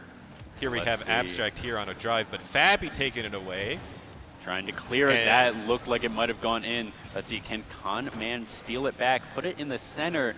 Looks like Fappy's maybe the one to try and take this back, as Alex missed that. It's going to go back to the side of Hobbs. It's super in the middle right now. Abstract driving, trying to center the ball. I'm sure that we can see the Oregon Mountain cards positioning here as Classy stalls it on their side of the map, waiting for his teammates to come. And Abstract with the side shot, but Alex clears it away from the goal. Yeah, Classy tries to center. Not quite enough boost on that one, trying to get it in. Maybe with more boost, it would have been able to get it more speed, but a good clear. That one's gonna go in as Classy tips it. That was such a gorgeous shot, and there we can see the pressure that Oregon Mountain has once the ball is on the enemy's side of the court. And I feel like we've seen that exact goal before. They knock it into the wall, it bounces back, they tip it in. Oh, that's so clean. So much pressure coming out from the Oregon Mountain. Although I will say that was one of the better drives that Hobbs has had, so hopefully they can keep up their end of the pressure. But we know now that Oregon Mountain can defend as good as they can offend. Yeah, absolutely. And 4-1 here, 30 seconds do remain. You can get 3 goals in this amount of time, but they need to happen very soon. 20 seconds remaining here. That one is going to be centered, is going to be defended here by Hobbs. But it looks like Oregon Mountain wanting to bring this one to match point. Fappy maybe trying something, maybe getting it in, but that is clear. That is centered. 10 seconds remain. Conman not going to be able to do it as Abstract puts one more in under 10 seconds. Yeah, earlier I was calling it a gap widening that Hobbs needed to prevent, but that's just turned into a canyon, and Oregon Mountain is definitely going to be on series point here. Yeah, absolutely. 5-1 with 8 seconds. I'm not expecting 4 goals, 2 goals every single second, or a goal every 2 seconds. 6, 5, 4, 3, 2, 1, and that is going to be game number 3. No, is it going to go in? And Classy puts one more 6-1 One in for the overtime. photo. One just to be pretty, just to show us the Dragons one more time. There you go, solo scoring it in. Abstract's there for a high five, and there you have it. Yeah, absolutely. That is going to be a buzzer beater for that 6th goal. 6-1 here. Hobbs showing signs of life, but you wouldn't think it based on the scoreline. I'm really happy to see Hobbs having a couple of successful drives. Not to take anything away from Oregon Mountain's play, but Hobbs having 2 or 3 drives there is definitely an improvement from the first 2 games. We'll see whether or not they can really hone in those adaptations in the match point for Oregon Mountain. What I do like, just based on what I'm seeing, Hobbs had 5 shots on the goal, only unfortunately 1 went in, but that is much better than the 2 shots, 2 goals they had in game number 2. So hopefully here, game number 4, backs against the wall if they want to make it to finals. Let's see if they're going to be able to make an adaptation and get balls in nets. Yeah, we would hope that is the objective of the game. And you see here the stats for Oregon Mountain. 15 shots total. Once that pressure starts, it's hard to stop it. Absolutely. So we'll see whether or not we can convert here and make this a decisive victory. As we are looking to load in, seeing 2 on each team, waiting for the 3rd here. 3, 2, 1. We are into game number 4. Match point here for OMHS, looking to clinch their ticket to finals. Here we go, Abstract on another drive, gonna try to center it. Fappy driving it along the side. We got 2v2 over there, but Hobbs is backing up, waiting to respond to what Oregon Mountain is gonna do. Keeping the ball up, but that's the center for Classy. Good clear by Hobbs. Let's see if they get anything off of it or if it's just right back into the arms of Oregon Mountain here at midfield. I think already this is the slowest game that we have had this series as we hit 30 seconds in and no one has scored a point just yet. Especially based on, I think it was game 2. Ooh. Oregon Mountain's cooking, though. Yeah, Oregon Mountain's trying to put a stop to this slow-paced gameplay. Says, what are you doing? This is an action game. Yeah, because I feel like that game number 2, I think it was, 4 goals in 1 minute, and now currently nothing with 50 seconds already being played. So a slower pace of game, and now Hobbs has a drive. Let's see whether or not they can convert our Oregon Mountain's defense. Oh, such a good defense there by Aaron. That one looked like it was going to go in, but I like what Hobbs is showing. Clearly, they aren't just collapsing. They know their backs are against the wall, but they are playing like they aren't. They have not given up hope, and that is the most important thing. Let's see Abstract here trying to prevent the centering and center it for themselves. A good shot, but Conman's already on it. Yes, absolutely. Here, fairly even back and forth. Nothing too big has happened. A couple of shots for both teams. Let's see who's going to be able to get it first. This is just going to be even more mid-game plays. Everyone's just clearing it back and forth, trying to set up plays for their team. I like that Hobbs is trying to cover a little bit more spread here, but the ball is centered. OMHS trying to do something here. 3-man aggression on the Hobbs side of the field. What can Fappy do? Trying to block it, trying to clear it. What can they do? This is a little bit of a dangerous position. And it definitely seems like Hobbs knows now that it's better to not let Oregon Mountain get it centered, but off the backboard, and Classy gets it in. As you were saying, right as Oregon Mountain was able to get it centered, they were able to stuff it into the goal, and they're Classy just tipping it in. That is such a good shot. Classy 1v3. Let's see whether or not Hobbs can keep this pace of game, though, because they had more drives in that opening than they had that entire first game. So let's see whether or not Hobbs can hold on to these adaptations that they've made. Absolutely. I'm excited for the reverse sweep if that's what ends up happening for 2 minutes and 40 seconds here remain. Quite a bit of Rocket League left to play. 1-0, easily comebackable if you're Hobbs. I'm going to try to be unbiased here and not root for it, but I would also like to see a set here, see a gameplay here. But Oregon Mountain is definitely looking to make this decisive as Abstract tries to push it into the center, but another clear by Hobbs. Absolutely. Here, a clear Conman trying to keep it up, trying to make it onto the other side as Abstract missed that one a little bit. Fappy here looking into the 1v2, and that's Classy looking for something, but Alex with a good defense. But here we see it again, the Oregon Mountain aggression. One clear leads into 2 more shots on your goal, and how are you going to get it away? Look at these blue cars surrounding, taking the good positioning as Classy gets more and more boost. across the map, uses that to rotate, and here's the setup. Oh, that's here's the setup. centered. Aaron looking for something. Classy centering it again. It's off the top, and it's going to be in the control of Vappy. Barely on that top rim as we see tension here in the middle. Aaron's going to try to save, but it's Abstract that hits it away. Here we are on the side of the map. Hobbs needs to center it and convert here. Can they do it? 90 we see a seconds demo coming through. Remain here.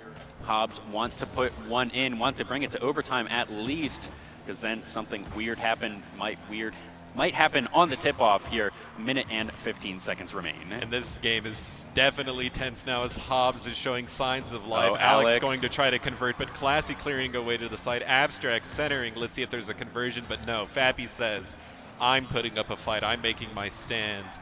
More gameplay going on here in the crossfield as Aaron centers it, tries to set up, but Conman again. Hobbs, signs of life. Can they convert off this drive? Oh, that was so close to going in right there. Abstract with a little bit of a tip to make it go to the side. 45 seconds here remain. Hobbs need to put something in. Fappy with a good defense wanting to put that over to the side, because as you were saying, every time that OMHS puts this in the center, they get a score. Hobbs looking for it. It's so close, but the three-man defense from OMHS are able to clear it. 30 seconds left. Hobbs trying to hold on to their tournament life as Oregon Mountain looks to make this a decisive victory. Let's see Conman driving it over the middle, trying to get it into the center. Another clear by Abstract. Look at this synergy. Look at this team offense and defense coming through here. Alex looking for something. Conman looking to put it in. 10 seconds remain. It stayed on the side of OMHS for the last minute. I want to say, what can Hobbs do? And it doesn't look like they're going to be able to do anything. They have one more drive, and it's going to touch the ground. And OMHS is going to complete the sweep to make it to finals. A decisive victory coming through. You love to see Hobbs making the adaptations, but it's too little too late as Oregon Mountain takes it 4-0. Absolutely, and that was such a close game. If they were able to do that, maybe a game before, maybe they keep that series alive. Hobbs knew not to put it in the center, keep it to the sides, and unfortunately they slipped up just once in that game, and that cost them everything. And how can you blame them? I mean, Oregon Mountain's conversions just looked so clean. Absolutely. Congratulations to Oregon Mountain, the unstopping force there. They will be playing against the winner of La Cueva versus Cibola in the finals later on today. However, Hobbs does drop down to play the loser of the La Cueva Cibola matchup once we play that and get to decide that. And we will be going to a winner's interview here in a couple of seconds. But any more shout-outs, any last final opinions on the game, Austin? Just shout-outs to the team. I'm looking forward to seeing them in finals. Good job, everybody. Let's keep the play clean and do it just like that. Absolutely. I think that if you're an Oregon Mountain player, you are super happy with what you were doing. You put up, sure, you let some goals in, but that was a very one-sided match is what I'm going to say. It was a pleasure commentating your team. Absolutely, a pleasure. To meet you, my friend. It was great to have you on. It was so much fun, and without further ado, we are going to send it over to our hosts for a player interview. All right, and hello, I am here with Alex Porter.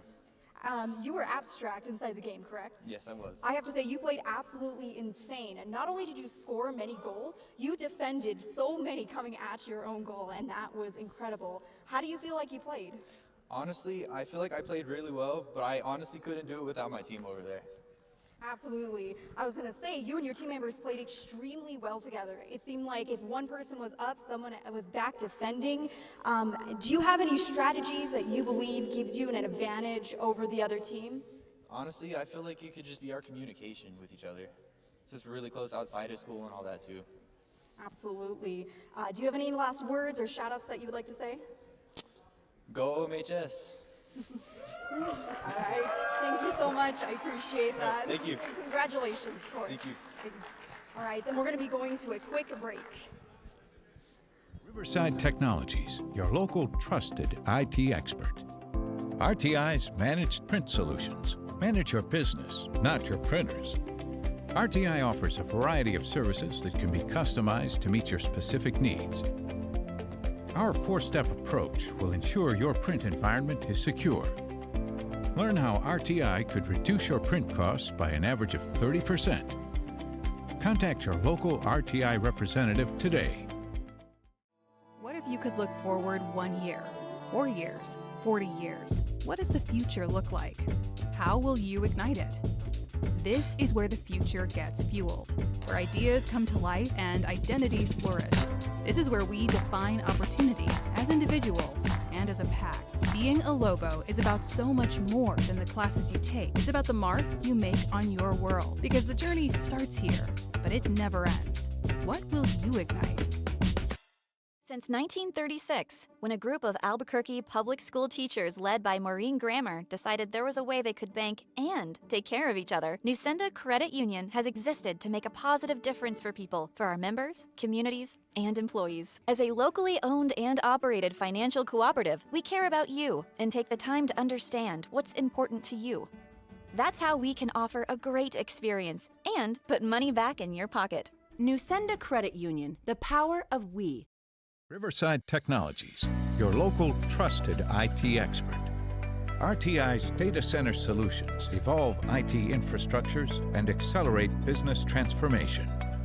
We help maximize resources, reduce IT costs, and transform environments. Our experts can build infrastructures and ensure a fast, reliable network. Want to meet rapidly changing demands? Contact your local RTI representative today.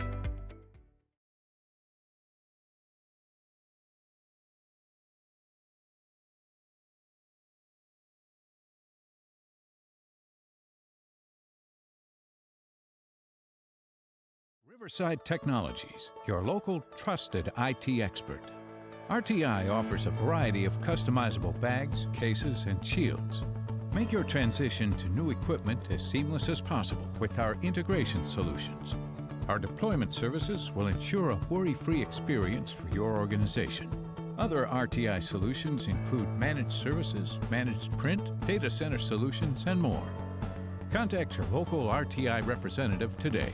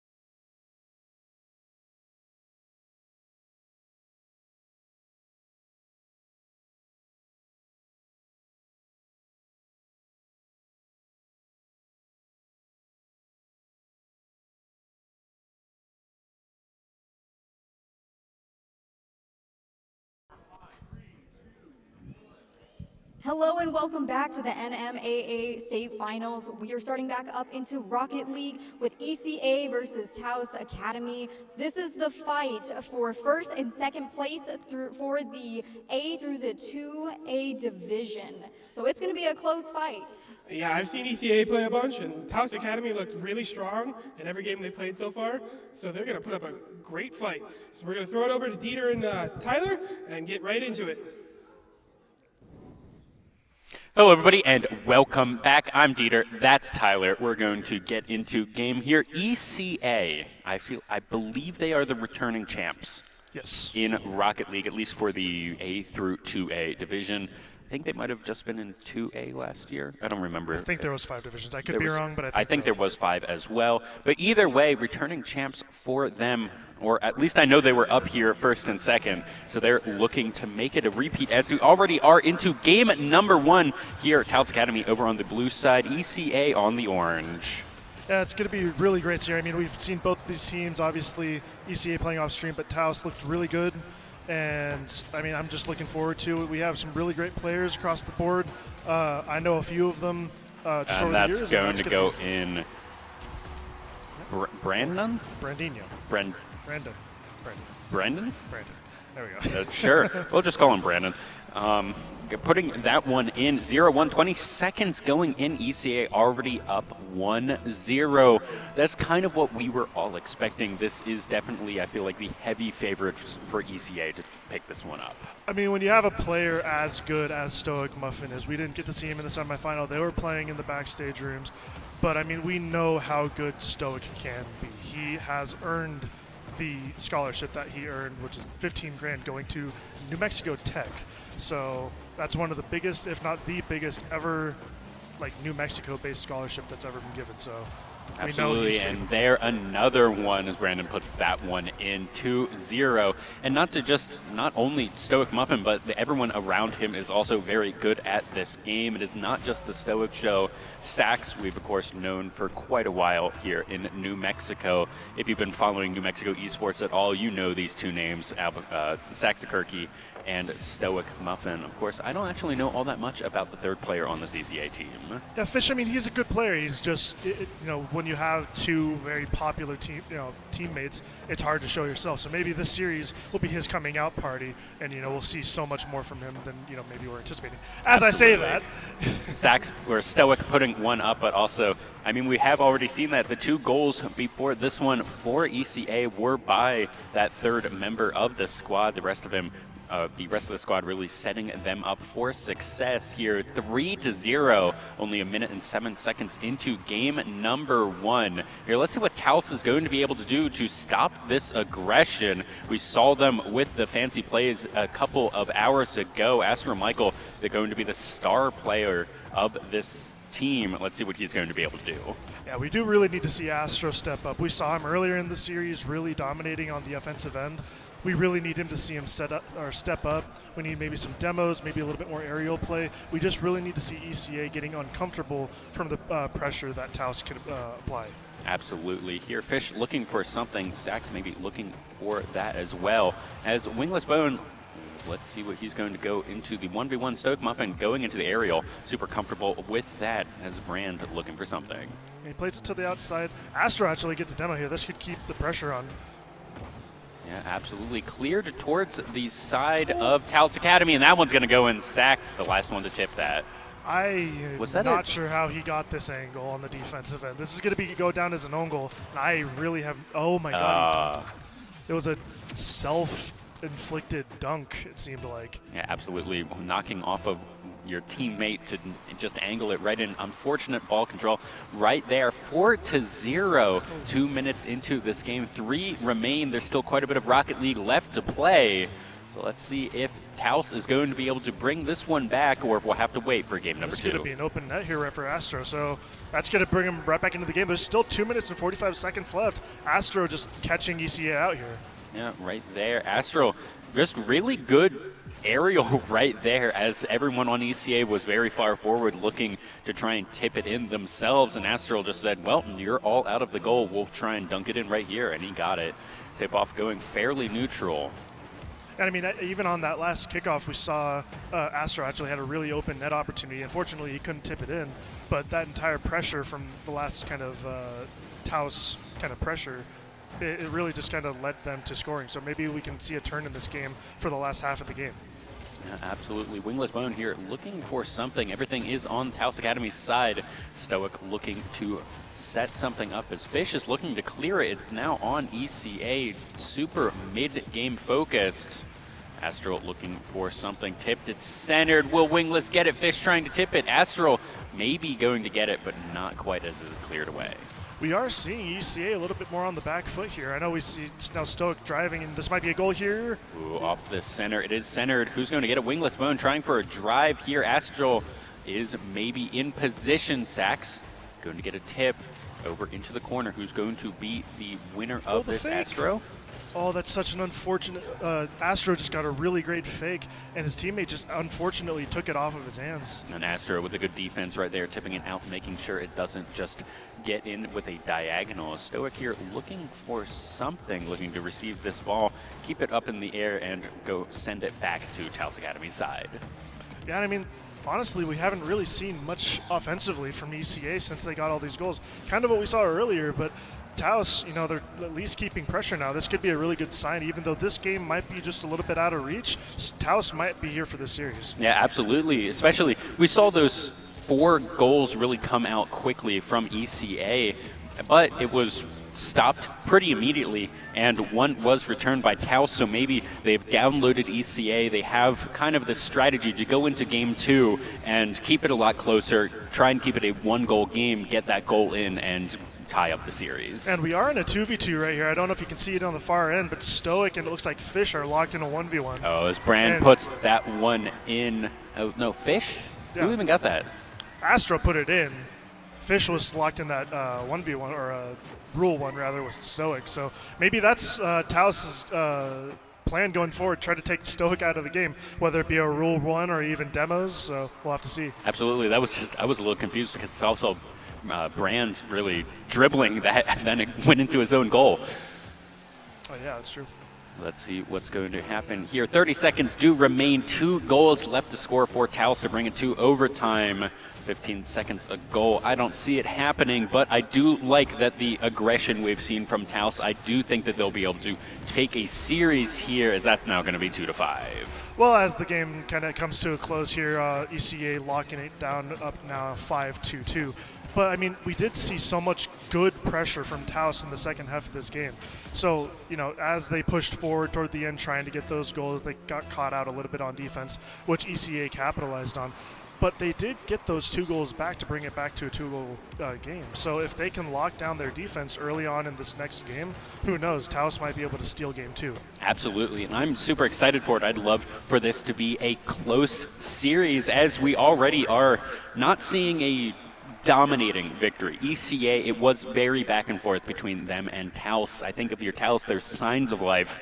You can definitely go into game number 2, just play it how you were that second half, and you'll be perfectly fine. And I think this is the most even shots attempts that we've seen so far today. That is 10 versus 8. So although a lot of them, more of them connected from ECA, the aggression is still there from both sides. Yeah, and I mean, like we said, halfway through that game, the entire momentum and pressure base kind of turned around. So we do see ECA have more shots, but Taos did make, you know, a higher percentage of their shots. So if they can keep that up, all of a sudden, you know, they're going to be back into the series. Absolutely. I think if they keep it Taos, what they want to keep game 2 to a much lower scoring. They want 2-2, 1-1, something like that. Make sure that that ECA doesn't just run away with it. And if they're able to keep it to that, I think they're going to be able to win at least a couple of games here. I could definitely agree. And I still want to see a little bit more from Astro. I want his teammates to feed him a little bit more. We know earlier in to the day when they played earlier, Astro was everywhere. Absolutely. So we need to see more from him if they're going to have a chance to try to take game 2, 3, 4, that type of thing. Absolutely. Here, as we are loading into game number 2, don't see any cards on the field just yet, but anything that you want to see from ECA, from Taos coming into game 2? ECA actually looked like Stoic was on the bottom of the leaderboard, and now points don't always mean that much. Stoic is their A1 player. I want to see a lot from him this next game. All right, so hopefully we see that as the tip-off goes fairly poorly for ECA. They are nearly just rolling into the Taos Academy goal right there. This is a lot of early pressure here for Taos. Good clear by Saxton, actually. A great touch by Brandon. As Astral trying to clear it here. Two members of both teams right there in the mid of the field trying to chase it around. Someone trying to get something, bringing it to the side they wanted on. So far it just clears to corners. Yeah, there's some great 50s so far from ECA. They seem to be a little bit in pressure early on, but a lot of these 50s that are coming out are getting won by ECA and putting Taos back under pressure. Sachs with a good defense right there, making sure that the ball gets cleared here, as we're seeing a lot of clears back and forth. No pressure really super. That's the first shot on goal, even though it was nowhere near to go in. And this is actually an open net, but I don't think, oh, there and there he gets it. And that's great pressure from Astro right here. All of a sudden, Sax and Brandon kind of follow the ball outside of the net, and Stoic isn't back in net to kind of, clear it, and Astro just rotates quicker and gets there and puts it in. And that's exactly what we were talking about. What we wanted to see from Taos is Astro was putting up these goals earlier today in their previous series, and here we see it 1 minute in, he already puts one up. ECA now on the back foot, not what any of our analysts were predicting today. Yeah, I mean, if Taos can get, another one here, all of a sudden ECA's mental could start getting screwed up. We might see, a little bit more solo play that doesn't always work, as Stoic does the same thing, almost actually sneaks it in. Yeah, absolutely, doing a really good job here. Oh, defense, it is centered. What are they going to be able to do at Sachs? Putting it into the corner, trying to center it once more for Stoic. So it doesn't get a shot. It's kind of a weak shot. Brandon is there to follow it up, but there's going to be no direct pressure coming from that. Yeah, here's Stoic with a good stop right there. Trying to keep it centered here. He wants to keep the pressure up for everyone as Sachs is trying to do the same, but this is really good defense from Taos, making sure that they're trying to knock it to the corners, make sure that nothing's centered here, and they're just playing defense really, really well. And I mean, we are seeing a lot of shots on target as we see another save coming out from Brandon. But a lot of these shots really aren't that dangerous. We're seeing ECA put a lot of this pressure, but nothing is really coming out looking like it has to be saved or else. So, good on Taos so far, making it difficult for ECA to succeed. Absolutely, and that was just really good defense, and then a clear down to the other side of the field. So now Taos is able to play a little bit aggression themselves, trying to get this to 2-1. That one might go in, but Brandon able to stop it. And Wingless Bone is here to keep the pressure on. A little bit of a caught up in the corner. Fish is now left alone to try to get some pressure. He actually leaves it for Astro here. And this could be a 1v1 scenario. That was good from Brandon, stopping Astro, predicting the jump right there, being able to stop it out. But now a lot of midfield play, clearing back and forth. 2.5 minutes have elapsed so far in this game. This is going to be dangerous. Sax is out of position here. Let's see, that's going to be Wingless Bone getting one for himself, 2-0, 2-0, and for 2 minutes and 6 seconds left in the game. And Taos Academy, exactly what we were saying between the games in game 1, we want to see this aggression from them. Yeah, and it's actually a lot of mistakes coming out from ECA. They're pushing up just a little bit too much, and that's 2 times now that Sax has been caught a little bit too far up the field, and a big boom over his head has caused him to be out of position. Absolutely. Here, Wingless Bone getting that one for the team. Let's see if they're going to be able to keep this pressure up. Brandon with a good shot on, trying to keep the pressure up. Good, just clearing towards the center, but Astro and Fish should be able to clear this one out. Yeah, a little bit of pressure coming out from Sax. Astro actually beats him out here. Ooh, that was a musty, it looked like. A little bit of bad contact, but he still got enough to make it dangerous. Fish is going to be in a little bit of a difficult scenario here. Let's see what they're going to be able to do. This is taking quite a while, but so everyone should be able to be in whatever position they most want for their own team. Good shot on goal, but just a little bit too high. Sachs tries to put it in high once again. Now Brandon trying to put a shot on the goal, but all 3 missed from all 3 players. And they're just peppering the backboard here. Now this is great to keep pressure, but they got to start putting some of these on target, They are down 2-0 with only a minute remaining. Yeah, absolutely. That could have been really good. And what we were seeing from some other teams is that relentless pressure. But unfortunately, ECA just not able to convert on that pressure themselves, and that one nearly going in from Astro.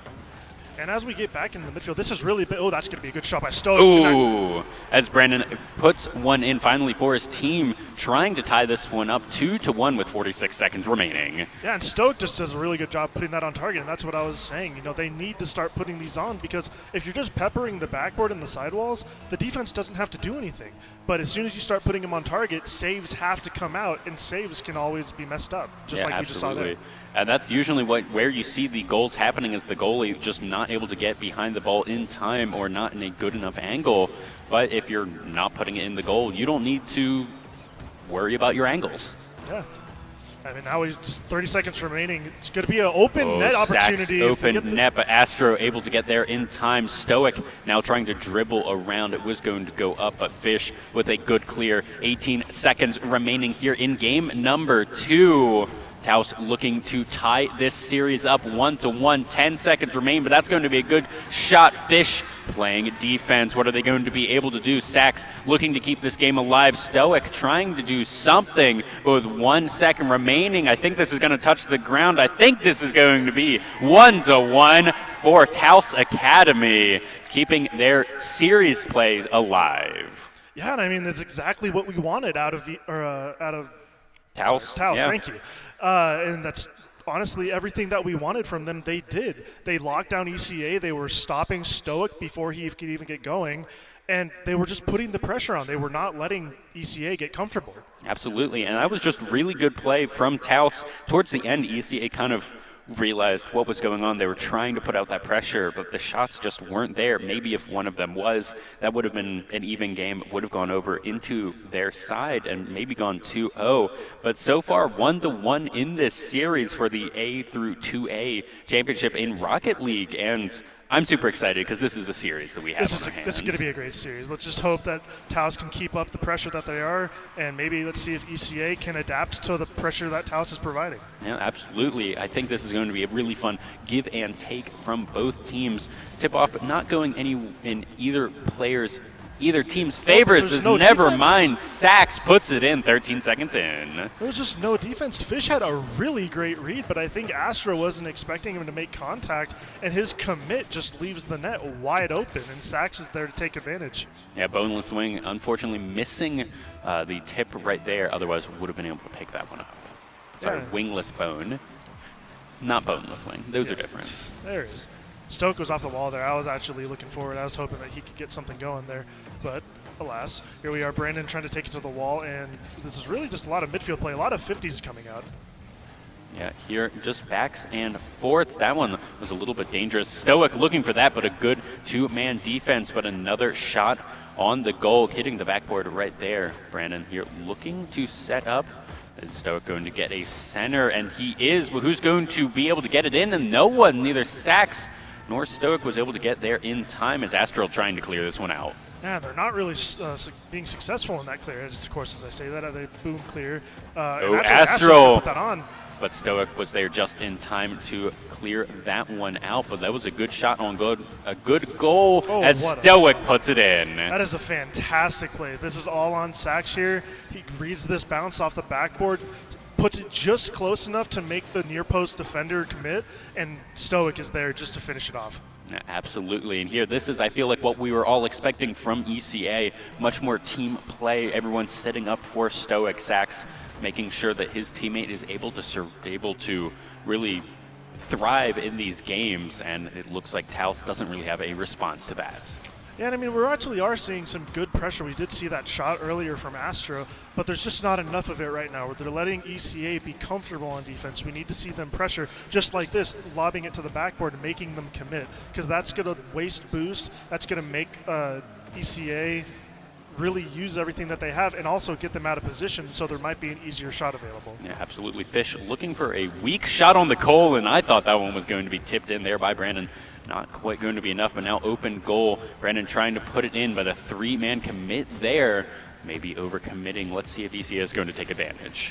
And Astro's trying everything he can. Whenever I see him on the ball, he's trying to take control of the ball. He's not trying to let ECA take possession, because he's really just trying to let them give his teammates time to get boost. It really seems that ECA is dominating on the boost sides. Looking for a shot on the goal, but that was going to be a good defense as Astral now trying to take control of the ball. See if Brandon's going to be able to take it away from him.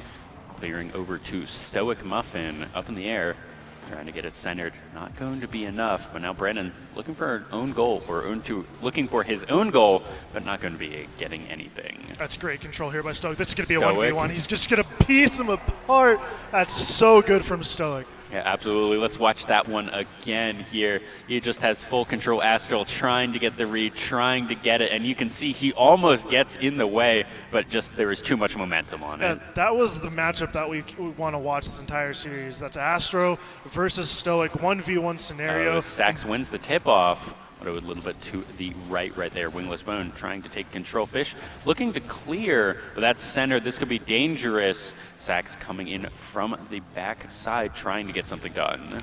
A little bit of, I'm not sure if this is mind games or a misread there from Stoic in the corner. It ends up working out, at least for Taos at the moment. Fish is going to get a long boom clear off the wall. But it's just a weird kind of mix of, I don't know if it's nerves or what, but we're just not seeing anything out of Taos this game. Yeah, that would look like that one was going to go in 3-0. 2 minutes of play do remain in a regulation. That's the word. Close enough. Either way, a minute 45 here, 0-3. Taos Academy needs to start putting some points up on the board, and if they want to keep this one even. Yeah, that was a great carry there over the middle by Stoic. It's just little things of his game are just so good, taking time for his team to get boost and become aggressive again, and it's just little great things like that. Things that I want to see from Astro. That could have been an amazing double touch if he pulled that off. Absolutely here. 98 seconds do remain here. Taos needs to start thinking about putting something up if they want to keep this one tied up in the standings or keep themselves up to 1, but it looks like overall that might just go over to ECA as Stoic puts another one in. And that's just great by ECA. Coming off this boom clear, Sax read that touch, which was insane. And all he did was make it impossible for the defense to kind of get reset up. That pass out to the middle, and Stoic, all he has to do is put it on target. Defense is too mind-boggled to try to figure out where it's going. Yeah, absolutely. Here, Astro trying to keep control of that, but Sax is going to take it himself. Open goal. Who's going to contest him? Astro is here, looking to keep his team alive. 0-4 in the game. Most likely this one will just be going to game number 4. See what that's going to happen. But we will be getting at least a game number 5 out of the series. And I mean, we saw the adjustment from ECA. All what Taos was doing last game was shut down. There was a great little outlet pass there by Astro, but nothing's going to come of it. Fish with a good block right there, trying to keep it up in the air, trying to keep it into midfield. And another boom clear, but like this type of, okay, well. Astro getting that one 1-4 here, but 27 seconds left in the game. It probably is not going to matter. This looked a little bit sus, I'm not going to lie. It was a little bit of miscommunication there between Sax and Brandon, just kind of finding the ball and launching it into their own net. They have the lead. That would have been really unfortunate if the game was tied with 25 seconds left. Thankfully, they have the leeway to kind of mess up like that. Yeah, you don't want to be seeing that. Yeah, we don't want to be seeing that in the next game super early or anything like that, just giving a lead over to your opponent for no real reason. But with 10 seconds left in this game, you can assume it's going to be done and dusted. ECA going up 2-1 in this series versus Taos Academy. Yeah, and I mean, ECA made all the adjustments. Now we got to see if Taos can reply. Yeah, absolutely. It looked really, really promising in that game number 2. The aggression coming out very, very well from Taos Academy, but we can see they had 10 shots on the goal in game number 2, and now that was dropped to 5. Yeah, and I mean, it's all on the pressure from ECA. They didn't let Taos get comfortable.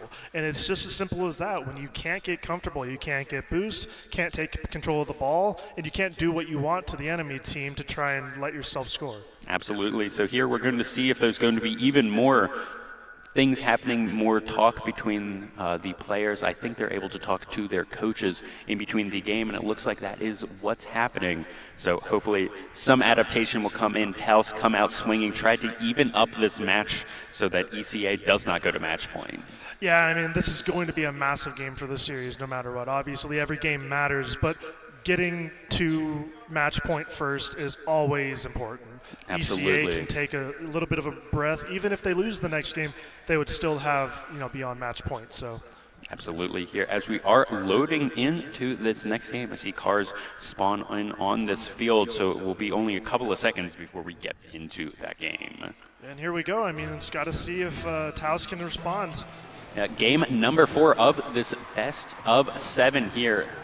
ECA with full control just off the bat. That was already looking for a goal right there as Astral trying to clear. Oh, but this could be free. Yeah, it's already a free net there for Taos. Astral there, getting one in 11 seconds. Just trying to, really, that was just punishing the overcommit. ECA was trying to do something as a 3-man on the other side of the field, and Astral knocking it in. Yeah, you're so right. The overcommit from ECA led their entire side of the field to be wide open. So a boom clear from Astro came through, and all of a sudden, game number 4 is already 1-0. Already, yes, and we'll have to see if that is going to stay that way for the next 4 minutes and 40 seconds. Here, Taos needs to play really good defense, or if they want, they can just keep putting these goals up and try and make it unsurmountable. Yeah, I mean, we're going to have to see what ECA does. They haven't been scored on that fast before. We're going to see if they're going to have any sort of change that they do. This might just find the net itself.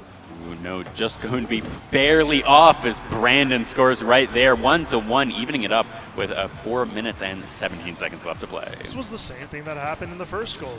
Fish got caught just way too far up the field, and a boom clear coming out from Stoic, and Brandon's there to put it away. Yep, just barely missed the goal just by himself, but Brandon was able to tip it right in. Astral sort of winning the tip off right there. Wingless trying to do something. A lot of contesting over this midfield. Let's see who's going to be able to get control of this ball as Astral just puts it in. What a shot from Astral. We've been talking about it all day on and off. These corners are supposed to be the least dangerous part of the field, but Astro just takes that and shoves it back in our faces. I can score from anywhere on the field. Watch this. Yeah, absolutely. We've been seeing what Astral's been so good at the entire day is these clears from the mid game or the midfield getting in. They've always been on target, and also these corners from Astral. He really knows exactly where he needs to put his car to get the correct angle to get them in, and I mean, it's really helping his team out. He got it to this finals match, but also now 2-1 up against UCA. Yeah, you're so right. I mean, learning to score from anywhere on the field, any high-level player needs to be able to do that. Just given any situation, they need to know where the net is at all times. Absolutely. Here, 3 minutes and 30 seconds left in this game. 2-1 here for Taos Academy, able to bring it back after being tied up, as Stoic trying to tie this one up himself. Cleared to the center, but it looks like Astral should be able to get full control of this ball, trying to get it into the enemy goal. Centered, who's going to be there? Fish trying, but Brandon now a goal open all to himself as Wingless is able to get there. That is a goal-saving touch from Astro there. Again, they get caught out with no one holding the midfield. Astro was the one on offense who last touched the ball for Taos, but he rotated all the way to the back of the field and was then the one who saved the ball. I think there was a demo on Fish or Wingless there that forced him to have to do that too. Yeah. So good pressure from ECA, demoing someone, making sure that it's a 2v3, and there has to be some adaptations. Brandon puts it in. That's just great. Again, this is all Sachs early on. Gets great touch, beats out 2 players, and then they force a mistake on themselves. The pressure from Sachs costed basically Taos the entire thing, and all they had to do was find the shot. Absolutely. Tied up 2-2 with a little bit more than halfway left in this game to go. 2 minutes and 40 seconds. A lot can happen in those 2 minutes. We'll have to see what happens here. ECA wanting to bring it to match point, and Taos Academy wanting to take one for themselves, tying up the series. Yeah, we'll have to see how this next 2 minutes and 30 seconds goes, but I mean, we have seen a lot of improvement from Taos as opposed to Game 3 where they just kind of rolled over. So all this pressure and all the shots that they're putting on are coming through. They just need a little bit more. Absolutely. Here, Wingless Bone trying to do something here. Sachs looking for a goal, and he's going to get it. Just bounced a little bit differently than it looked like the defenders were wanting. Yeah, it's just it's really unfortunate. A double commit, and then the touch that does come through ends up waterfalling straight back into the net, and Sachs is there to take advantage. Yeah, absolutely good for Sachs, knowing exactly where to be, set himself up for success right there. 2 minutes left to go here. Fish looking to knock this one out. And here's Astro going for a clear again, and that's the type of thing that he's been successful with all game, but in that instance, ECA was back. Yeah, Brennan able to get back to clear that one back and almost putting it in right there, but a good defense by Taos Academy to make sure that that does not get a score. Yeah, I mean, we're just seeing Taos now in the last minute and a half. They haven't really gotten out of their own half. A lot of ECA pressure now as I say that. Here we are with a good shot. Wingless just barely missing that one, hitting the top, but it is still on this side of the field. Stoic trying to clear it out, but that's just going to go right towards Astro and Wingless. Let's see if Astro is going to be able to contest this ball. Fish trying to clear it away. Wingless is actually going to be the one, and now Sachs trying to do it. What can they do? ECA with a lot of pressure over into this corner, but Astro going to take the ball down to the other side of the field. Yeah, and I mean, ECA really is controlling things right now. They're trying to stay at least multiple touches at the same, from their team before Taos even has a chance to build anything. And as we see that, Stoic dribbling into the field, all they really have to do now is waste the next minute. Absolutely, ECA already up and up once more as Stoic gets one more goal for the Early College Academy. As you can see, Sachs was actually the one that looks like he was trying to be set up, but he sets up Stoic, and it's just tipped right in. It really was unfortunate. Astro had a real easy lineup with that ball just to get a good clear, and it just looked like he misflipped and it just whiffed. And that honestly might be game number 4 over. Yeah, absolutely. 2-4 with 40 seconds remaining. Taos having been kind of on the back foot most of this game. It was looking really, really promising at the beginning of it, but is that going to be a goal? Astral just barely missing. That was such a great carry, and again, another double commit. It's just so unfortunate because Fish just cut off Wingless, and they had a really nice opportunity for a nice little shot to the top corner, but they just double commit. Stoic, or not Stoic. Sachs trying to do something with that. Not quite able to get the right angle on that one, but he doesn't particularly care if he misses that goal. They're up 2 with 7 seconds remaining. You have to think this one's going to go the distance. This one's going to go for ECA, and they will bring this series to match point. Well, now what's South's gonna do? We gotta see something from him. That is ECA on match point now. Absolutely. We're gonna have to see some strength mentally out of Taos. Absolutely, and what I really want to see from Taos is just aggression. Like we've seen Astro play really, really well all day, knowing how to put the ball in from any points, really punishing overcommits from other teams with being able to hit those like boom clears, but actually get them in, because a lot of people just hit boom clears, clear it out, and it's nowhere near the goal. But it's something that seems to be very, very good at is getting it in, right? Clearing it, but it is on target. And I think that is something that I really want to give him props for, because it has very clearly gotten his team to where they are. Well, yeah, I mean, we need to see them capitalize on that because we know he's capable of finding the net from any of those angles. So what I want to see from his team is opening up those spaces. I want to see demos in the midfield. I want to see long rotations to get demos on the defender, because as soon as you lock them out of rotation, those long shots are very viable. It's just the last 2 games, we haven't seen that from them. We haven't seen the aggression on the offensive side. We haven't seen the demos, we haven't seen the midfield bumps, and most of all, we haven't seen inter-team connection. There hasn't been a lot between Taos to Taos. It's always been Taos chasing ECA. Yeah, and usually all of the opportunities has been ECA messing up, but here we are into game number 5. ECA on match point. Taos wanting to win one right here, keeping their dreams alive of a first place finish, but Stoic Muffin 9 seconds into this game dunks one in. That really is about the worst start that Taos could have asked for. That's a great pass from Sachs. Stoic is in perfect position, wide open net, 1-0. Absolutely here, but with only 9 seconds to take that goal, there's plenty of time here for Taos to tie it up to bring this one back. As we are seeing a little bit of corner play, Astral trying to clear it out.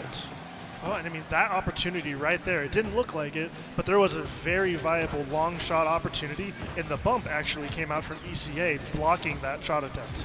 Absolutely. Here, Brandon trying to get control of this ball, bring it back to Taos Academy's side, as it's just going to be a lot of aerial plays so far. Yeah, and I mean, all the pressure is coming out from ECA. That easily could have slid in front of the net for goal number 2. We just need to see more of this offensive pressure from Taos. Yeah, absolutely. Here, backs against the wall, Taos wants to make something of themselves. They want to be the ones who took ECA down, make sure that they do not get the 2 wins in a row, as they are the returning champs from last year. But ECA here wants to put the finishing touches on this series, bring the back-to-back home to ECA. Oh, this ball's just going to be left in the midfield. That looked really awkward and unfortunate, because Astro seemed like he had possession of the ball, but it just over-rotated, made the spin of the ball, kind of fooled him, I don't know. But it's just, they don't look comfortable. Oh, here, Stoic looking for something, but a good defense there by Wingless Bone. What I really want to see from Taos is just get it onto the other side of the field, try and get, eventually, if you throw enough shots in the goal, you will make it, especially with Astro. He's so good at converting shots into... Oh, what a shot! As I was saying, he's so good at converting shots into goals, and look at that, just dribbled the absolutely crap out of that around 2 players. That was entirely on purpose. That doink was so on purpose it hurts. That was an amazing shot by Astro. Outplayed 2 people there, trying to keep his team alive in this series. 1-1 with 3 minutes to go. Stoic trying to get it in, but it is centered. What is Brandon going to be able to do? Stoic's in the goal himself. That was very close. Stoic doing all of the dirty work, just trying to clear the net, but unfortunately neither of his teammates was there to capitalize. Yeah, unfortunately they were a little far away. Otherwise that probably would have been a goal with the setup from Stoic right there. This is going to be a 1v1. Stoic just, or not, sorry, that was Astro. Astro just gave that away. That was a 1v1 opportunity, and all he did was just give free possession back to ECA. Astro here trying to do something, but a good clear fish is going to try and keep it on the side of ECA, but now Stoic, let's see what he's going to be able to do, as Brandon is here as well, looking for the dunk. 3-man commit from Taos. Well, Astro's off the sidewall here. This is where he's been great all day. Let's see what he's capable of. Let's see if he's going to be able to do it, but a good defense there by Stoic and Sax. I mean, this is a lot better from Taos. That is a great flick. That's going to be flick. a really good flick. Stoic puts it in. He just catches this on the fly. This is such a great shot from Stoic. Lets the ball just kind of fall back onto his car as he flips. It gets that nice little roll off the car, and it just gets so much power behind it, none of the defense can catch up. Absolutely. Here 2-1 with 2 minutes 22 seconds left to play. It's going to be Sax and Brandon knocking it almost directly vertical, as Astral technically getting 2 blocks right there. I mean, is that Stoic flick going to be the goal that wins ECA? Ooh, is this going to be enough? 2 backboards. Astral is here, but that's so slow. Stoic will be able to pick up this ball and try and dribble it downfield to see what he can do, but Astral is here able to get a good block. Wingless trying to get a clear back. Good tip from Astral and a tip from Sax, as Stoic now in the air. Let's see what he can do. Is there going to be enough defense? As Sax dunks it in. That was just so awkward. There's just so much. One fish goes, Astro gets a little mini touch, the pinch off of the sidewall, centers perfectly in Sax. Every single one of the 6 players was in the Taos 6-yard box there, and Sax can just slot it over all of them. Yeah, and that was really good team play there from ECA. Stoic trying to line it up himself. He got 2 defenders for himself. Then Brandon trying to, get it in, get it more centered, and Sax just said, all right, I got it, guys, and put it in the goal. And that's going to be an open net. Stoic brings it 4-1, 90 seconds remaining in this game number 5. And that's just another unfortunate double commit. Defense was fine. You guys had possession. That was Astro, and they just gave it away. They double commit. They lost possession of the ball, and all of a sudden the net's gaping. Absolutely. Here, let's see what Taos is going to be able to do. They need to make up 3 goals in 90 seconds, a goal every 30 seconds. Let's see if they're going to be able to do this. They also need to make sure that they do not give up any more, so they need to play very aggressively, but they can't make any mistakes. Yeah, I mean, this is a very steep hill to climb. You got 3 goals, only a minute remaining, and obviously goals can come quick, but we really need to see a switch, flipped from Taos if they're going to have a chance. 1 minute remaining here. 1 minute if nothing changes, and ECA will be the champions. Taos trying to make sure their dreams stay alive. That's going to be a good clear. Yeah, I mean, this is perfect for ECA. They're just keeping them locked in their own half. 40 seconds remaining. They might not even have to, get another offensive possession depending on how ECA plays this. Absolutely. ECA wants to get one more, just really seal the coffin here. 30 seconds remain. That was a good shot on the goal, but a good defense from ECA. Yeah, I mean, I really feel for Astro. I mean, he's been really trying. Fish He's trying to keep possession, but with 20 seconds remaining, it looks like ECA has done it. 15 seconds here. That one may go in. Astro trying to push it in. Fish now. It's centered. Astro looking. 8 seconds remain. Let's see what anything's going to happen. Is Stoic going to try and dribble this? Astro has possession. It's in the air. It's Taos Academy. It's going to be in the air, and it's going to touch the ground, and ECA are your A through 2A champions in Rocket League. Congratulations. I feel for Taos. They really put up a good fight, but ECA were just too much. Absolutely. Absolutely. A very good fight from ECA, taking a game off, or Taos taking a game off of ECA. I mean, these are the returning champs. You're playing against Stoic Muffin, you're playing against Sax. It's going to be an uphill battle, and I think you know that going in. And they knew that, and they made this a series. ECA came in thinking they were just going to wipe the floor and be champions out of here in 4 games, but Taos showed up. They, even though it was only 5 games, they did take that second game. This was a tied series after game 2.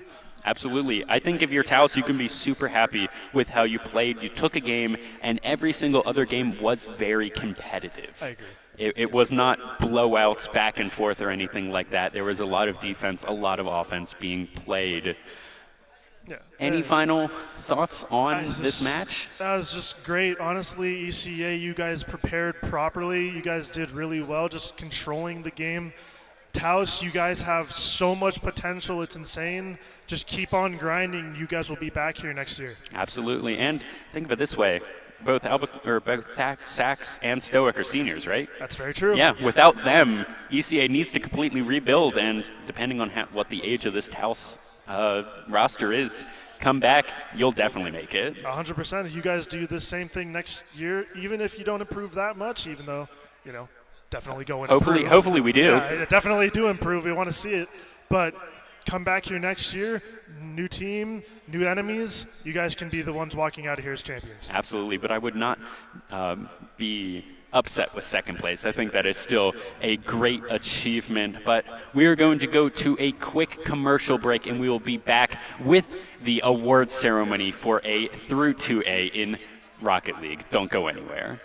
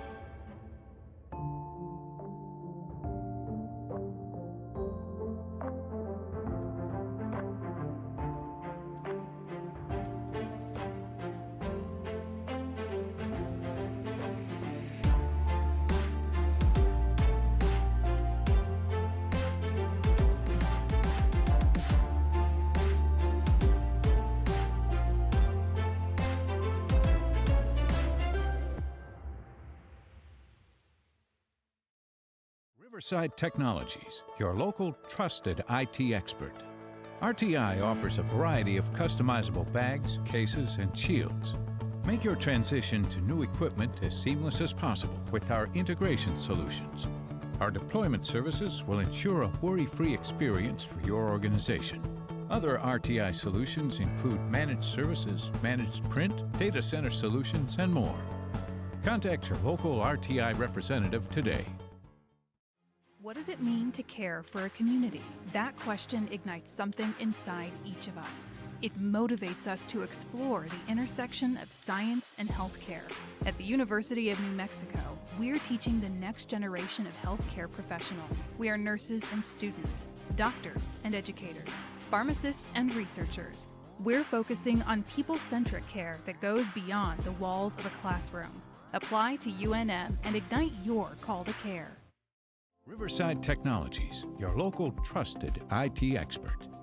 RTI's managed print solutions. Manage your business, not your printers. RTI offers a variety of services that can be customized to meet your specific needs. Our four-step approach will ensure your print environment is secure. Learn how RTI could reduce your print costs by an average of 30%. Contact your local RTI representative today.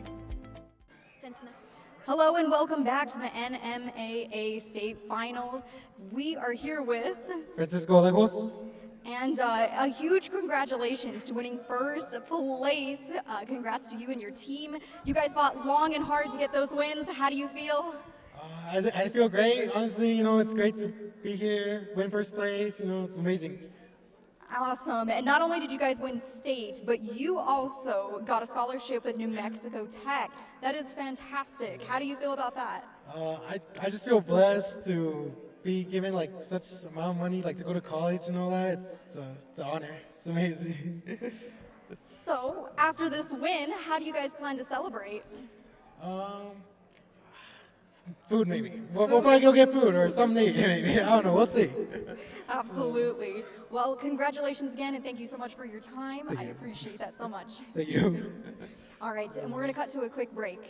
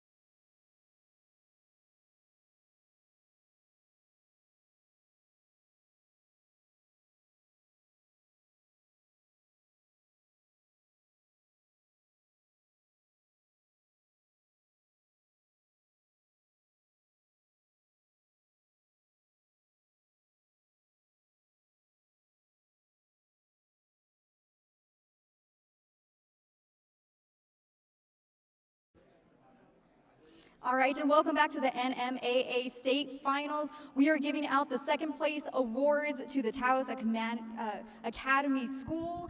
And first, we're going to be introducing Rocco Sigala.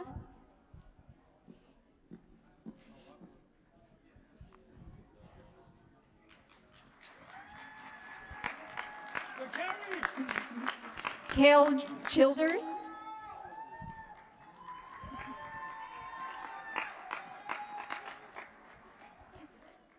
Dylan Brown.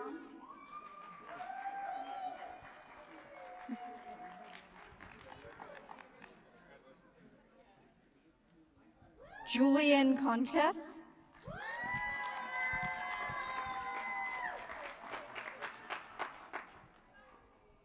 Ryan Edmonds.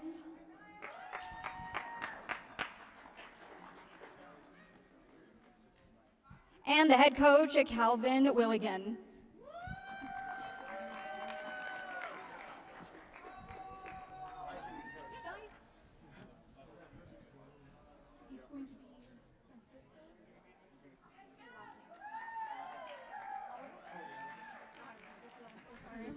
All right, and now we're going to be introducing our first place winners of the state finals.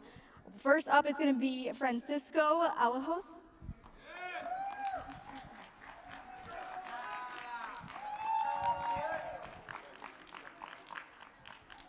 Next up is Scott Robertson.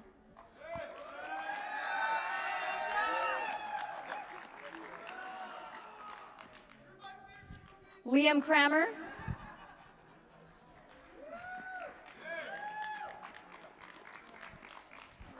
Brandon Hannert.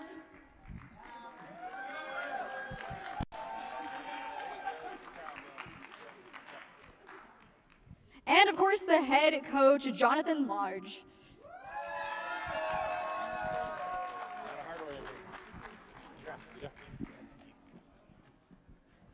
All right, if I can have you for just a second, this is an outstanding performance by your team. How do you coach your team members and get them excited for each game? By constantly bugging them every day. Fair enough. How do you guys plan to celebrate your victory? Yesterday I said food, food again. Food again? All right, what restaurant do you think? I don't know. Fair enough. Do you want to say anything about your team members or any kind of shout outs? Yes, I'd like to shout out all of the ECA Rocket League team. They're extremely good and gifted, and I wouldn't be here if it wasn't for them. You know, they keep me happy throughout the week, all year, so I'm really excited for them. Well, congratulations. You guys played amazing, and you're an amazing coach. So Thank you so much. appreciate it. All right, and that was ECA who won first place, and we're going to go ahead and be right back.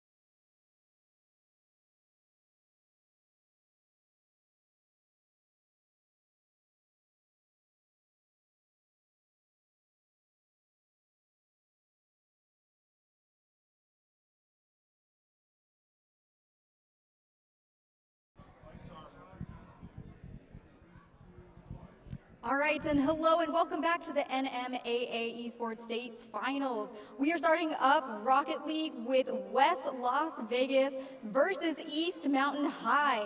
Both teams are 2-0, which means either team can take home that first or second place for the 3A division. It's going to be a great match. We've got a new caster on the desk, so we're going to throw it over to them with Dieter and Scott.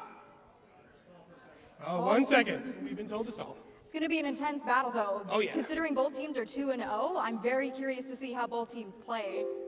Yeah, I'm excited to see we have Ray coming back, who was MVP from last match we had with them. So I'm hoping to see some really good things out of him. But I want to see what Las Vegas has to offer, because they definitely could be a very tough opponent. Absolutely, and with Rays being able to take all those shots and also have the defending side, that one is a tough cookie, and I would definitely recommend keeping out of his way. Yeah, he will probably put up a lot of points, but we will definitely see. And now we will be able to go over to our casters, Scott and Dieter. Thank you very much. This is honestly going to be a very interesting game. I mean, both teams, again, they're 2-0. They know how to really play. And overall, this should be a very interesting game. Absolutely. And I think this is going to be a fairly close one. I don't think this one's going to be a blowout. We did not see West Las Vegas on stream, but we were told that it was a 4-0 series for them versus the Bosque School. They were 11-0 on the season, so we'll have to see if they want to keep that winning streak up, as we're already into game number 1 of the best of 7 series here in the 3A Championship Series. Absolutely. As we take this back, it looks like Got Band trying to really create something, but it's Enixia, I hope I got that right, trying to help it, but it's cleared out. No one really there for the blue side as a huge clear comes out. They're trying to get it, we're trying to get there, and it's Rye who's able to open up the scoring. Beautiful goal, and honestly, this is really going in the orange direction. Absolutely. This is, I believe, East Mountain here on the orange side, as Ray was already on stream. We saw that kind of the MVP player for East Mountain. They're up 1-0, 30 seconds into the game. We'll have to see what West Las Vegas is going to be able to do. This is the East versus West, not actually geographically, but in names at least. So we'll see which cardinal direction is able to win it. Absolutely. As we see Rye trying to keep it going, trying to make sure that East Mountain tries to keep the pace going. I mean, East Mountain, they already have a goal up. They're really trying to getting there. And game 1, it's more of a tune-up game. Not really a tune-up game, but it's more of a feel game, trying to make sure. But I consider it to be one of the most important ones, because if you win game 1, you also get to set the tone of it. And I'm going to predict right now that whoever wins game 1 is likely going to win the entire series. I believe that's what we've seen so far. I don't think anyone who's lost game 1 has won the series, but I also think that it usually doesn't go that way. I think that actually a lot of times, especially on a stage like this, if you win game 1, I think that doesn't always mean anything. Sometimes there's stage jitters, but in this championship match, one of the teams, Eastern Mountain High School, has already been on stage. West Las Vegas has been here the entire day. They know what's going on. They're in their groove. So we'll see if that actually does throw anyone off at all. Absolutely. As we see a huge clear coming out from East Mountain. Again, they're trying to really extend their lead. As we can see, like that first goal, that really has set the tone for them. And again, they're trying to make it work, trying to cause disruption on the West Las Vegas side. Absolutely. As we see Rye, he gets a big clear, but it's denied by Wolfie. Wolfie, he has an open net. Let's see if he's able to do it. A good block there by What was I saying that? I don't remember. By Grand, right there. We'll just call him Grand. That will be fine. Got Band here looking for a little bit of a dribble off the top. It's set up, but a really good block there by Grand. But it's going to go in as Enixia takes one and evens it up 1-1. East Mountain really, it was really that touch. It looks like by Extreme, he really was trying to save it, and he almost owned goals if it weren't for the post. And because of that, it was the West Las Vegas side that were able to capitalize and even up the score with 2:42 left on the clock. We've just about reached halftime, and things seem to be shaping out. Absolutely. This is much slower than what we've seen from other game number 1s. I will say that. Other game numbers 1s have usually been very explosive, 3-1, 3-2, things like that. But 1-1 here, halftime is not super explosive all the way. And speaking of explosives, they are Grand getting exploded. Let's see if there's going to be anything to do with that. And it will be a score. No, bouncing out Grand not able to do it, and a good clear there by West Las Vegas. Absolutely. I mean, as we see a shot comes out, and it's Anixia with the save. Anixia trying to preserve that tie right now. Maybe West Las Vegas saying, okay, maybe we might want to play for overtime. Maybe just trying to wear them down. As again, this has been a very slow pacing game, as again compared to what we've seen. It's again, overall for the series, I'm gonna have to say West Las Vegas in 6. I know West Las Vegas better. I think they have the capabilities. As Wolfie gets it in, that was a just really good clear. I think overall, if we can watch it again, he from half court. Actually before, and then tips it once more, gets it in behind all of the defenders. 2-1 West Las Vegas, commanding lead in this game. Absolutely. I mean, we've seen West Las Vegas, like, they love to extend out first, and then I haven't really seen West Las Vegas really choke away leads. They tend to really hold them, so if I thought that one was going to go in there. Bring it to 3-2-1. Gapan TBH trying to look for something here, trying to clear it, center it, look for his teammates. But Ray and Extra doing something right there, trying to clear it out as Wolfie and Gapan should be able to get control of this ball. Absolutely. I mean, as you see, Rai with a huge clear, really relieving that pressure that West Las Vegas have been putting on. Trying to put it back, still in the middle. Now it's an Ixia. Gets a really good 50, but Grand, he just happened to spot the right foot. Who is it going to go in? Oh, Wolfie almost owned goaling right there, but going to go in. Anixia trying to get a good defense. It is slightly cleared back in the corner. 1 minute does remain. Another good shot on the goal by Ray. They want to even this up. They want to get it to overtime. What is Extreme going to be able to do here? Ray was the MVP of this team in the earlier series versus Dexter. Let's see what they're going to be able to do as Anixia make sure that they're not able to tie it up with just one, 3-1. Absolutely. Gotband really shot it in, and of course Anixia with the goal steal. Gotband really, he was able to figure out that both of them were on the ball at once. Nobody was really covering the net, and a costly mistake from East Mountain and West Las Vegas were able to capitalize. Absolutely, and that should be West Las Vegas's game of, or set game match of the point, and we're going to probably see them getting the lead in this series in game number 1, 3-1. It's not impossible, it's just improbable at 2 points. But I'm talking about in there, 3-2, 28 seconds remaining as Ray picks one up fairly cleanly. We just need one more and we'll go to overtime. Absolutely. It was a very quick response from East Mountain. Ray was able to punch it in very quickly. He doesn't want to waste any time. You got 28 seconds on the clock. Yes, it's still possible, but time is not on your side at all. You have to score very quickly. With the good as Extreme Pie punches it in. He's going again. He's going. There we go. Tied up, improbable as it was, but here we are with 24 seconds remaining. If they keep it up, it'll be 4-3 soon. As Eastern New Mountain High School here wants to keep it tied, bring it to overtime at least, if not just get one more in and win it outright. Absolutely. I mean, 2 kickoff goals from East Mountain really changed the tide of this. I mean, we saw, if it wasn't for the 2 kickoff goals, that it would have been West Las Vegas taking game 1, but now we have a very tight series. Now it's whoever has possession. Oh, it's centered, got banned trying to do that, but that was really good defense by Extreme Pie. Almost a rule 1 right there. 4 seconds remain before we're going into overtime. It's going to hit the ground, and it's going to go there. It's still up. Let's see what they're going to be able to do. It is centered. Can Wolfie do it? No! Overtime! 1 more second, and that would have been the game right there, but we are into overtime, stolen by the clock. Let's see if anything's going to happen really quickly. Absolutely. I mean, we saw West Las Vegas. It was right there, and unfortunately, if it would have been for a little bit more power, I do think it would have gone in. But now, East Mountain, they really got saved. They really need to capitalize on the fact that it wasn't able to go in right there. And they're not really doing that well, as again, they finally relieved the pressure, and oh, never mind. Oh, let's see Extreme Pie trying to do something. Nixie and Gutband should be able to clear this one out, but Ray, looking for a shot on goal, is going to be centered. Wolfie having control of this. I think it's an open net. Who is going to be there? Oh, it's going to be 2 members. More shots on goal. Nixia trying to do something. Gutband looking. There's just going to be Ray clearing it towards the center as Wolfie takes it and tips it back. Gutband tipping it back. This one is going to be a clear towards the goal, but no one is there for the center. A very quick clear from West Las Vegas as we approach the first minute of overtime. It's really been back and forth. I haven't really seen any quick counterattacks. And it's just going to roll right in as Wolfie gets the credit for that. I wasn't expecting that. I thought that was just going to be a center, but he just barely tips it in. I don't even think he was expecting that one.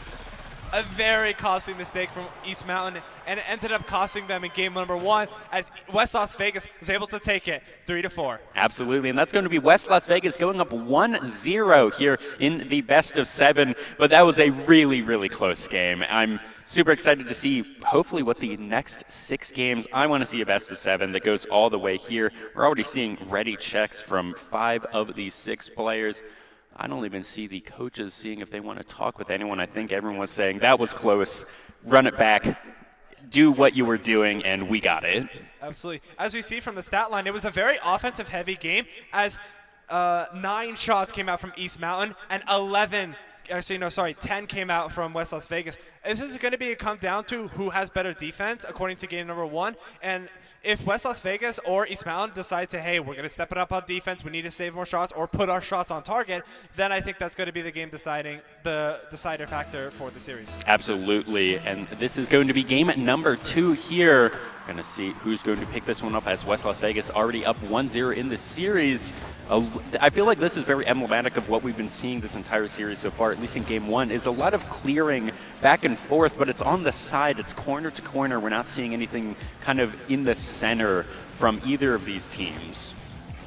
Absolutely. I mean, it's really been like, I haven't seen any team really try and take possession. It's really just been kind of almost like a game of tennis, where you hit it back and the other person hits it right back to you as a huge clear comes Wolfie out. here is Extreme going to get it, and he won't. Wolfie from almost the entire field away. That is so good. That is actually almost from goalpost to goalpost. 1-0, 32 seconds into this game. A very unfortunate one. Unfortunately, I didn't even think that. I think it was Extreme who was there. I didn't think he saw what was going to happen, and Wolfie just took advantage of the opportunity that they were pushing too far up. And this is kind of, and if this keeps on happening, I do not see East Mountain winning even a single game at all if they continue to do this. So they need to really get their backline ready. As it happens again, Wolfie trying to go for a demo. What can you doesn't do? Get it. Unfortunate. Now it's East Mountain trying to get it out as a slow shot comes over, but it's saved by Grant. Both sides trying to get something going, and it's now Grant who's able to clear it out midfield, but it's denied by Wolfie. Trying to, again, keep it centered, like extend the lead, maybe even tie it. Just both teams I feel like are trying to wear each other down. Absolutely. It's really been like a bit of back and forth. Again, it's going to be like you have to make sure to take possession. You can't just always clear it. If you have time, take your time. Go for dribbles, go for flicks. Let's see what they're going to be able to do. It's almost a dead ball at this point. I don't know if anyone has any boost.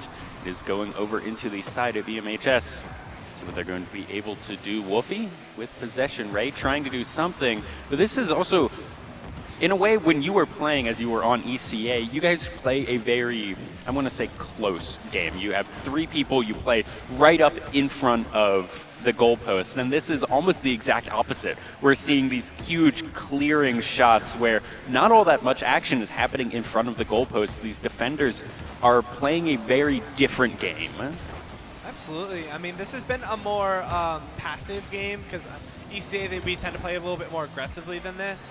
Again, it's really been like a lot of shots back and forth. We saw game 1. Oh, as a Wolfie. huge goal comes out from Wolfie, extending the lead 2-0, 44, getting it over everybody, and really just unable to save it. That was so good, just barely doinking it off the top of the goalpost right there and getting it in, making sure that no one is able to stop him. Here, 2 minutes and 46 seconds remain in this game. 2-1, Western Las Vegas looking to bring this to a 2-0 series. Absolutely. I mean, as a potential flick comes out, Wolfie's thought back and he gets a bump at his own teammate. Grant, who gets a really good 50. Can he center it in time? He doesn't have any boost to his name. Tries to get it out. And it's centered. What are they going to do? East Mountain really keeping possession. Really trying to take their time Ray with looking for it. It's centered. Up on the crossbar. Gran. Oh, and he just missed it. Now it's East Mountain, West Las Vegas is trying to clear it back. All 3 of the East Mountain trying to get back, trying to make sure that they don't leave their net undefended. As a double commit comes out, but it doesn't matter as Extreme was able to get the save. Got banned, trying to get it center, trying to get it over, gets it over 1, but it's over, but no one was there to stuff it in. We're seeing this actually kind of happened a lot so far this game is you need, I don't know if it's communication or what, but there's been so many centering shots, so many cleared shots. Scott's banned, just barely doing it. And if there was one of his teammates in position, there would have been so many points for both teams here. Absolutely. I mean, it's really been communication. As a mistake comes down, that might have been an own goal from East Mountain. Again, it was a very unfortunate series of events, as it looks to be that Extreme just was in the wrong place at the wrong time, and unfortunately he owned goals, and that's a very costly mistake, especially in this game too. You're not up in the, you're only up, yes, you're only down by 1 game, but even if you win this, game like 2-0, you're still tied. It's really, you have to regain control of the series. It's not really going your way, and again, you just have to make sure that you're not like messing up, because it's been like these costly mistakes from both teams. Absolutely. Majority of them as of now coming from East Mountain. 2 minutes and 15 seconds remain here. 3 goals have to come out here from Eastern Mountain, and we have seen that. We saw them put up, what was it, 2 right in a row in about 15 seconds in game number 1. We know they have it in them. We just need to start seeing it right now. 1 minute remains here for game number 2. They want to keep this series close. They want to tie this one up, but I don't know if they're going to be able to do it. I mean, to be completely honest, both of the kickoff goals from East Mountain in game number 1, I do think that that was a little bit of a fluke. I mean, I'm not saying that it was like really skilled. I mean, obviously, West Las Vegas was able to come up with costly mistakes, but I don't see that happening again. And as this game goes on, I'm starting to think that maybe West Las Vegas is trying to aim for a sweep here. And absolutely, I feel like that's what every team is always looking for in all of these. They're looking for the sweep. They're looking for the shutouts. And here, that was not what we were expecting. We were expecting a much closer match, but it looks like it's going to go to 2-0 for West Las Vegas. There's 15 seconds left in this game. EMHS wants to at least put one in. Absolutely. I mean, as the final countdown comes down, really nothing, really, or Eastern Mountain has been absolutely shut out. I'm guessing that, like maybe the biggest thing that I saw for East Mountain especially is that they didn't rotate at all. Nobody was going back post, front post, really challenging the entire time as the game went on. Everyone was kind of really doing their own thing, not really focusing on the team goal. West Las Vegas was doing that a little bit as well, but East Mountain, that's been really their fatal flaw, their kryptonite. And overall, I don't think that if East Mountain continues to not rotate, there's no way they're going to win this series. So is that a communication issue, or what is that? How would you, if you were the coach, how would you get the rotates in to be better, to be faster, to be where you want to be at all times? So you always want somebody who's on the ball, if it's in the corner, on the ball challenging, and if that person gets, they go rotate all the way to the back post. Who's on back post goes up the front post, and who's on front post keeps on going to challenge. It's really just like, again, rotation, kind of like a wheel. Again, that's a lot of what the professional ones do, and also what ECA does, Taos Academy did. I've seen La Cueva, Secret City, Oregon Mountain do this as well. It's really been like the standard and how to make sure that you win these games. So if East Mountain does not rotate at all, then there's no way they're going to win this series. Right, well, hopefully they'll be able to learn something on the fly here, or learn something from games 1 and 2. Otherwise, this is going to be a quick series for West Las Vegas. Hopefully Eastern will be able to do something. Otherwise, it's just going to be a lot of clearing back and forth, and that's what it's looking like, a lot like Game 1, Game 2, clearing back and forth with West Las Vegas being able to just get goals in every now and then. Absolutely. I mean, like East Mountain, they've really been keeping the pressure compared to last game. As you can see, kind of going off of that rotation, Nixie was back. He was able to make the save. If it wasn't, that would have been an easy goal. As it looks like on the crossbar, is anybody there? It's a double commit. REI was able to make the save. But that's another open Nobody's goal. There. And it's REI who's making really the majority of the defensive stops for East Mountain. And they're trying to go for an offensive play as well, but they do get demoed, and that's going to be stop of that rush. Absolutely. I mean, we've seen that. I haven't really seen that much rotation. I haven't really seen either side really take its time, except for REI right here. It gets a flick over one, but got banned and was able to read it, get the dunk, and now it's really been playing into the East Mountain corner. Is Wolfie able to do something? Yeah, yes, he is, but Inixie was able to get there. Somebody getting able to meet the pass, and it's REI able to get a huge clear, start that East Mountain counterattack, and again, really just trying to get on the board, trying to change the tone of this series because it's been all West Las Vegas. Absolutely, and 3 minutes and 20 seconds remaining in this game with no goals scored so far, but maybe right now. Let's see if Ray is able to do it with a tragic miss right there, and almost with the miss getting one into the opposing goal. And Nixia, let's see what you're going to be able to do as Wolfie clears it. Ray is here as well as Extreme Pie, but now that's a centered ball. That's dangerous. Let's see what anyone's going to be able to do. Extreme Pie trying. It's centered. No one's there. Gran and Ray are on the defense here as Ray trying to catch it, trying to get it to the goal of West Las Vegas. Absolutely. I mean, it's been like both sides. REI trying to get something over, gets it over. Are they going to? A miss. Oh, Potential for goal. Gran, and he gets it. To capitalize with 2:37, giving East Mountain a crucial lead. Wolfie wasn't able to get the touch he wanted, and it looked like the second touch, and Nixia actually bumped him out, which really put the West Las Vegas, they were almost bit him in a scramble on defense, and East Mountain was able to capitalize. It looks like that East Mountain has really got their stuff together, really saying, okay, we need to make sure that our defense is fluid. We need to make sure that our offense, we keep the pressure as a shot comes out. Now it's REI trying to keep that pressure going, but it's a huge clear. That's Gran, who's able to make the save. Now Gran gets also a dunk. Is anybody there for East Mountain? No, as now it's just in the West Las Vegas corner. And West Las Vegas trying to take control of this ball, and they are going to get a clear. Got banned, doing a good job with that, but it doesn't look like it's anything effective is going to be done as Ray is going to be able to clear it back. Gran now in control. Maybe Wolfie trying to get it as Gran has it. Ray wants to try and center it. Extreme is there, but now they have to go back. They have to play defense as it is now centered on their own goal. Absolutely. I mean, we've seen this. Everybody taking a shot, but it's denied. All right, that start by Extreme. Now it's the counterattack from East Mountain. Can they get anything going? Ooh, that looks good, but such a good defense right there. Just a tap, making sure it doesn't go in. Got banned trying to clear this one out as Ray wanting to bring this to 2-0 for the team. 90 seconds remain in this game, but that's dangerous. That's centered. Everyone is here, and Got Banned is gonna get the goal. East Mountain, they look to be scrambling a little bit on defense as we saw one person was up. REI bumped Gran, and he was able to punch it in where no one was really ever there. If Gran, I don't think he really should have gone all around the goal. I think he just should have gone straight along the goal line and just hit it upwards and into the corner.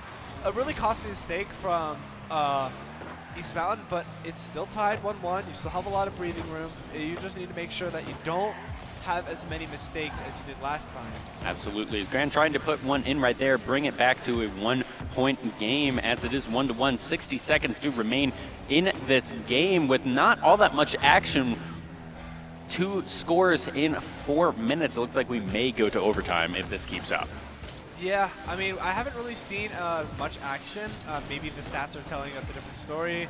Again, like 1 shot for Wolfie, but he also has 3 saves, so just looking like Enix is 2 saves, and honestly, I feel like that, judging by the statistics from this, I do think that West Las Vegas has been more on their defensive heel, and they were able to get something going as Ray gets a crucial save. Oh, needs to make another. Extreme Pie is here. Oh, but that may be an open net. It's centered once again. Who's going to get it? Wolfie trying to be in position, but Ray being everywhere at once. Just barely off the top. It's Got Banned. Finally stuffs it in for his team. A beautiful shot from Got Banned. I mean, we saw it was a bit of back and forth off the crossbar.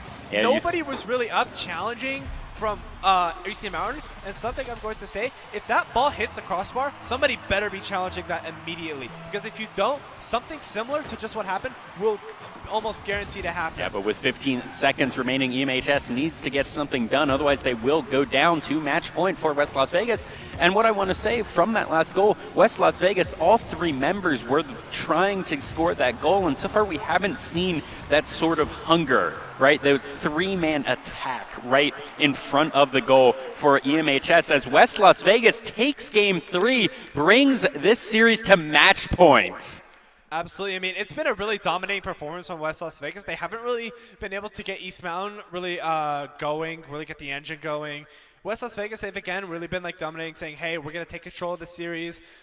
East Mountain, I would I don't know how they would be making sure that, hey, everything is going. And according to the stat line, it's been very back and forth. We see 8 shots from East Mountain, 9 from West Las Vegas, but also we see 7 saves from West Las Vegas and 5 from East Mountain. So these really have just been like direct shots. I haven't really seen like any placement, any power. They've just been shots. And yeah, a shot is a shot, but also you need to make sure that you have placement, power, making sure that the defender really doesn't have a chance to get to it. Absolutely. And something that I wanted to point out with that is West Las Vegas, all 3 members had 3 shots. None of these seem to be like West Las Vegas is playing. It doesn't feel like they have one star player, right? They don't have one person who's carrying their team. This really feels like a team where all 3 members are super important to winning this game, and I think that's just a really great thing to watch. Yeah, I mean, it's definitely a strategy.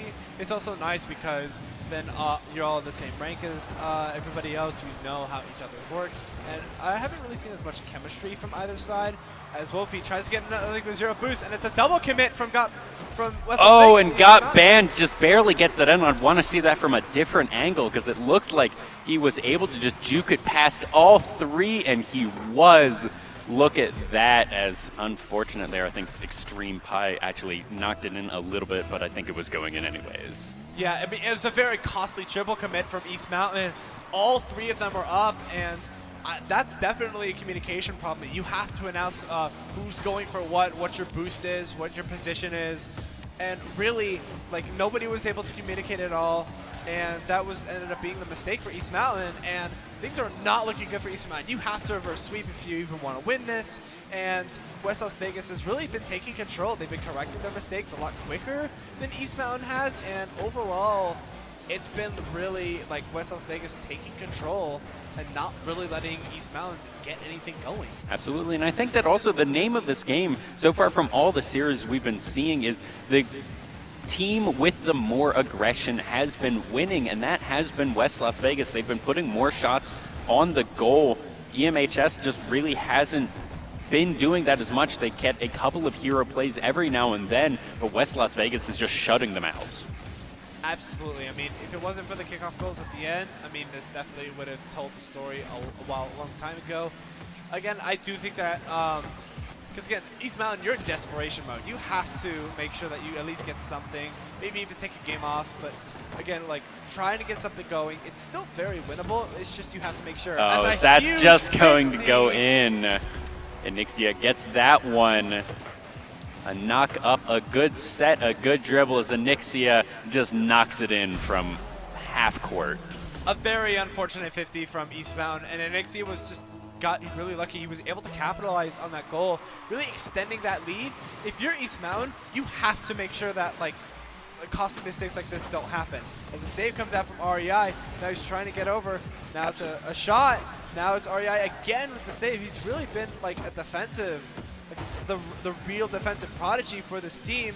As a shot comes out, and it's REI again with the save. He's really been like the man of the show for East Mountain. Absolutely, both the defensive and the offensive powerhouse here. I think almost all of the shots of the series have been from Ray. I don't know if the rest of the team just likes to play around them, setting them up for success, but I'd like to see something from Grand, see something from Extreme Pi, see if they're able to get something in the goal here. Absolutely. I mean, we've seen that, like, I do think that West Las Vegas is definitely the more well-rounded team, because East Mountain's definitely the more West Las Vegas is definitely the more well-rounded team. I mean, East Mountain, it's really been all REI. He's really been like the final front for this entire West Las Vegas side. And again, it's been like, if you've got past REI, you've basically gotten past East Mountain. I mean, no offense to the other players, but I do think that he's really been like the star of the show. I mean, if you really take out REI of East Mountain, then you really have almost dismantled the entire East Mountain side. Absolutely, and I think that the West Las Vegas team is playing really well almost around that. They're trying to kind of 3v1 REI, knowing that that is the powerhouse of this team. and the rest of the team is unable to pick up the slack there of the 3v1, but there has not been a goal scored in this game for quite a while as we just keep getting these clears back and forth. There's been a few defensive plays, but really it's just been clears back and forth as a shot on goal. Ray tries to stop that one as Wolfie gets it. A very unfortunate save from REI. He wasn't able to get in the angle. I do think that REI in this case should have flipped into it. Actually, no, he did. I didn't think that he didn't get the right angle, and unfortunately, it was a goal. And if REI had gotten the save, we saw that West Las Vegas actually double committed, and that probably would have ended up resulting in a goal for East Mountain, and this game would have been 2-1, very winnable. But as of now, it's West Las Vegas who's taking control, really not letting East Mountain get any steam in their engine to start with, and that's really what's been like almost the Achilles heel as potentially a goal comes out, but it's Wolfie with a clear. He's able to get it farther.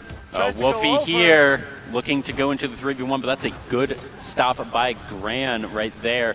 50 seconds remain, 3-0 here. West Las Vegas on the precipice of winning states, getting a clean sweep the entire season through 11-0, then sweeping Bosque 4-0, and it looks like there might be a sweep here 4-0 as Western Las Vegas trying to put the finishing touches on this game. 30 seconds remain, and EMHS needs a miracle at this point.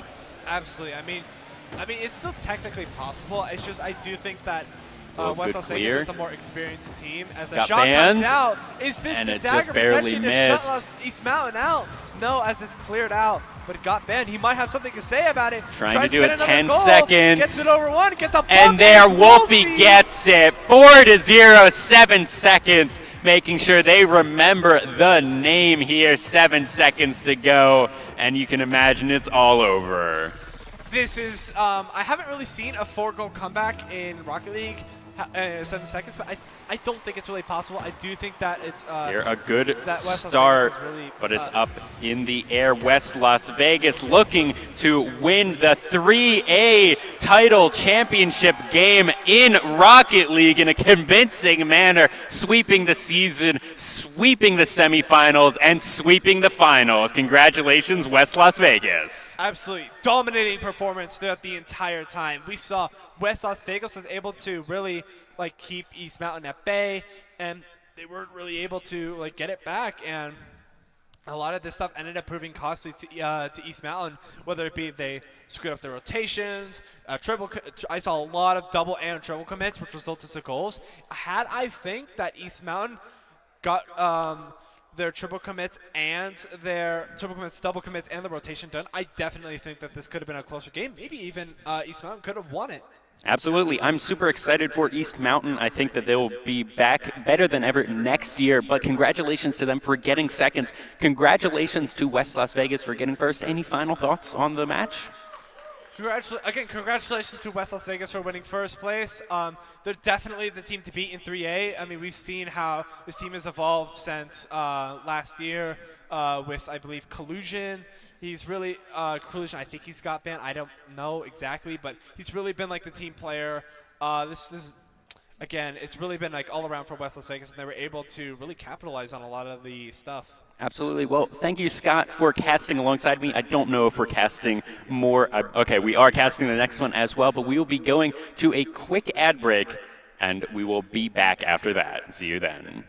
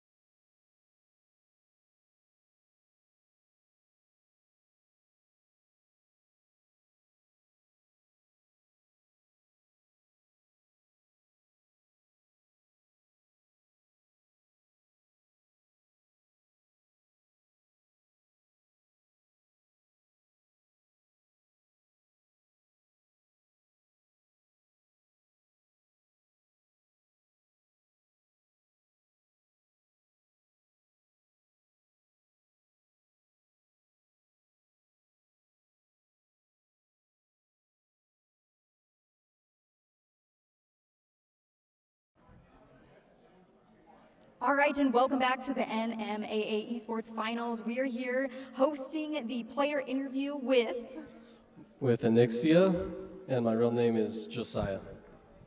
Congratulations on winning first. You and your team played so well together, just back-to-back scoring goals. How do you feel about you and your team? How did you guys play?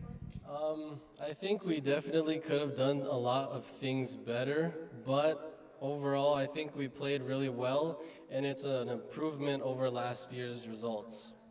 Absolutely. Was there any gameplay moment that you felt was a huge game changer? I would say probably after they scored the first goal and we got one back, that's kind of when I really gained a lot more confidence. Absolutely. And of course, how do you and your team plan to celebrate? We're probably just gonna go to dinner after this and celebrate the hard-fought victory. Absolutely. Well, it's much deserved. Congratulations again. Thank you. All right, and here in just a second, we're going to be doing the awards ceremony, so stay tuned for that.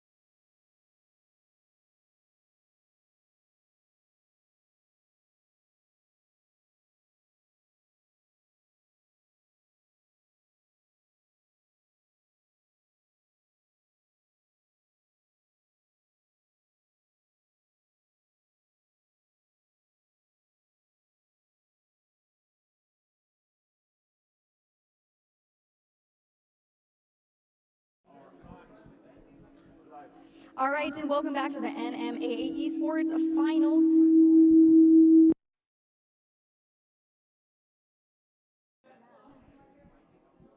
Think we're okay?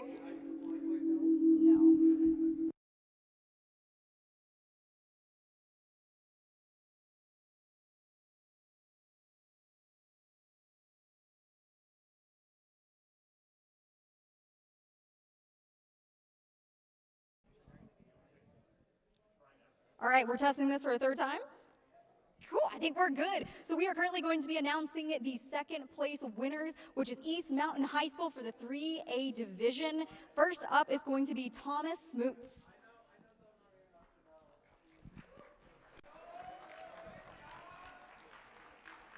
Riley Clark.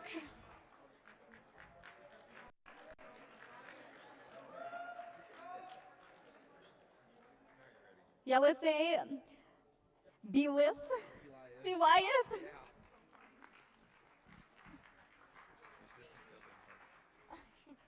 And of course, the assistant coach, Marcus Martin.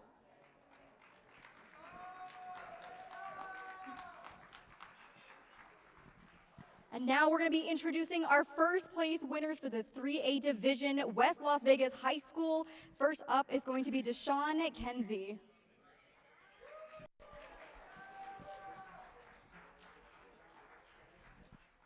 Wolf Gonzalez.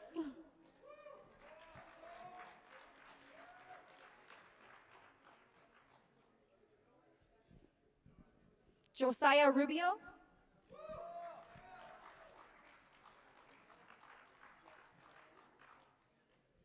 Elijah Gonzalez.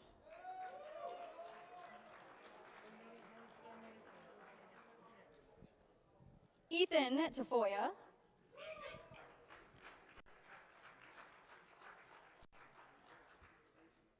And the head coach, Kenneth Bachita.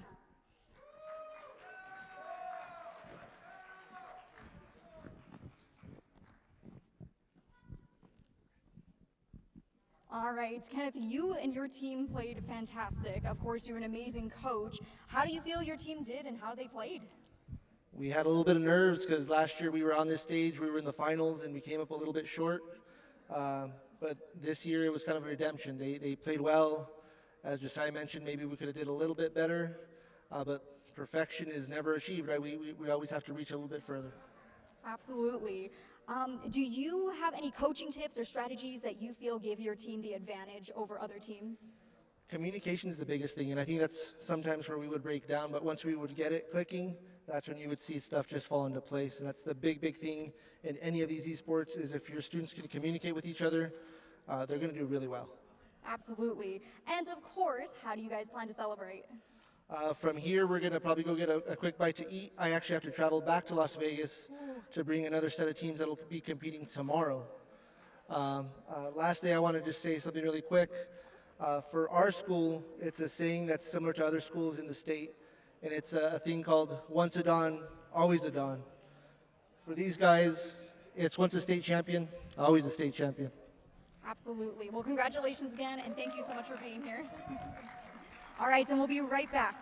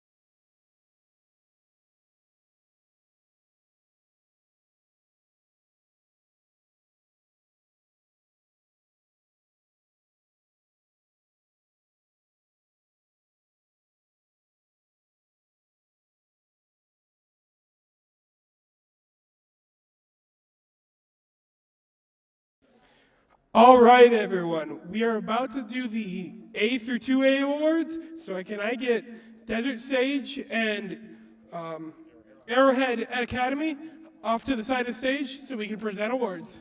Thank you.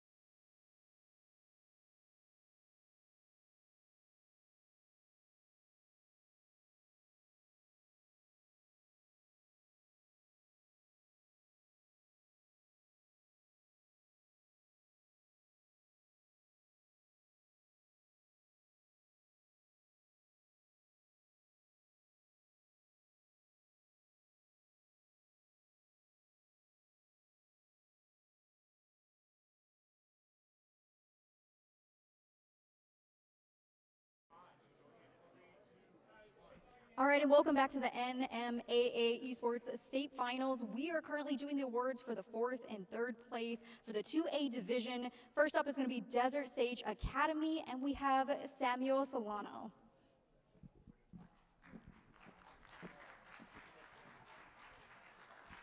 Next up is Javier Lopez.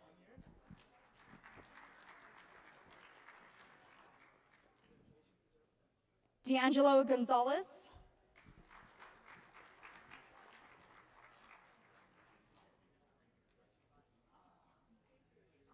Destiny Aramijo.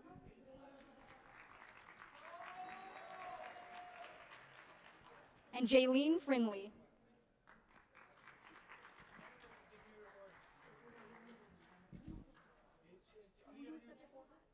All right, and of course the head coach, Jay Henderson.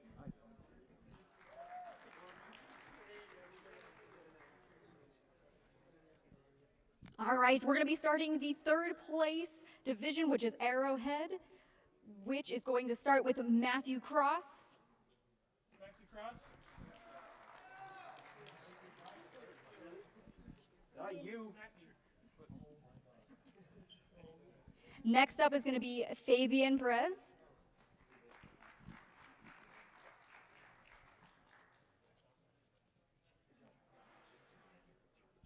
John McGrath.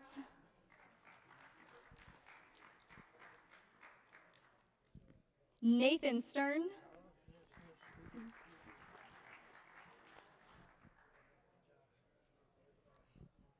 And the head coach, Gloria Basden.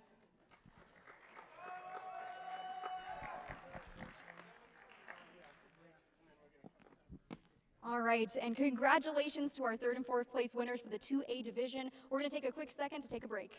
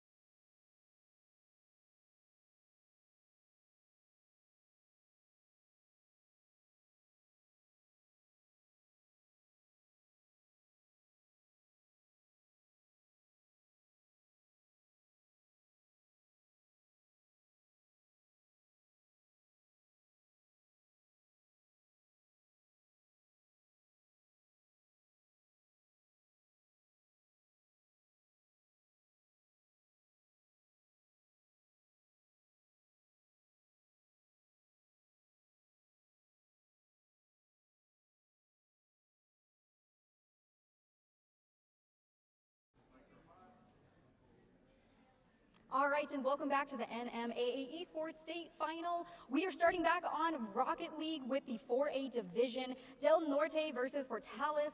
Del Norte was 10-1 with Portales at 11-0. Portales has done amazing all season, giving Del Norte a hard time and a run for their money. But with that 10-1, that score, Del Norte can take this home for the win and get that first place. Yeah, the only match that Del Norte dropped was against Portales, so this is the big rematch for state finals, which is going to be really hype. So we're going to get it over to Austin and Scott for casting. Thank you very much. And again, this is going to be a very entertaining game between Portales and Del Norte. This is good. Again, both teams have their strategies. Both teams, they know each other very well. Again, so this could either really pretty much go either way. All right, let's go right into the action. Demos right out the gate. Let's see where the drives head from here. Currently over on, hopefully we can get the information about the side. So I got to look over at your monitor, huh? Yeah. All right, let's see Del Norte with the drive now. Let's see if they can convert. Absolutely. I mean, it's been like a little bit of clear. So a critical miss comes from Fiat. Could this be a goal? Yes, it is. And Minion King opens up the scoring for Portales, 1-0. And it looks like Fiat was just whiffed, and it really took like Clockster and Dark Magic really aback. And it was able to punch it in the goal, really open up the score within the first 30 seconds. Very costly for Del Norte. I do think that, again, it's still very winnable within the first 30 seconds of the entire series, but it's not the start you really wanted. And as you could see there, like I said, Del Norte had the drive, but Portales had it down and really got them on the crack back here. Let's see what the conversion is as the ball flies around the mid of the map, driving it up the side. Here we are. We're going to have our boy Dark Magic driving it in, stopped by Azzy Throw, but rebounded. I mean, we see this this quick counterattack, but it's stopped by Del Norte. It was two on there. Now it's Dark Magic trying to get something going, and it's beat out. Now Fiat takes a shot, and it's saved by Flash. Flash really preserving that lead, and he's really been like the defensive man. He's really like showing that, hey, I'm going to make sure that, that this really stays. I don't want any goals happening. I want to try to go for a perfect sweep early, and that's really been the kind of almost a statement.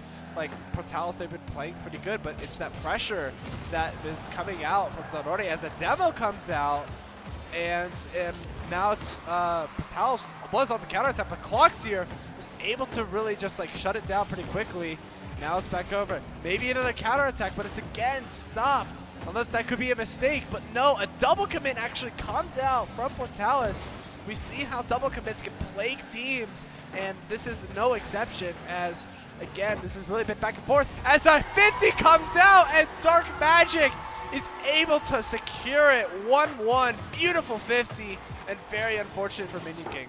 I really like the team's different playstyles here coming out. There's a lot more coordination between the two teams, a lot more demos coming out from Portales. Del Norte is definitely getting the worst of the situations and scrambles as we have the tip off, balls back on Portales' side. Let's see what Del Norte can do with the drives here as Dark Magic tries to center up, but Minion King is contesting. Another contest there. Still on Portales' side of the map as Del Norte is looking to center it. Close to the goal, just off the top there. Absolutely. I mean, we've seen as another shot comes out. It's low, but it's another save coming out from Portales. Is Fiat Color able to get it? No. As a huge clear comes out, but it's Clockster with the catch. Can he do anything? No. As Minion King able to get that 50. Nobody's back for Del Norte, and Azithro able to punch it in, extending or really taking the lead. I don't know where the third night was, but unfortunately, it was maybe they were going back for boost, a little bit of miscommunication, but it's not the end of the world with Del Norte. We've seen how teams can come back as a shot comes out, and it's Azithro again, just able to really like become the back line of this Portales team, and now it's Portales who's on the offense right now, and as you see Del Norte trying to get it on.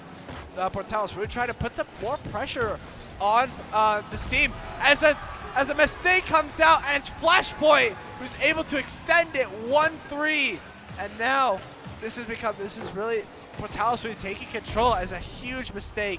I do think that if what Dark Magic should have done is he should have just played out to the corner instead of going for the long bomb, but Unfortunately, that's what ended up happening, and Flash was able to get a really good clear. I really like the way the Portales is spreading out as another goal comes in. They're really trusting each other to be in the right places at the right time, and every drive so far has been converted. Del Norte really needs to find an answer because these conversions are, these drives of them are not converting. They really need to find an answer for the way the Portales is playing. Absolutely. I mean, we've seen that, like Del Norte, they've really been on their heel the entire game, of course, except for when it was tied. And Portales really, they seem to be running away with game one.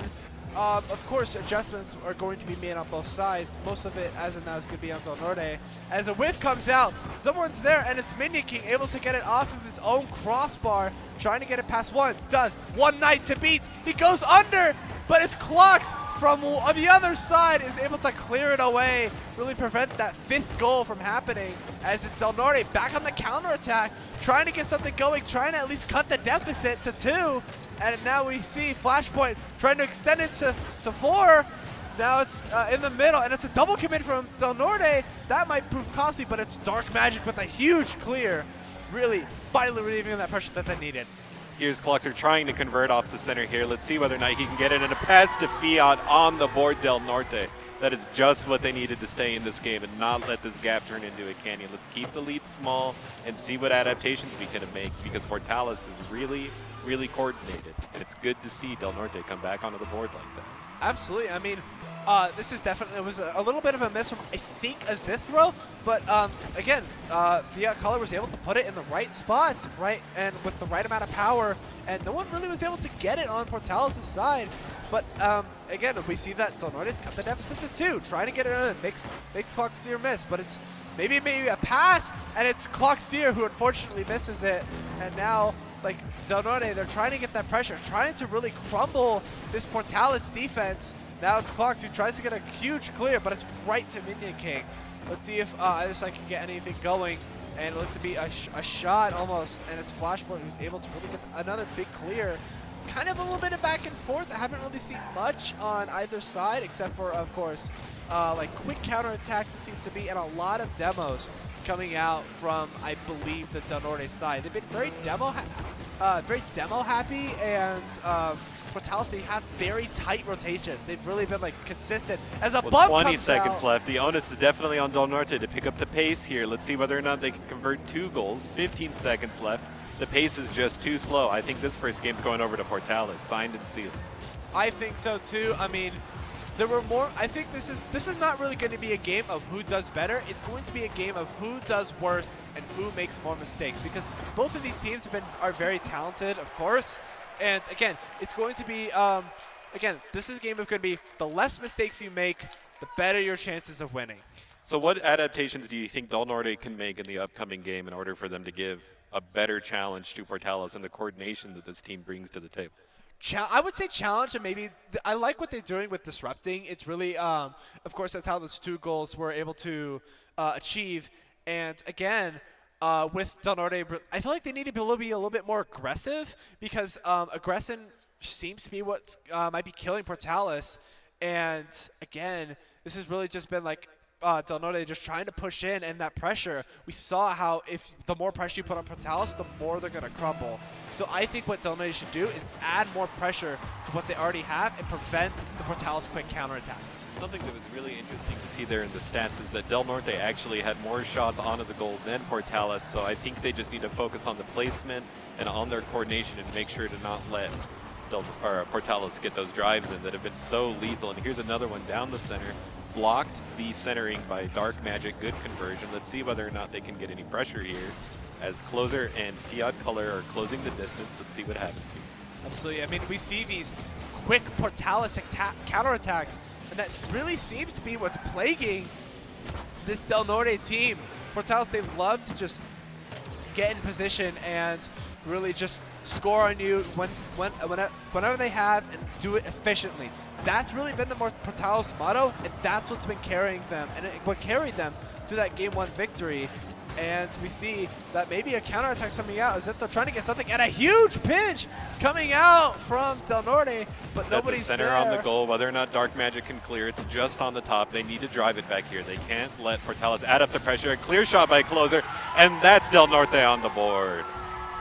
That was a beautiful catch from Cloxier. I mean, we saw that he was able to, and Flashpoint, it looks like he bit on that he wasn't going to get the catch he wanted, and he was really the last man back. No one else was there, and it's a empty net for Del Norte, and they're on the board. They're up a goal, and they just really, I would say, just probably preserve that 1-goal lead, just drag it out as long as you can.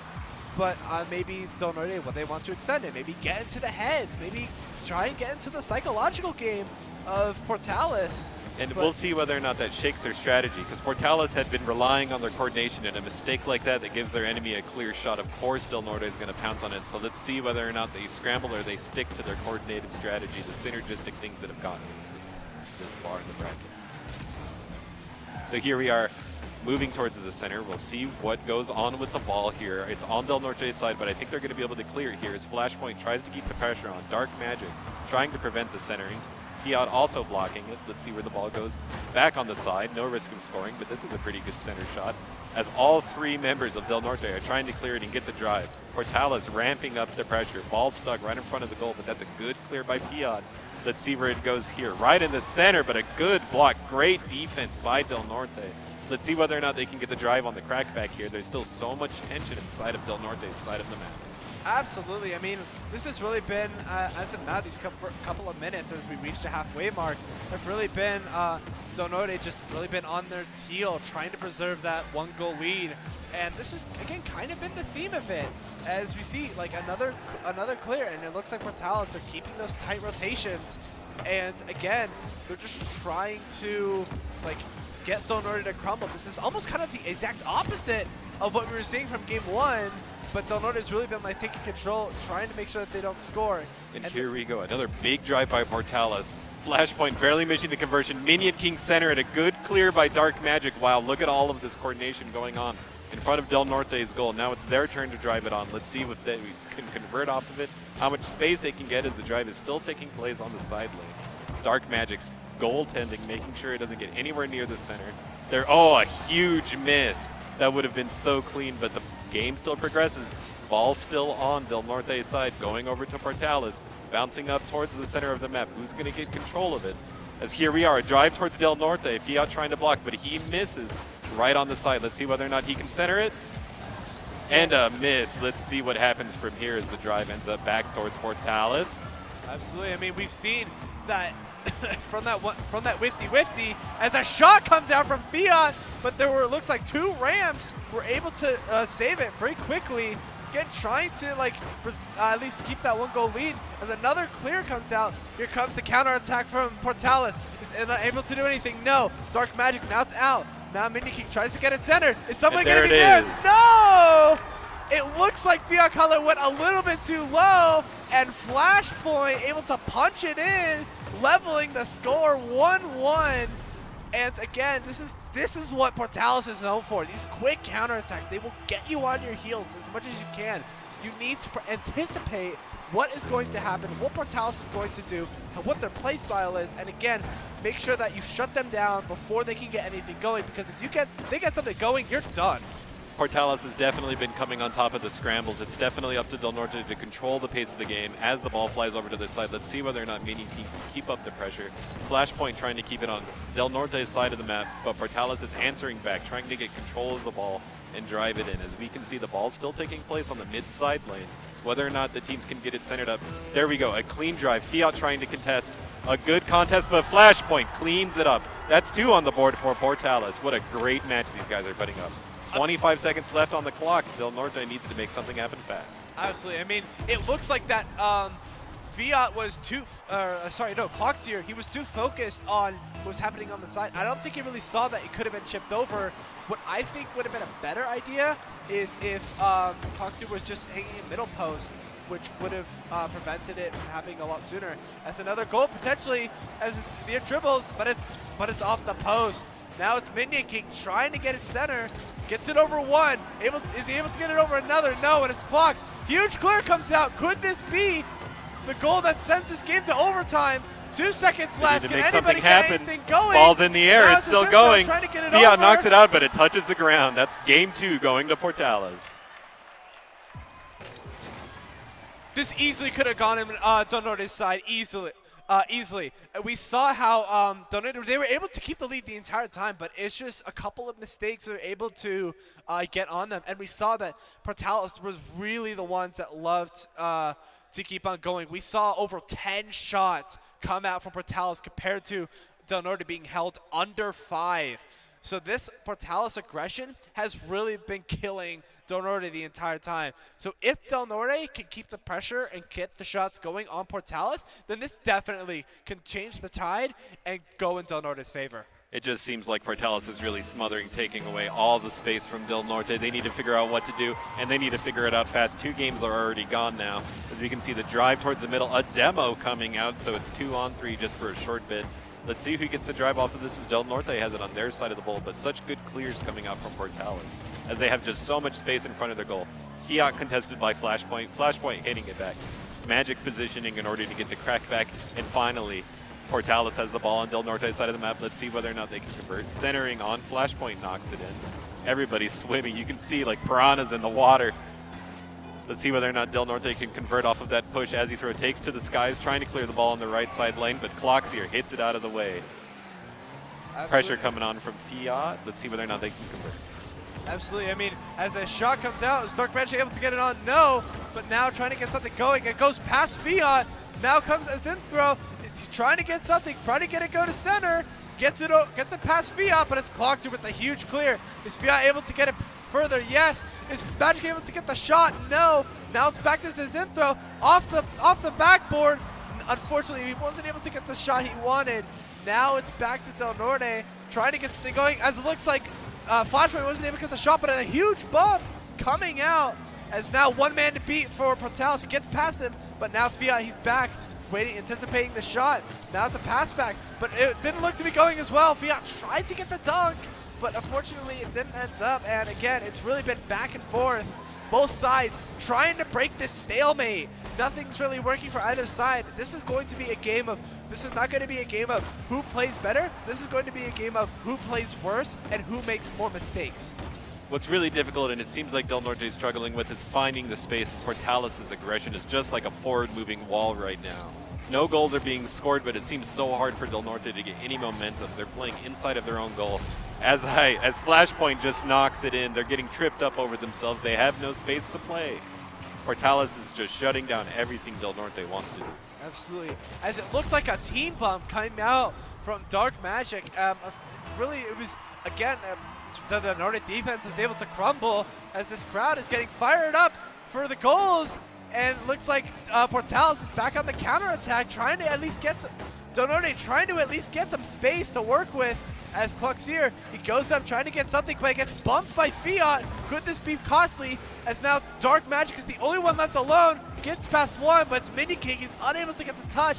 Plays it off to the corner, and now it's Del Norte. Here they come, trying to get something going. Up in the air. Here comes Cloxier. He's able to get something, but it's a save by Minion King. But it gets it over. Dark Magic trying to get something going. Now it's a Zinthro. Will he get on the counterattack? Yes.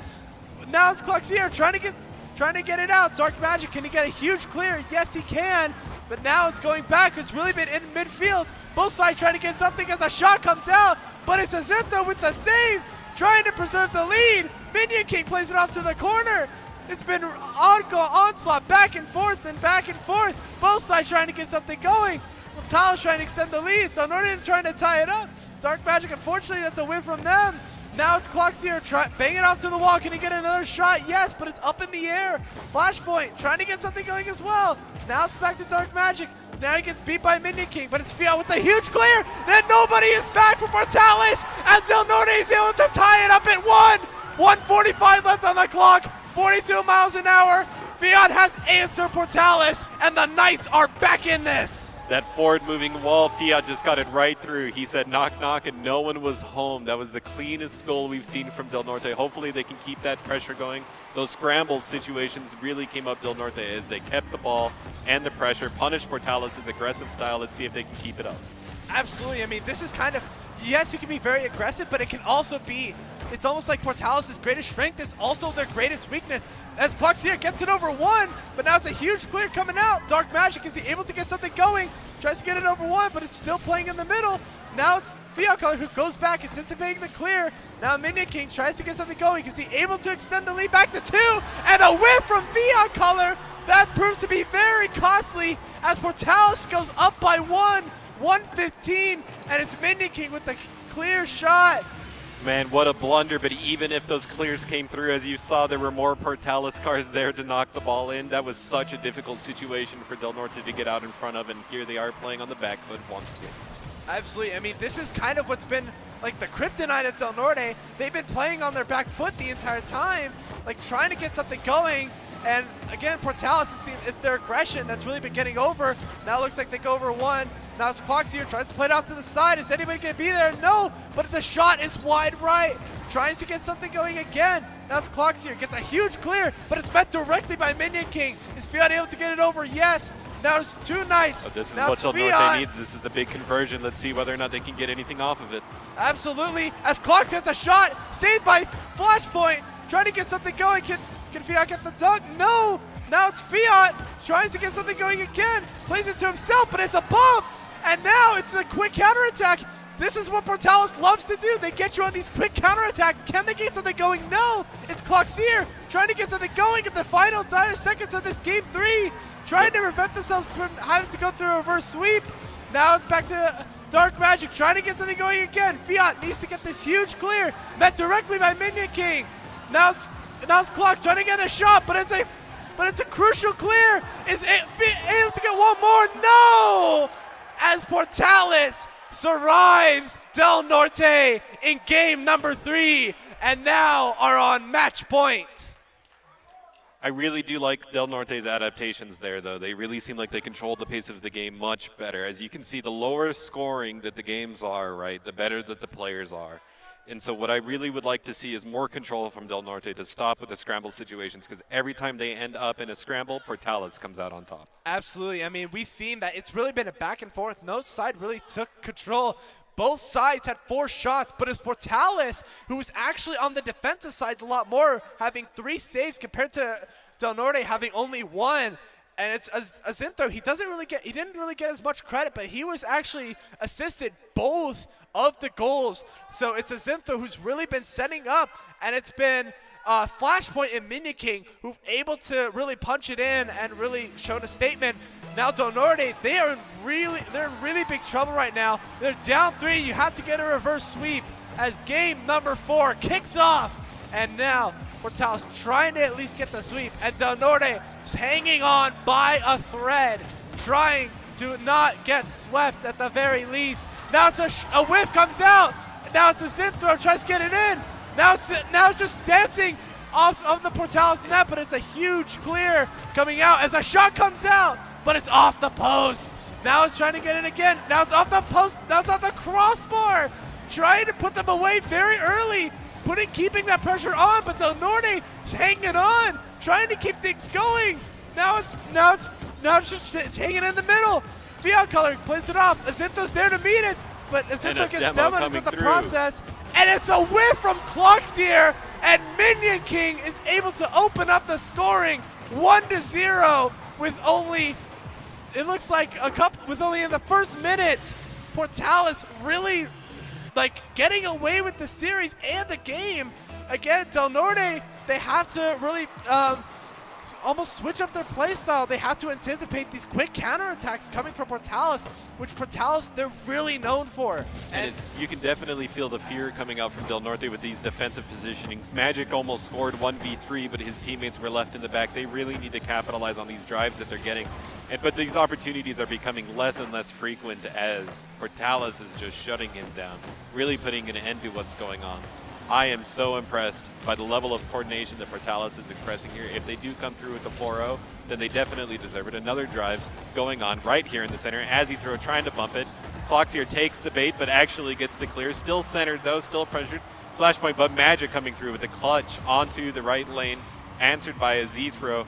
pushing it back in front, but cleared again. Here are the scrambles that we were talking about, where Del Norte's really been struggling. Whether or not Portales can convert here, it is a good clear back onto the side lane. Whether or not Del Norte can convert from here, we'll see. Fiat contesting a Z-throw here, misses. Magic hits the contest though. Here we are still on the center lane. Flashpoint pushing it back towards the center. Clocks here with a clutch clear. Fiat here now needs to drive it. Contested by 2 here. 1 whiffs. Minion King's left in the back. Flashpoint goes ahead and prevents the centering. But Clocks here answers. Minion King with a clutch save. Let's see whether or not they can get it in. Plenty of room to work with here. Back on the side lane. Whether or not we can return to neutral here is left to be seen as Fiat tries to get the center, but Flashpoint again with these clutch saves. Portales' coordination is just answering everything Del Norte throws. His Magic once again trying to convert. But this coordination, the defense from Portales, they are vicious attackers and good on defense too. Absolutely. We've seen that Del Norte just trying to put the pressure on, makes 2 Rams miss. Now it's trying to get it over, trying to get it middle. It's up in the air. Who is there? Flashpoint gets there first, trying to get it over. Will Dark Magic game there? No! As a Synthro, trying to keep the ball on the side, making the defense of Del Norte crumble, and a clutch save comes out from Fiat Color. That almost looked like an own goal, but the post saved him, and now we're still, Portales still up 1. Very winnable for Del Norte. No one's back, and it's a goal! Flashpoint really putting the nail in the coffin for Del Norte. It's still very winnable for Del Norte. However, time is definitely not on their side. You're down 2 minutes left. Very winnable, like a goal a minute. But you have to make sure that you respond quickly, effectively, put your shots on target, and just make sure that you're not on this defense as much. Because if you wait a very long time to get your goals, you're going to run out of time and you're going to lose the series and get swept. I would really like to see Del Norte cut the brakes here and drive it on in just like that. Clocks here coming through with the clutch, keeping them in the game. Let's go. We got a game on our hands. Del Norte saying, I'm not done yet. Still got a minute and a half left to catch back up, and now they're only 1 goal behind. This is exactly what Del Norte needs in order to stay in the series. We saw how Del Norte, they got a very quick counterattack. They just need to replicate that again, making sure that Portales doesn't really get a chance to do what they need to do. Because if you can't have Del Norte do what they need to do, as the dunk comes out from Clocks here, we have a tie game! 2-2, 135. Del Norte not eliminated just yet, hanging on, trying to maybe pull off the reverse sweep against Portales. And who is this new Del Norte we're seeing come out? They said, don't count me out yet. This is still a close game. Just as easily as they got a 3-game lead, we can make a 3-game comeback. They're keeping it close as Minion King driving, but a clutch save by Fiat, preventing the centering as the game takes place back on the side lanes. Flashpoint trying to center, but no teammates there to support him. As Ethro leading the goal towards Clocks here, but a double whiff by Del Norte. What a choke. That's a difficult moment to clear. Portales back in the driver's seat. Let's see whether or not they can convert for the 4-0 sweep.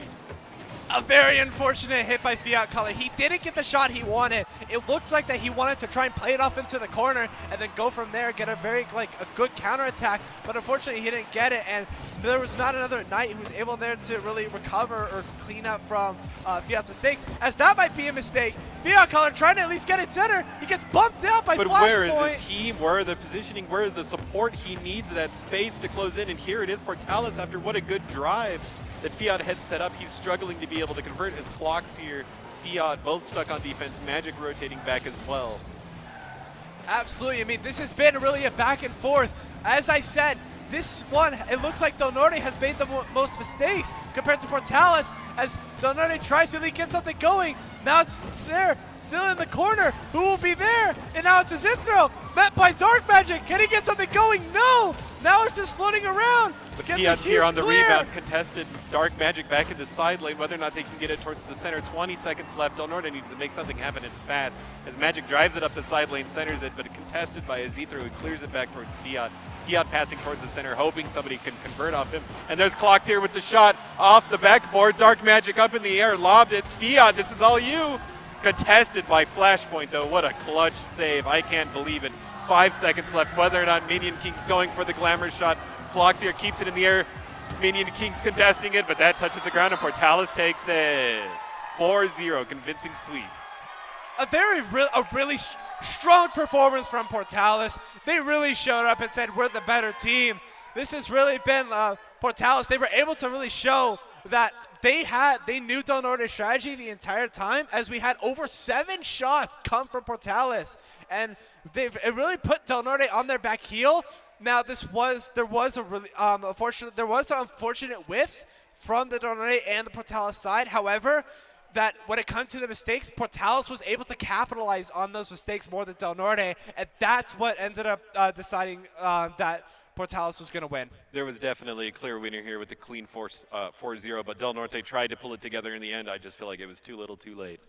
But still, a valiant effort, that coordination there at the end, that last breath, they really held on to the last game, and I'm glad to see gameplay at that level coming out from both teams today. Absolutely. I mean, we saw this wasn't really like compared to the blowouts that we have seen on the broadcast before. This is definitely on paper.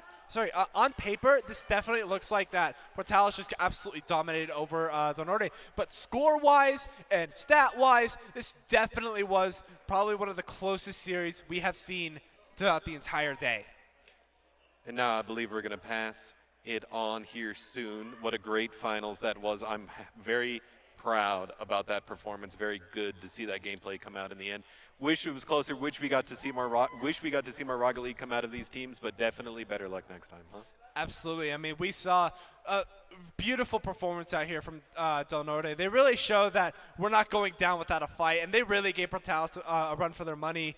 And we saw that it ended up being the tight rotations of Portales and the really good communication of Portales that ended up being the deciding factor of this series. Now, Del Norte, they really liked, I think we saw a lot of demos coming out from Del Norte. I don't know exactly how many, but it was really a lot to really Portales saying, hey, we need to watch our demos, make sure that we know where our opponents are, and overall, just make sure that,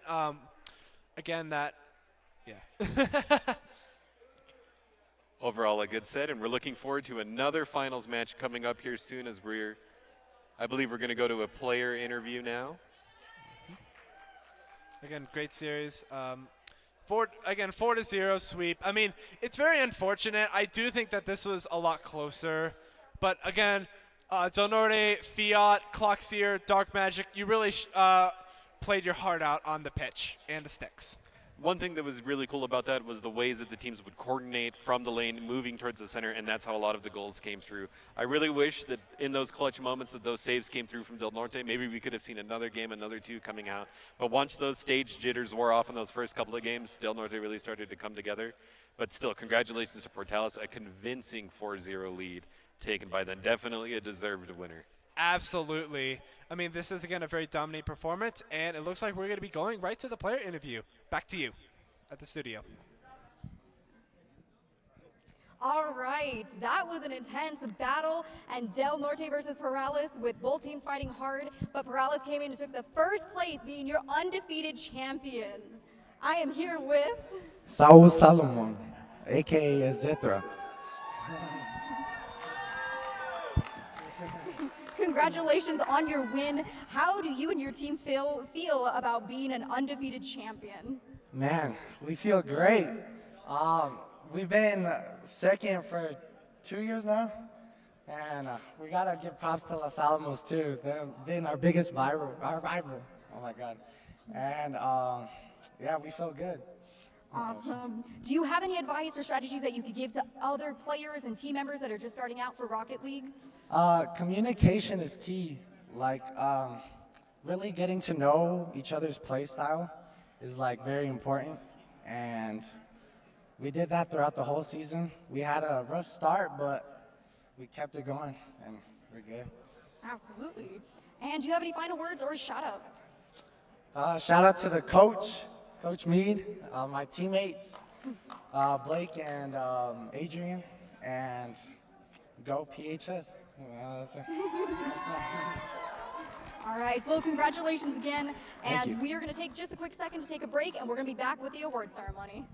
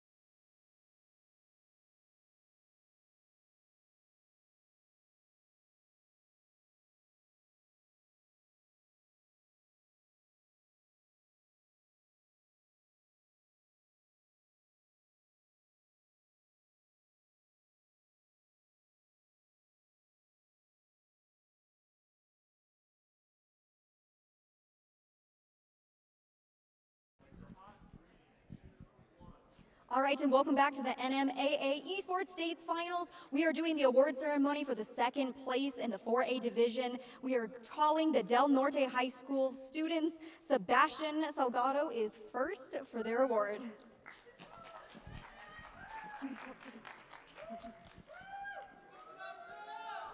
Aiden Lindemann.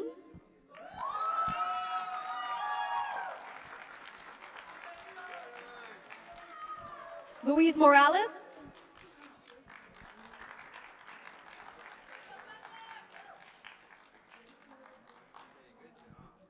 Caden Ashburner.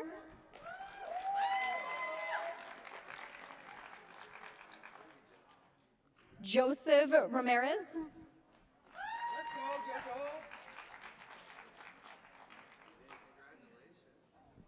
And the head coach, Marta Anderson.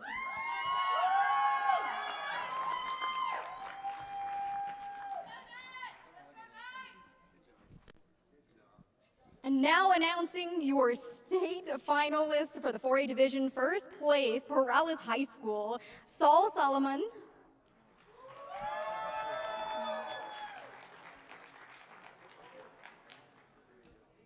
Blake Crandall.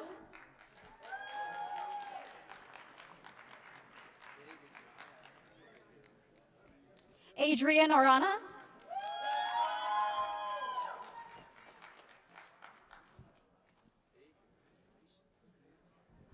And the head coach, J.D. Mead. We're going to do the coaching. And coach? All right, a huge congratulations. Thank you, thank you. How do you feel being the coach for a team that was undefeated? It feels surreal and unreal. These kids, I barely did any coaching for them. We just kind of came up with some game plans, and they just took over. All right. How do you think you did as a coach, coaching your team and getting them together to really work together and become like a one unit? It took some time. We kind of struggled at the beginning of the year, but to come up where we are and just work on communications, we did tons of VOD review, just all kinds of stuff, and just different practices, yeah. Absolutely. And of course, do you have any final words or any shout outs that you would like to say? Shout out to everybody that made semifinals. You guys are insanely good. Los Alamos gave us a run for our money as usual. Del Norte is fantastic. I think they got one of the best rotations in the game. So they should be proud of themselves. Absolutely. Yeah. Well, a huge congrats again. I think that's you. an amazing achievement, and thank you so much for being Thank here you. and doing this interview. All right, I'm going to go pass out. So. All right, and we're going to take a short break.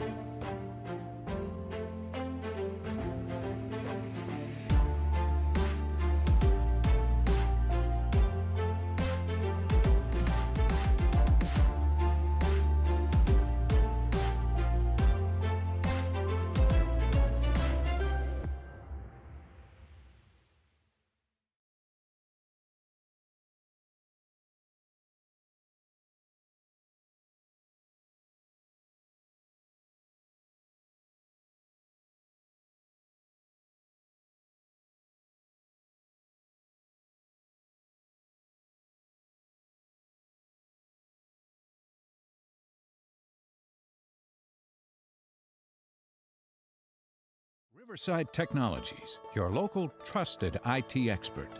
RTI offers a variety of customizable bags, cases, and shields. Make your transition to new equipment as seamless as possible with our integration solutions. Our deployment services will ensure a worry-free experience for your organization. Other RTI solutions include managed services, managed print, data center solutions, and more. Contact your local RTI representative today. What does it mean to care for a community? That question ignites something inside each of us. It motivates us to explore the intersection of science and healthcare. At the University of New Mexico, we're teaching the next generation of healthcare professionals. We are nurses and students, doctors and educators, pharmacists and researchers. We're focusing on people-centric care that goes beyond the walls of a classroom. Apply to UNM and ignite your call to care.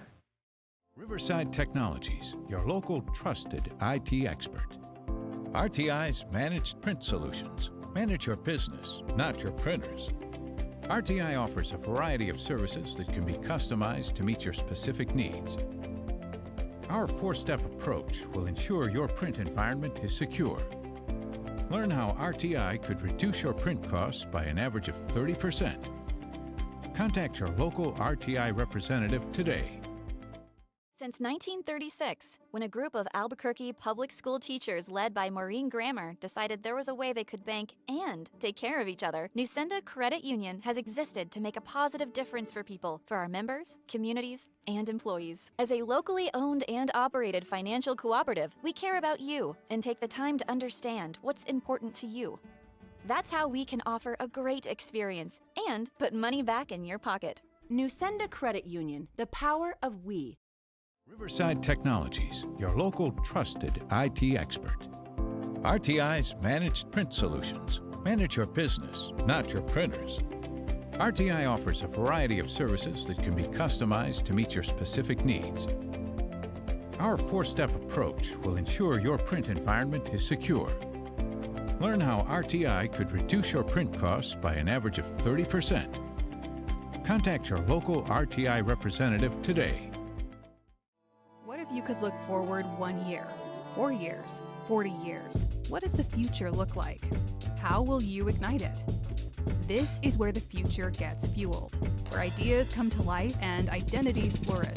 This is where we define opportunity as individuals and as a pack. Being a Lobo is about so much more than the classes you take. It's about the mark you make on your world, because the journey starts here, but it never ends. What will you ignite? Since 1936, when a group of Albuquerque public school teachers led by Maureen Grammer decided there was a way they could bank and take care of each other, Nusenda Credit Union has existed to make a positive difference for people, for our members, communities, and employees. As a locally owned and operated financial cooperative, we care about you and take the time to understand what's important to you. That's how we can offer a great experience and put money back in your pocket. Nusenda Credit Union, the power of we. Riverside Technologies, your local trusted IT expert. RTI's data center solutions evolve IT infrastructures and accelerate business transformation. We help maximize resources, reduce IT costs, and transform environments. Our experts can build infrastructures and ensure a fast, reliable network. Want to meet rapidly changing demands? Contact your local RTI representative today. Can I get the Clayton coach over to the entrance for a coaches meeting? Thank you.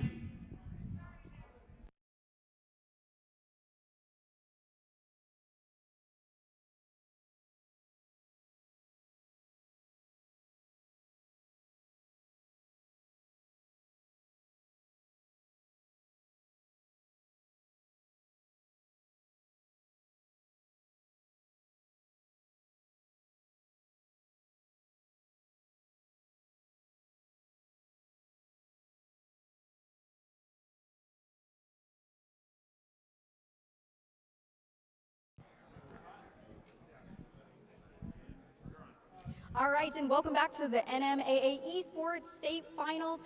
We just finished watching the 4A division for first and second place, and now we are moving on to the 5A division with Rocket League. We have La Cueva versus Oregon Mountain High. Both teams are going to be fighting hard to make sure they take home that first place victory, which means this is going to be a pretty intense fight. Oh yeah, this is going to be a barn murder for sure. La Cueva has been traditionally one of the best schools in Rocket League, and Oregon Mountain is no slouch either, so this is going to be a great match. We're going to turn it over to Austin and Scott for casting. Here we are again. We got a little bit of a lore match here on Oregon Mountain High School, 11-0, 33-0. La Cueva, 11-0, 33-5. This is going to be a barn burner. Absolutely. This is the game of the day. Both heavy power schools coming together in the 5A finals. Now, Oregon Mountain, I feel like, is the more motivated team, as last year these exact two teams met each other in the grand finals, and Oregon Mountain won in 6. So they are out for revenge as the 5A finals of 2023 are underway. La Cueva definitely looking to make it a two-piece combo over Oregon Mountain here, but Oregon Mountain not wanting to go down without a fight, as they are here contesting the finals here. Classy trying to score, but back out to the lane. Abstract pushing it back towards the center, but Modulo looking for the clear. There it is, back towards left field, but right into the hands of Aaron and Classy, both waiting. Man, look at these clears from Braswell taking over. Classy on the right-hand lane, pushing it back towards Abstract. Here we got a shot at the center, but cleared by 2 members. Taking place in midfield, though. La Cueva finding it very difficult to buy some space for themselves, and Oregon Mountain pouncing on this sign of weakness as they play defensively. Braswell picking up the boost there. That's huge for them, because typically when you're playing so defensive in your own goal, it's very difficult for you to get resources like that, but Braswell with the setup closing in on the goal. 1-0 lead for La Cueva. Absolutely. I mean, we saw it looked Classy. He was unable to get the beat off the backboard he wanted, and it looks like another night couldn't get the save that they wanted to, and La Cueva just was able to capitalize. As within the first minute, we see La Cueva really trying to take control. Oregon Mountain, they want to try and set the pace for this series to make sure that they're in control, they're in the driver's seat, as we saw with Portales versus Del Norte. The Portales was in the driver's seat the entire time and really set the tone for everything.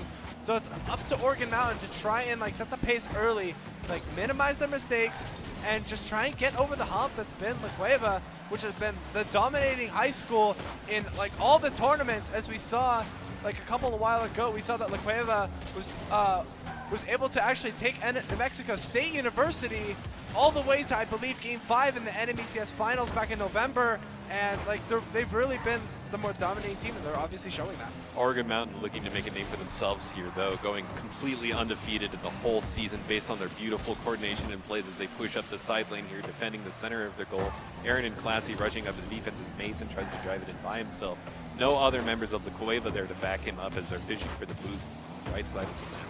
Pushing back towards into Oregon Mountain's goal is again good defense from Abstract. They really need to buy some space here as the pressure is just mounting from La Cueva. Getting it centered, but the patience from Abstract. Bateson, a member of La Cueva, just goes sky high as Mason also tries to stop the drive, but here we go. Classy with control of the ball. Can they convert? Aaron goes a little bit wide as the defense comes through for La Cueva again. Back onto Oregon Mountain side of the goal as Classy fights for control over the ball, but contested by Modulo and other members of La Cueva trying to keep the ball onto Oregon Mountain side of the map and not let Oregon Mountain get those conversions that they've been so good at this entire season.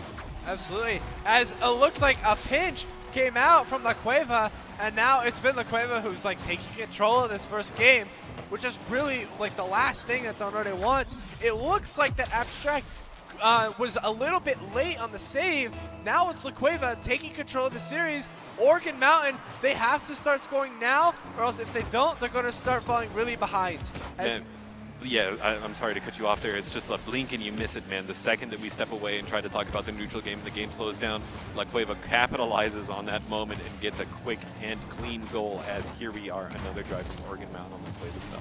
Absolutely. As we see that, it looks almost like that Modulo has almost been in a 1v3 the entire time, as of course, he's a supersonic legend, best, probably what, top 0.01% of the world, I think that is. I'm not entirely sure on that. But regardless, he's obviously La Cueva's best man. and he's really like shown that I am the face of La Cueva, and I will make sure that I lead my team to victory. As the whiff comes out, now it's a save. Now it's just dancing into the La Cueva net. Is anybody there? Yes, a bear is there to able to save it, but now it's up. Here comes Aaron. Is he able to get the double? No, and it's Mason who's able to clear it off of the backboard. Tries to get that La Cueva counterattack going. Now it's Abstract. Now it's Madula who reverses, gets the save, but now they're still on the defense, trying to get something going, and it looks like Mason is able to finally put the ball on the Organ Mountain side and finally relieve that pressure. And here we go, the centering, it's up to Classy to clear, but it does end up going back as Abstract guides it away from their side of the map. Mason clearing it back towards the center. It seems like a good shot. It's going to be Classy versus Mason. Classy hitting it back to the side lane, trying to convert off of this drive. Let's see whether or not Organ Mountain can get anything off of this, as Abstract is blocking the pressure, blocking the centering coming out from La Cueva. And here we have Abstract pushing it back, but Mason with the drive here. Mason versus Classy. This is going to be a matchup we're going to keep seeing throughout the whole game. I'm almost positive of it, but nothing comes of it. It's back on La Cueva's side. The onus is on Organ Mountain as time winds down. They definitely need to make something happen. They can't just bide their time in a demo coming out. Let's see whether or not they can use this man advantage. Absolutely. I mean, like Organ Mountain, they have been like pretty pushy on offense. However, they haven't been able to capitalize. As a huge clear comes out from Mason, but it's Abstract. Now it's Aaron, tries to get it going, but now it's a Bear who gets it. Abstract going for the dribbles, but it's Modula who's able to get it over there. Abstract tries to get it through, and it's a whiff. Now it's getting a little bit closer to the center. Now it's over to the other corner. Aaron's there to meet it, but he misses. Now, Modulo trying to kill the time. Now it's up midfield. The game is going away as a goal comes out, and it's Mason who puts the nail on the coffin for Organ Mountain in game number 1 of the 5A finals. That's such a good opener. I would really like to see Organ Mountain clean it up. That clean synergistic gameplay was a little bit lacking there in the beginning and allowed La Cueva to get a much larger lead than Organ Mountain wants. They need to close up this gap going on to the next game, but this one probably going to La Cueva unless a miracle comes through. Absolutely. I mean, I haven't seen, like, of course, like a 3-goal comeback in 1 second, and I don't think it's ever going to happen, but game 1 will obviously go to La Cueva. Trying to get one more, really trying to mess with the psychological part. Bouncing off of the crossbar. Now it's being cleared out. Is Modula able to get there? No! As La Cueva able to take game number 1. I really hope Organ Mountain slows down here, slows down the pace of the game, and talks about the lack of or the complications that were going on in the beginning. It really was a breakaway from their synergistic gameplay that they've been relying on so soon. But still, good job to La Cueva, taking advantage of these weaknesses, getting their 3-goal lead, and definitely earning the win in game 1 here of the series. Absolutely. We saw how Organ Mountain, they tried to set the tone for game number 1. It didn't really go in their favor, as it was really all La Cueva. As we could see, 7 shots from La Cueva compared to Organ Mountain's only 4. And again, it's been like all La Cueva this entire time. Is this obviously winnable for Organ Mountain? Yes. You're only in game 1. You're not out of the fight just yet. But you need to really make a statement for yourself, especially in game 2. Tie up the series and say, hey, we're not going down without a fight, and we're going to make sure that if you're going to beat us, we're going to make sure that that you have to grind every single second for this. As game number 2 kicks off, Brazo tries to get it over with 1, gets over 2, gets the double, yes! I am looking forward to seeing that in the replay. I'm not sure what just happened. Let's see how he gets it in. Takes to the skies, guides it over to the top, much right in the center, off the backboard, and spikes it in. A very good play from Brazo. Am I saying that right? Brazo. Bazo. Thank you for clearing that up for me. Back to the tip-off. Abstract getting it in a demo coming through. Let's see whether or not they can get the drive here. Classy taking control, but another demo. Organ Mountain really needs to make something happen off this man advantage, but La Cueva's saying no. Still driving it in off to the side lane. Let's see whether or not they can center it up. Classy going for it. Aaron watching it, trying to line it up in the center, so Classy can dunk it in, but La Cueva has a response. Absolutely. I mean, like, again, if you're Organ Mountain in this situation, I would try and take control of the series as early as you can, because the later you wait, the more trouble you're going to be in. And the more trouble you're in, the more unlikely you are to eventually win the series. As a huge clear comes out, it looks like Classy, and now it's Modula who gets another huge clear. It's a little bit like tennis right now. Now it's Modula taking his time in the air. He's a supersonic legend. He knows how to execute this. And as she gets a bump on Classy, now it's a shot. Abstract with the save, trying to get something going again. We've only reached the first minute, and it's really been all La Cueva. Like Organ Mountain, they've really kind of been, stopped in their tracks almost. It definitely seems like La Cueva's putting up that forward moving wall. It seems very difficult for Oregon Mountain to get the space here, but a demo coming out, that's definitely going to help, but Aaron barely misses the ball. Abstract's going to try to pick up from the mistake and see whether or not they can get anything off of this drive. It's going to be Classy contesting Modulo here as Modulo demos, but Aaron with a clutch save. Great goal play there as Classy comes back in, respawns. Now they have a clean drive here. Modelo, the only one contesting, but falls a little bit behind, and now it's up to Mason. Gets the tip over Classy, but Abstract's there to clean it up as another demo comes through. Another block from Modulo. The defense from La Cueva really coming in clutch. We need Oregon Mountain to center this ball up if they're ever going to have a chance to get it in. Absolutely. I mean, we've seen how this La Cueva defense can really be the brick wall and eventually like kill any plans that any opposing offense has going to it. As Mason gets it over 1, gets it over 2, and it's in, extending the lead with 3:04. And it's just so close there. It's inches that these teams are fighting for. It's such a small percentile. The scoreboard doesn't represent the gameplay, but it is La Cueva in the lead. It does represent a lead built for La Cueva.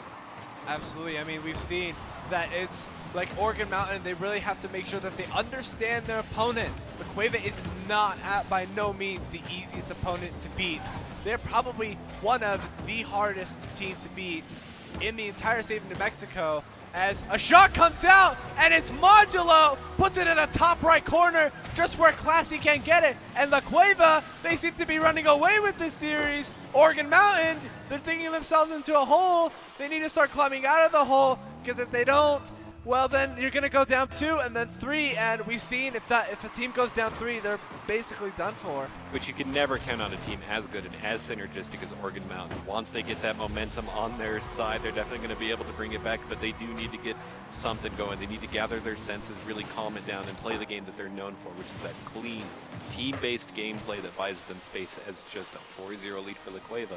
This gap is starting to turn into a canyon. Let's see whether or not Oregon Mountain can gather it together and pull something, because once they get that momentum on their side, they're just as unstoppable as La Cueva as they've shown throughout their series record. Absolutely. I mean, it looks like an own goal really does not help you in this situation. You're trying to make a name for yourself. As it goes off, and Medulla makes a mistake, and it's Aaron who puts the Knights on the board. 1-4, 2:27. We've reached the halfway mark. Oregon Mountain, they still have a long way to crawl back from. It's still very possible. Now it's Oregon Mountain. The tides have tried to turn on the Bears in favor of the Knights. Can they keep going? As the kickoff goes, it looks like Oregon Mountain's favorite. Now it's a clear, maybe a pass. Now it's on there. Medulla with the save. Now trying to get it out, but no. Now it's Medulla who's really been the brick wall for this La Cueva defense. But there it is, the synergy coming through. You can see that Oregon Mountain is starting to feel themselves get a lot more comfortable up here on the stage as they are swarming the goal of La Cueva. Let's see whether or not they can withstand this pressure, whether or not they can bring this back to a reasonable lead that's answerable in 2 minutes. Mason spikes it away towards the edge of the map, crosses the center, Aaron laning, Abstract laning. Let's see whether or not this 2-on-1 Abstract saves the pressure here, whether or not Oregon Mountain can close up on this. He goes for the center, but Mason blocks it. Contested by Aaron. Now it's up to Classy to save this drive as Medulla and Brazwa, I'm going to keep mispronouncing that, pushes it towards the center, but let's see Abstract, another clutch clear back to the lane. Now here we are, the La Cueva's turn to convert, but it's blocked by Classy, who's steering it towards the top, but a self-hit in, bailed out by Aaron. There's the clear back. The Oregon Mountain synergy is starting to come through. Hopefully they can keep this lead manageable. Whether or not they can score 3 goals in a minute and a half, but this gameplay is definitely improving as the ball is still on La Cueva's side of the map. Here we go, Aaron and Classy keeping it contested, but the ball now across the half field onto Oregon Mountain. Side, Modulo pushing it back in as it almost self-scores, but Mason clears it out. Here we go, Aaron getting the ball again as Mason nodding it away. It's very close here, but the onus is on Oregon Mountain. La Cueva does have a 3-goal lead here and only 1 minute to make it up as they now have a drive heading back towards Oregon Mountain's side of the map.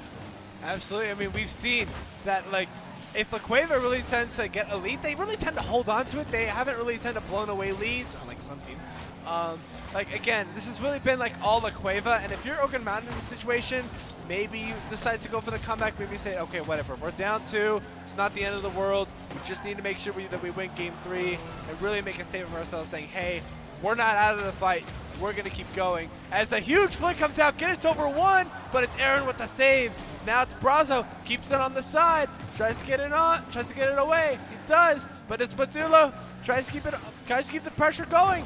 Now it's back over there. It's in middle. It's going to be there. As the double commit comes out from La Cueva. Now it's all on Brazo. Gets it past one. He's able to get past another. But it's off to the right. And it looks like this game is going in favor of La Cueva. 4-1.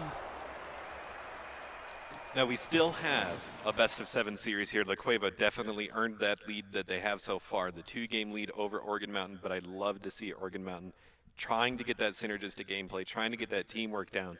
But seriously, La Cueva's gameplay does look very clean, so Oregon Mountain has a tall hill to climb here with that lead that La Cueva built for themselves. Absolutely. I mean, again, like Oregon Mountain had 9 shots compared to La Cueva's, I think it was 6, but also La Cueva had like about 6 saves. So again, this, like Oregon Mountain, according to the stats, has been winning. However, they just haven't been able to put the shots on target, and it's been the La Cueva defense that's been the backbone of this team. And if without the defense, this easily would have gotten really out of hand for La Cueva. So as long as La Cueva keeps their defense going, they can easily win this series and possibly even get a sweep. And the quality of gameplay coming up from Oregon Mountain has improved so drastically. I'm very excited to see whether or not they can bring this 2-game lead and give us the full 6 games that we went to last year. But here's the conversion. Missed by Modulo. Actually, no, converted by Modulo. He faked me out. That was getting through me too as a commentary. I'm not defending against that. And there you see again the clean gameplay.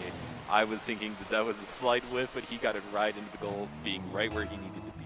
There's that La Cueva synergy on attack as well as defense. Oregon Mountain needs to stick to their teamwork. If they have any hopes of winning this, definitely can't let this 1-goal lead balloon into another canyon. But here we go, Modulo with another score with a sick angle, but barely misses it. Well defended by Oregon Mountain as they have a drive of their own. Lassie bringing it up the side. Aaron trying to keep the pressure on. And here we go, Abstract. Can he convert here? Contested by Modulo. Beaten off to the side, preventing it from being centered, but Classy there. Trying to drive it in as Abstract picks up the boost on the backfield. Let's see. He contests the push here by Mason. Solo versus Modulo. Whether or not he can get it past him has been the name of the game, but there we go. Aaron, Classy, keeping up the pressure. Another shot on the goal. Abstract should be able to rebound this as Classy goes to support. Picks up the boost by Aaron. Let's see whether or not Modulo can get it past. Misses the flip a little bit, and we're here back on the side lane. Drive going over to La Cueva's side of the field. Let's see whether or not Oregon Mountain can convert. Classy might get control of the ball here as Abstract plays defense. Going to be able to run it here away from Brazo. Let's see where this goes. And Abstract here pushing it onto the side lane. Can Classy center it up? Let's see whether or not he can set up his team. Cleared out by Mason here. Aaron contesting, almost hits it in right off the side. Yeah, I mean, this has been like a lot of La Cueva have really been holding it down. But also give credit to Oregon Mountain. It's not as big of a canyon as the last 2 games have been. Though this is definitely a must-win game for Oregon Mountain, because if you lose this game, all of a sudden you have to reverse sweep, which I don't even think has been done in NMAA history. Like, someone can obviously correct me on that. And the shot comes out, but it's saved by Mason. Now it's on the counterattack. Madula able to get the beat, but it's off to the corner. Classy trying to get something going, and a backflip comes out from Brazo. Now it's Aaron who gets the clear. Is something able to happen? No, as Madula is able to keep the pressure on the Oregon Mountain side. Able to get it center, and it's Mason extending the lead for La Cueva 2-0. Really dicing up the Oregon Mountain defense and extending the lead. Oregon Mountain's really digging themselves in the hole. They have to somehow get out of this, as this is not the situation that any team wants to be in. Modulo definitely seems to be being in the right place at the right time. He and his team are really working together off of his positioning. But the pace of the game here for Oregon Mountain has been a lot better for the other games. I'm really hoping that they can bring this to a much closer tie, a much closer lead, and just get over these tournament nerves and play the game that got them here, which is just very synergistic, very high teamwork here. As here we go, a drive for them, trying to push over to the center, but Modulo is just so good at controlling the ball, preventing it from being at the center. Classy running into Aaron there, a little bit tight on space here as Abstract is trying to get the team as much space as possible so they can start cooking up something good. But here it is, Mason on the drive. Now it's La Cueva's turn to cook. They said, you got the spice, we got the meat, dude. We're getting it in, trying to bring this game to a close, trying to build up a lead that's insurmountable. But there we go, another demo coming out here. La Cueva's side, but Brazo is just so good at clearing these goals here, but Abstract's trying to keep the pressure on. This is the gameplay that they're so good at. Look at the positioning by Aaron, just waiting for La Cueva to make a mistake, waiting for them to have an Aaron clear so he can score it up the center. There it is, that Abstract is Classy, keeps the pressure on off of the backboard. But there they are, there they clear it again. Oregon Mountain really need to find their pressure here.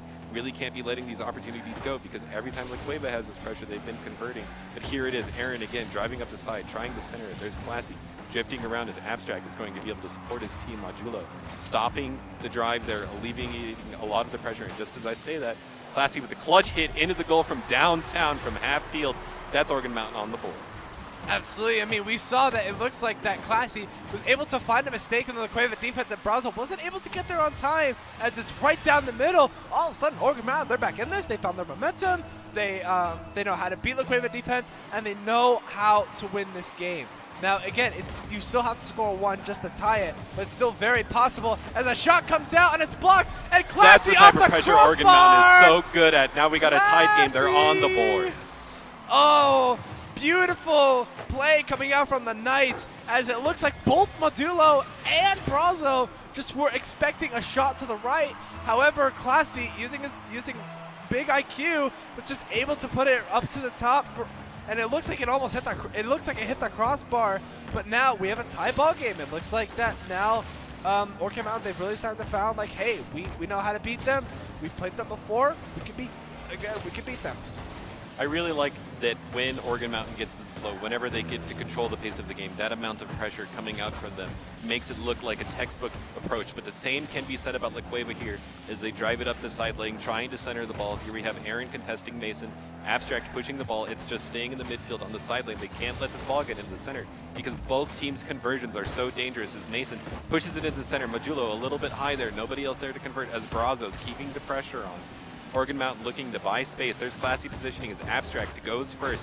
Classy's waiting. There's Aaron, goes second on to Mason. Now Modulo keeping the pressure up. This ball is staying in the center. As Classy, can it be two from downtown? Can he convert off of this? Abstract keeping it lobbed as La Cueva's scrambling, looking for a way to get the ball on their side of the map. And there it is, Oregon Mountain finally having to play defense. La Cueva fending them off for the moment, whether or not they can get this clear out of the center. The ball is so high up in the air. It looks like this is going to go into overtime. A demo going out in the middle there. Let's see whether or not anything comes of it as Brazo pushes it back over the center of the map. There's Classy on the side. Are we going into overtime? Modulo might have something to say about it, but no, it's the Oregon Mountain, and we have overtime for game number 3, and here we go. And it looks like that, Abstract might have just missed the ball. Now, all of a sudden, Oregon Mountain, they're on defense. This is not the start you want, especially for an overtime, but it's a huge clear. Is that in? Wow, Yes, look it at that is! shot. Game 3 goes to Aaron Oregon is Mountain. able to just sky high over everybody, and now Oregon Mountain have won game 3 in a desperate situation. Wow, look at that conversion from Oregon Mountain. That's the type of gameplay we're looking to come out from them, holding it together and working as a team, really trying to bring that pressure to La Cueva. Both teams are really giving it their all. What a good matchup this is. And it shows by their record, both undefeated in the season. It's clear to me that the only match for these two teams are these two teams. Exactly. And this has been a very offensive-heavy game as both teams had 6 saves. Oregon Mountain, 13 shots. Well, compared to La Cueva, 10. Which is, like, again, it's really been back and forth. However, something I really did notice, this is not just one side particularly, this is more like both sides. But like their shots, it's really haven't been like placement. It's really just been like trying to get a shot on the board, and it hasn't really been working out in either team's favor. As we have game number 4, Oregon Mountain have dug themselves out of the hole, but they still have a long way to go. And now it's Classy putting the Knights on offense as a whiff comes out, and it's Classy opening up the score and taking the lead within the first 10 seconds. And it's Oregon Mountain.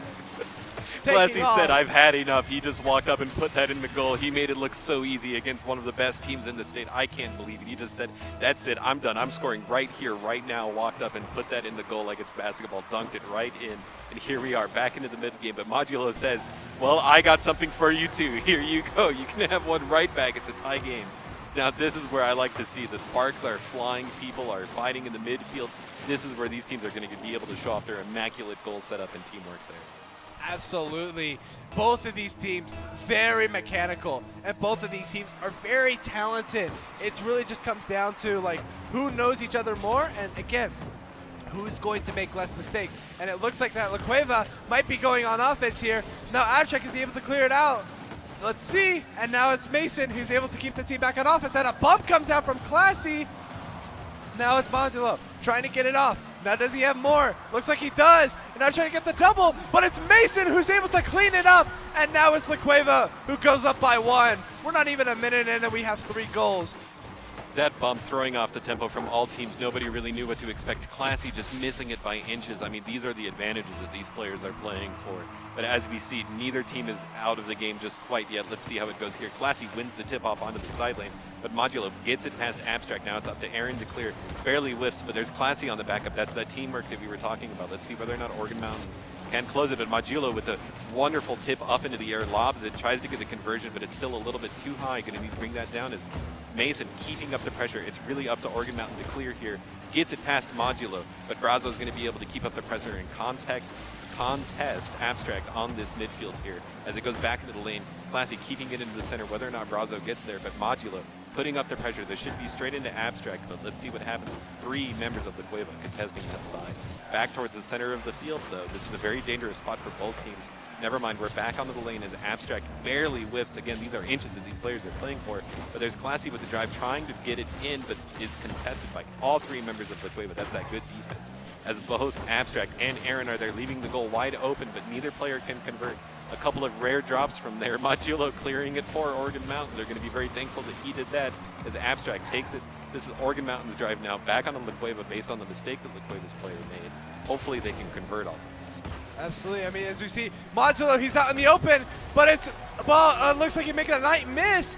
And Modulo extending that lead coast to coast, went over Classy, and Abstract was not able to get the save he wanted. It definitely was an easy save to get, but it looks like Modulo, he really tried to force it in, as now LaCueva go up by 2. Oregon Mountain, they're in the same position they were as in game 3. They're down 2. They need to get something in, because if they lose this game, LaCueva's on match point, and that's the last thing that Oregon Mountain needs. As now we see Classy tries to get it over, and it looks like a mistake from Mason, but no, looks like a pass back. And now looks like the Oregon Mountain defense needs to be scrambling. Now it's Mason who gets a whiff. Classy's able to capitalize, get this team back on offense.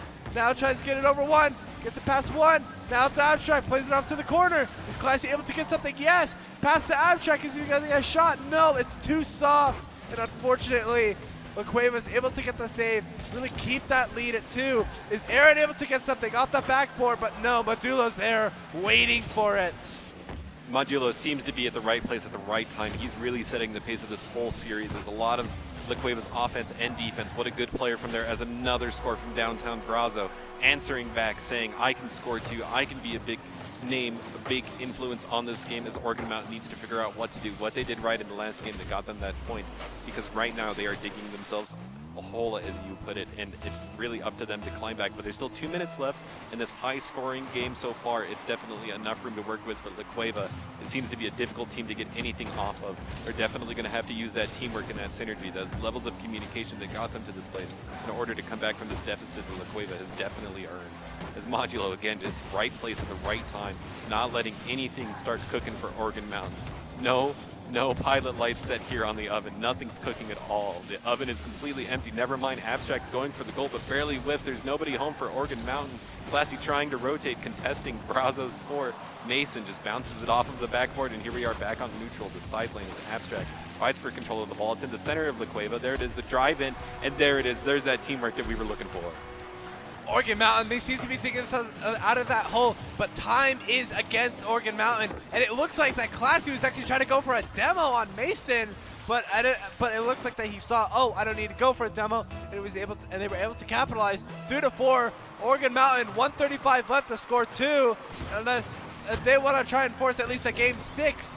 As it looks like Modulo trying to get the double, misses it, and now it's Aaron who's able to get the clear. Classy is able to get something, no, beat up by Brazo. Is Brazo able to get something? No. Now it's back to Abstract trying to get this team back on offense, but Modulo might have something to say about it. Now it's back to Classy, trying to get something going. Brazo trying to get it middle for them. 2 Knights are up. That might have been costly had they missed. Now it's Mason who almost owned gold, but Modulo is able to clean it up. Now back to Classy. Can Classy get something? No, but Abstract's there. Now Abstract trying to get it middle, gets a dunk, but Aaron's not there, and the score goes on. 30 seconds wasted, and now LaCueva, they seem to be getting away with this, playing keep away almost. Now, if you're Oregon Mountain, you want to try and score as fast as you can. Make this as, give yourself that if you want to, for that last goal, you want to make sure they have as much time available. As Modulo might extend that, and Modulo able to extend the lead to 3 at Oregon Mountain in desperation mode as game number 4 looks to be going to La Cueva. 30 seconds seems to be a rough amount of time to score 3 goals against this team that's just playing really on point now. Modulo really controlling and setting the pace of the game.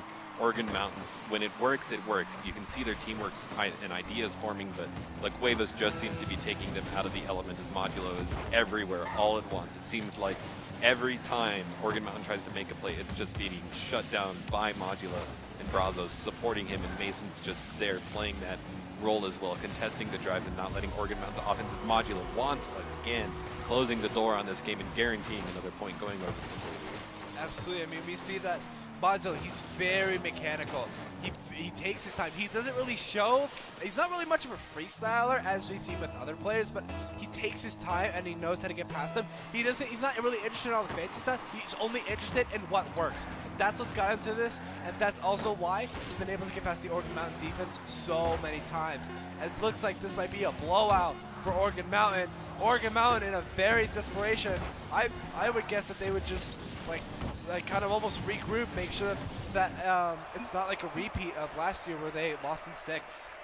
Yeah, Oregon Mountain needs to just take a breather and realize that there's a reason why they're here, a reason why they're undefeated in this season, and really gather it together, because La Cueva is not showing them a crack in their armor. La Cueva is not making any mistakes, so Oregon Mountain needs to go to their roots, focus on their teamwork and communication skills in order to beat this great team today in La Cueva.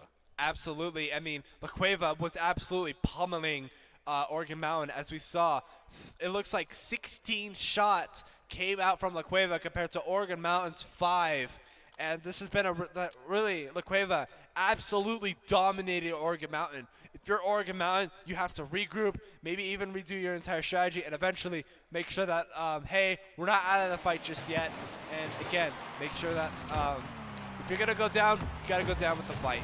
Definitely a 2-game lead, though, is nothing insurmountable. Oregon Mountain can just convert, can just close out the game. As we see here, they are starting to swarm over the ball. It's just these strange angles that they're having trouble contesting on his modulos, getting it in again, just always in the right place at the right time. This guy is pretty good today. Absolutely. I mean, it looks like a really bad whiff from Classy, who just almost passed it to Modulo, and Modulo is able to slot it in the bottom right corner, and now La Cueva is jumping out to this early lead that Oregon Mountain desperately does not want. You're already down 3, and this lead that La Cueva just created does not help your case in any way at all. But this game is definitely not over. Oregon Mountain is a hype team that once they get that momentum on their side, once they start feeling themselves and getting comfortable, they can definitely make things happen, as Aaron's trying to cook but blocked by Mason. Just all of these teamwork coming out from La Cueva today is such a good thing to see, as Mason's guarding the goal, keeping the pressure on. Classy's trying to contest it here, keep it on the sides of the map so it's not in such a danger of scoring. But instantly, once the ball drops, once Oregon Mountain gets it, La Cueva's rotating. Let's see whether or not they can get this clear. It's in a bad spot, and Abstract dunks it in, comes from left field, and makes sure that this game is not going La Cueva's way. Absolutely. It looks like a little bump came out from Knight, and it looks like that he was really the only one back, and Oregon Mountain was able to capitalize. Maybe the momentum's finally going to swing in their favor. If it is, it might be a little bit too late, as La Cueva, they're on match point. You're not in reverse sweep territory, but you might as well be, because you're already down. You're down 2 games. You really have to show yourself out. If you're La Cueva, if La Cueva in this situation, they have a lot of breathing room. 2-game cushion. If you're in a very good situation, in Oregon Mountain, they're really fighting for everything they can right here. But on this play-by-play here, this is definitely the most aggression we've seen coming out of Oregon Mountain, and this is definitely what we want to be seeing from this team. But right now, the ball is on their side of the court as Modulo is trying to center it, but Abstract runs away with it. Let's see whether or not Oregon Mountain can convert. Classy backing him up, setting it up. There's Abstract and Classy working together. Whether or not they can keep this pressure, this ball's in a bad spot as Mason's trying to get it back to the sideline. A lot of the pressure of scoring relieved, but Classy saying no, saying I want to play with the lead this game. I want to be the one in the driver's seat, as it's pushed back onto the side. Brazos contesting it.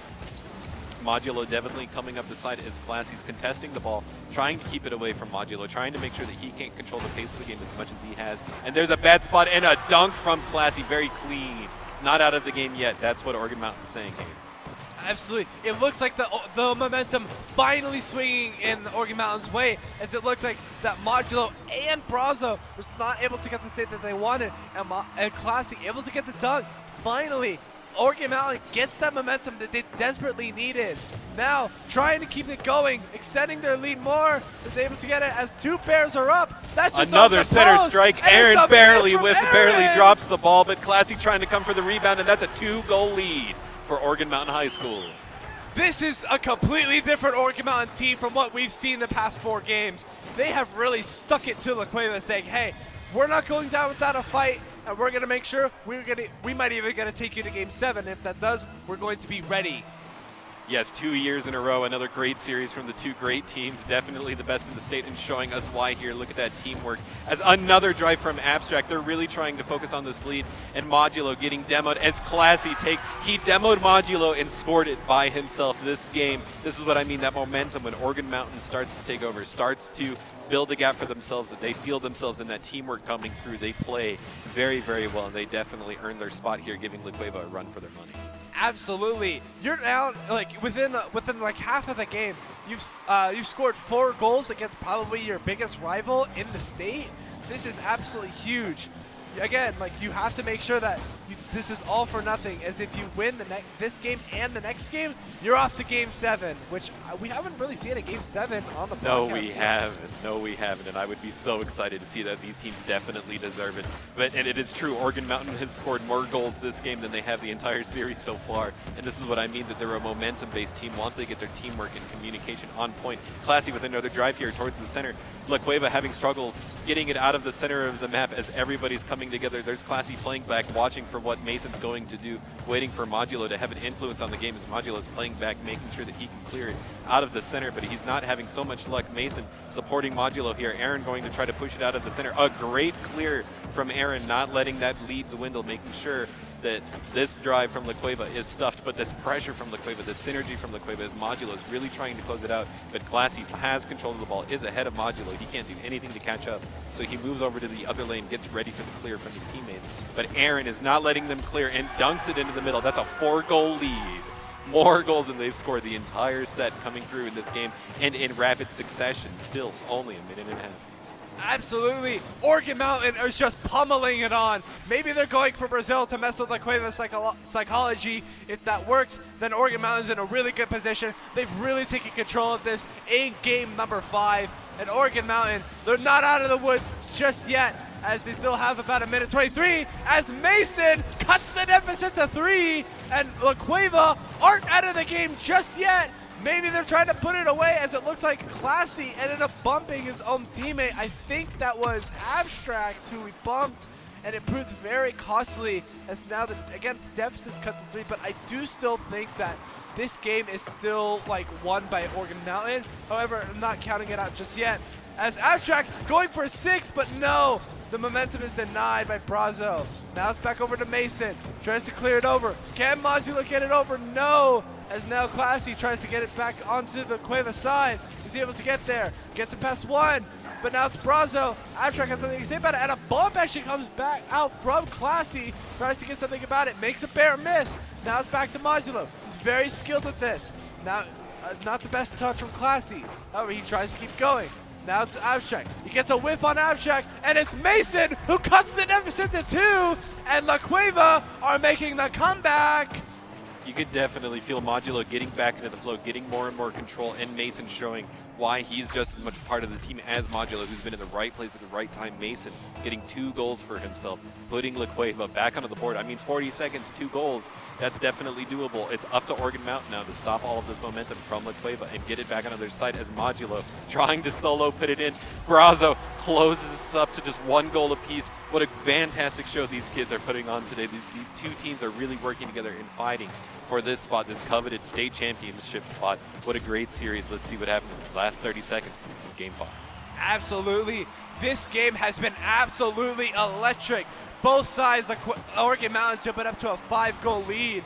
Now it's La Cueva who's just trying to come back. If you're Oregon Mountain, you just want to play keep away, preserve this lead as much as you can, and enter Game 6 with like saying, hey, we can beat them, we just have to make sure we don't screw up. As all 3 Oregon Mountain are up for the triple commit. This might prove costly, but no, as it looks to be going into the midfield. Mason tries to get maybe the goal of the game time, but no, it's Classy. Brazo keeping the pressure on. Now we're in the final 10 seconds. Can Oregon Mountain hold them off? Now it's back over. Tries to get a dunk, gets over to 1. Mason tries to get something. And now it's Classy, tries to spike it, but it's going back over to the side. Up in the air, Aaron tries to spike it down. Modulo's there, and he's not! And Oregon Mountain has taken game number 5. That's exactly what we want to see from Oregon Mountain, that synergy. Now, La Cueva showed them never count them out, never count a lead is too much for La Cueva to come back in, but that is the synergy we'd like to see from Oregon Mountain, definitely earning that game. But La Cueva showed them never rest on your laurels, never count us out. We're definitely in any game. But good win from Oregon Mountain, definitely. I mean, obviously they needed it, right? This is still match point for La Cueva. Still not a lot of room for Oregon Mountain to work with. Absolutely. This is very familiar territory for Oregon Mountain. As we saw last year, they were in the exact same scenario against the exact same team. Now they're trying to rewrite history. Oregon Mountain won 7. La Cueva trying to put them away now. Now it's Abstract trying to get something over. Brazo trying to get something back. Now it's Classy who just rallies it back. Now Abstract gets it over. Brazo's there to meet it. Doesn't get the best shot. A bump comes out. Aaron maybe tries to get a bump, but it's Mason who clears it out. Back on the Oregon Mountain side. Is Abstract able to get momentum? Yes, but it's stopped by the Bears. Now it's back to the Oregon Mountain side. All 3 are up on the same side. That might prove costly, as now Aaron might have to do something about it, but no, Mason's there. Aaron tries to clear it out, does, but it's right to Modulo, and Modulo opens up the scoring, trying to put away Oregon Mountain. Now, not trying to go to Game 7, potentially even Champions Field, and now Oregon Mountain, they don't have as much as a hole to dig out of, but they need to dig out of this one first. Oregon Mountain definitely needs to control the pace of the game as we have a tip-off here. Brazo pushing it over to the side of the lane, and Classy's going to back up and contest Mason on the stripe here as he's trying to center up. There's 3 people from Oregon Mountain playing back. They need the space. They can't be playing defense like this. This is not their strong suit, and it allows Modulo influence over the game like this. He tries to go for the fancy goal off the backboard, and his teammates supporting him, not letting up on this pressure. Oregon Mountain struggling to find some space here. They definitely need to clear it out.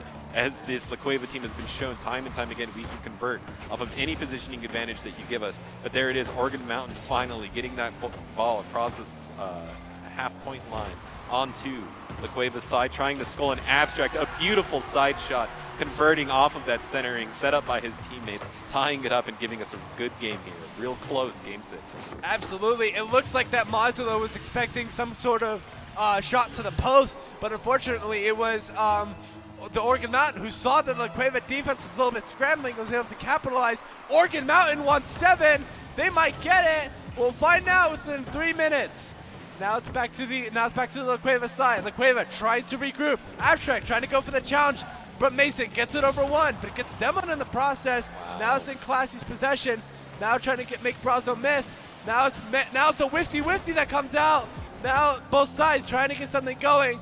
Abstract trying to clear it away. Doesn't want that ball to go mid, because he knows if that ball goes mid, that's very likely going to be a goal for La Cueva. That's the last thing they need. Classy gets a huge save off to the side, and now it's both sides trying to get something going. Can Modulo get something going? No, as both Classy and Abstract are there to meet it. But these commits and these clears don't mean anything if more than one person goes for it. They definitely don't get any space from these good plays that they're making, as Modulo is just having so much influence on the map. Keeping it over to Brazo. Abstract's trying to contest, does get the clear towards center field. Mason, though, driving it in. Here's Abstract trying to clear Classy. Let's see if they double commit. There it is. There's a clear onto the side lane as Brazo gets a little stuck there on his flip. Aaron knocking it back over to the side, but there's Mason. There's no one answering the space here that Oregon Mountain's buying them. So even though this ball is on La Cueva's side, they should be able to clear it here. There's Classy trying to contest. Ooh, Abstract, great, knocking it away from Brazo there, stopping the pressure there as Aaron sets up for a goal just off by inches. Classy can't convert as Brazo's going to go ahead and clear it, but Classy is on the contest here. Modulo heading towards the top as his ball heads toward the side. Brazo pushing it over to the lane, and Aaron contesting it back. Here's Aaron versus Mason. Goes right over Mason, right onto the goalpost. Let's see whether or not Abstract can convert. Where is his team? Classy coming up around the side, looking for his spot, looking for his angle. Right there, keeping it with the pressure. There is Aaron cleaning it up, contesting Mason on the drive there. Absolutely, as we've seen, this is what Oregon Mountain strives to do, as it looks like a center, but no one's there to meet it. Aaron trying to get it back to center. Mason has something to say about it, and it's a huge clear. Now it's going to be met. Looks like almost a pinch. Mason might have screwed up his flip. No, he didn't. Classy trying to take the shot, and it's a rocket! An absolute rocket to the net.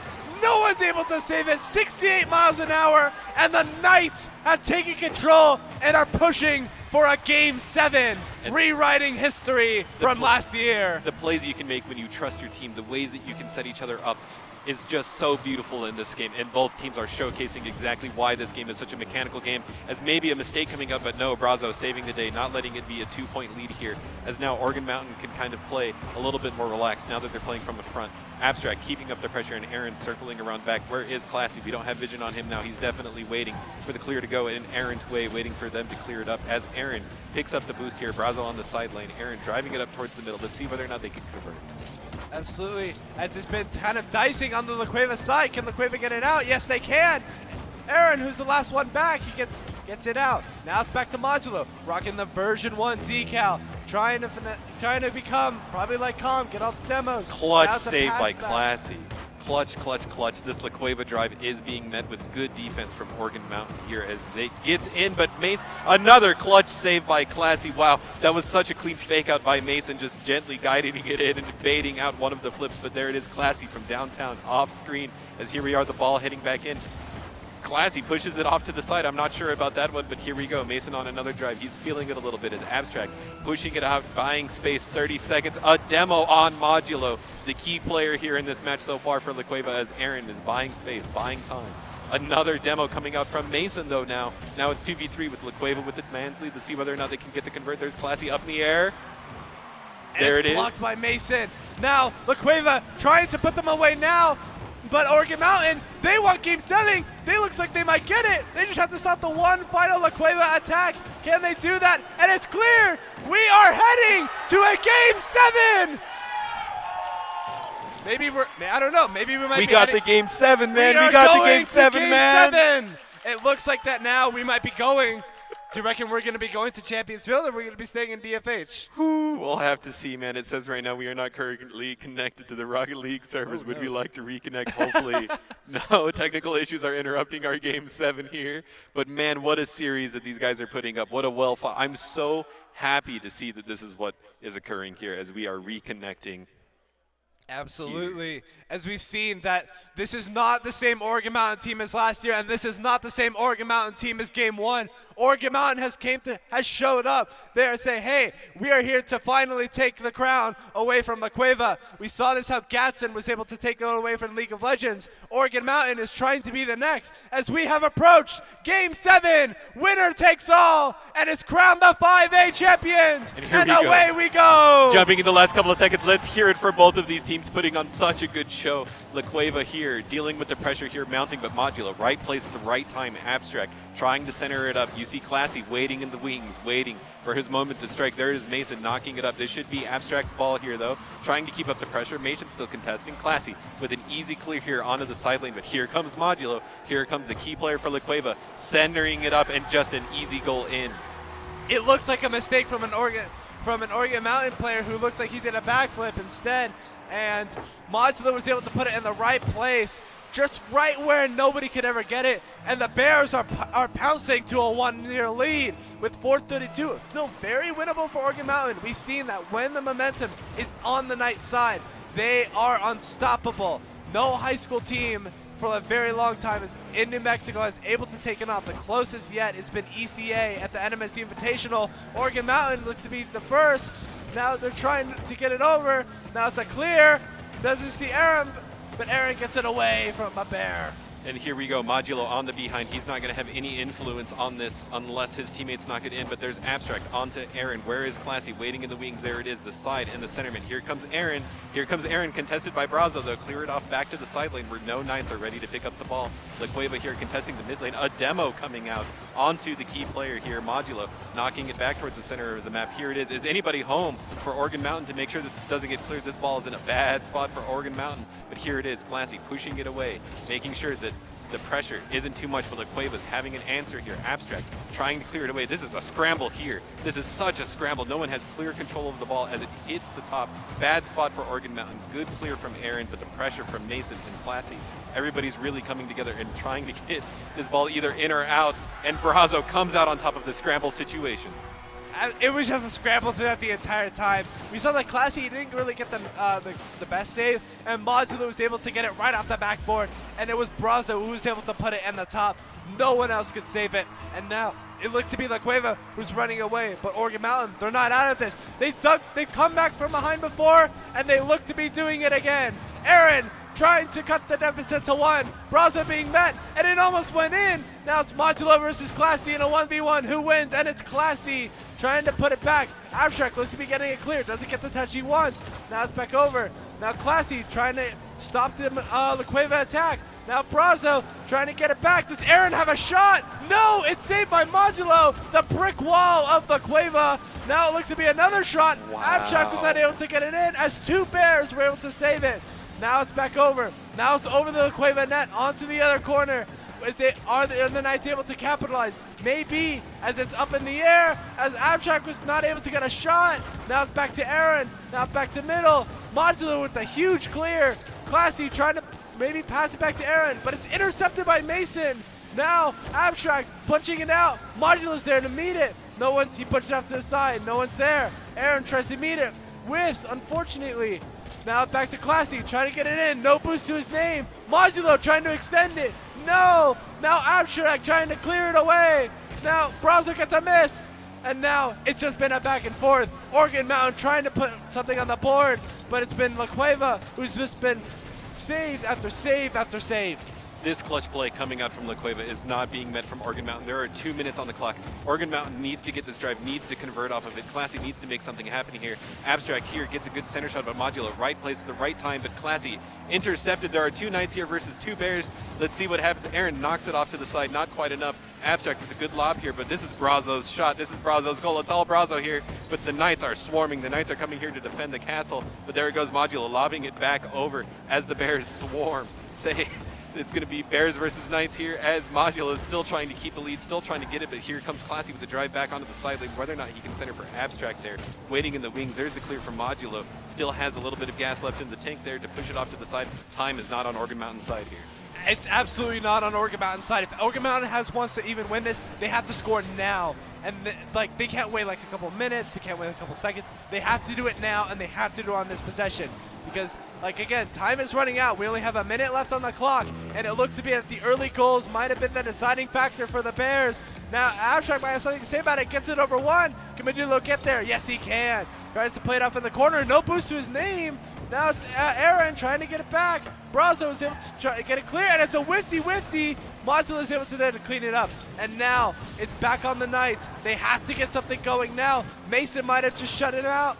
Now trying to maybe with the dagger in the Knights, but he's unable to. No one's able to get it mid. Maybe it's not. Modulo and Abstract with the clutch save, keeping the Knights in the game. But Modulo has something to say about it, and that might have been the final nail in the coffin for the Oregon Mountain Knights. That might be the stamp in the seal unless we see a miracle coming out from Oregon Mountain. 30 seconds left against this team. It's a tall order, but it's not down and out yet. You would really hate to count out a team here in this Game 7 after fighting tooth and nail to get where they're at now. Let's see what happens on the tip here. Classy does win the tip-off. Abstract coming off the side, but it seems so difficult now that it's on their side of the map. They're going to have to go all out here as only 15 seconds remain. It is a tall order as Modulo. Again, just right place at the right time, everywhere he needs to be. He even has a drive himself as Mason comes and high-fives him, says, "You got this, bro," as 5 seconds left on the clock.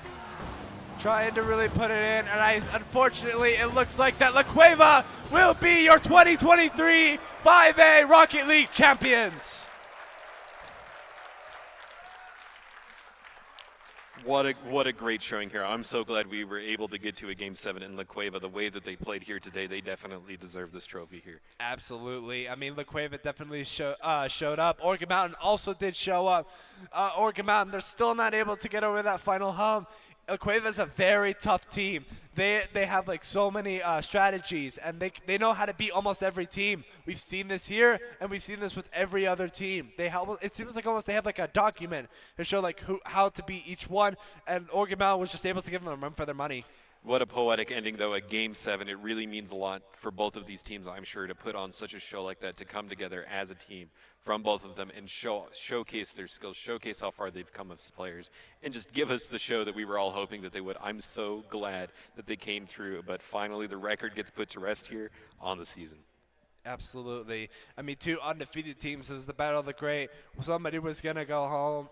Again, this is a game, unfortunately, that somebody has to win, somebody has to lose. Definitely, but as far as I'm concerned, both of these teams played out their best, and today La Cueva was the better team. They definitely earned this victory and this first place title, and what a Game 7. I'm so glad we got to see the series coming up. Absolutely, and I'm honored to shoutcast it as well. Thank you to MAV, UNM, NMSU, and everybody else who helped work on the stream, and especially the players for putting on such a great show. Most definitely, and thank you again. It was such a pleasure commentating this epic series Absolutely. with you, my friend. And now I think soon we're going to cut here for a player interview once we get set up here, and we'll talk to La Cueva about what strategies led them to victory here today and get to find out what goes on in the minds of these great players, huh? Absolutely. I mean, Modulo, he's a senior committed to NMSU. We've seen how he's very mechanical. He's very calm when it comes to pressure. He can really like almost like do it all. Most definitely here, and now we're set up getting a little bit of briefing here as we bring this Rocket League epic series to a close, and we're going to go ahead now and just see what's going on here as we cut to the player interviews as the teams here medal soon, and just congratulations to everybody who participated in the series. A Game 7, a great showing, close the whole time, never too much of a lead until it mattered, and that's when La Cueva came through, and here we are. We're going to talk to, I think, Mr. Modulo himself here. Absolutely. Back to you. All right, we just watched La Cueva versus Oregon Mountain High fight head-to-head for that first place victory. After 7 games that kept us on our toes, La Cueva came in and took that final win and got first place, making them this year's first place champions in the 5A division for Rocket League. I am currently here with Eli, aka Modulo. And how do you feel you and your team played? We played pretty good for most of it. Some games were shaky. That's why we went to Game 7, but still good. We got the dub in the end. Absolutely. So overall, what do you feel like if there was any game-changing moments that you felt really gave you guys the victory? I think Game 4, where I popped off, that was pretty nice because then we were on match point, or series point, so more pressure on to Oregon Mountain, but we were chilling. Absolutely. And then do you have any final words or shout-outs that you'd like to give? Yeah, shout out to my mom. Alrighty, congratulations again. All right, so we'll be right back.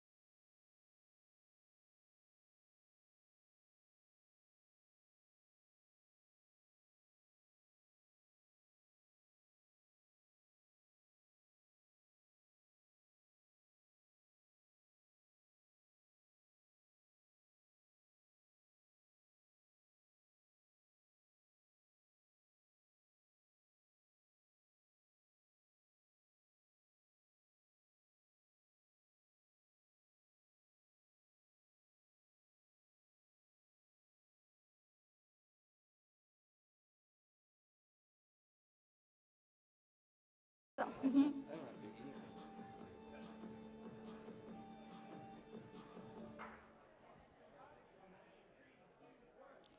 right, and we're back with NMAA Esports State Finals, where we just had the 5A division for first and second place, and now it is time for the trophy ceremony.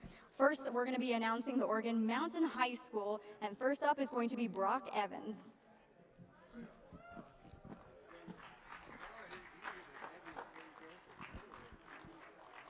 Next up is Aaron Guedka.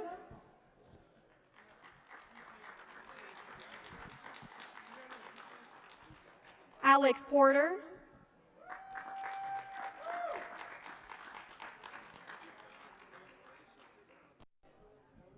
Rogelio Labato.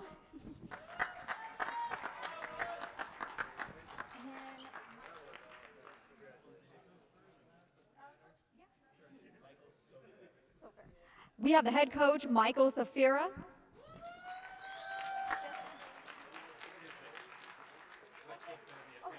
Thank you. We have the assistant coach, Jose Gonzalez.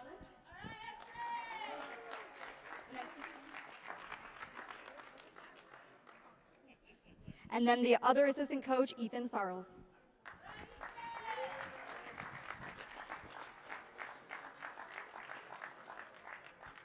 And introducing your first place champions, La Cueva High School. First up is going to be Eli Gallegos.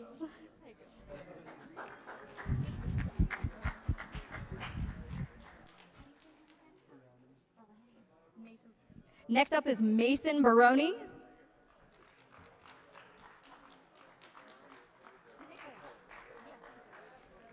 Next up is Titus Nichols.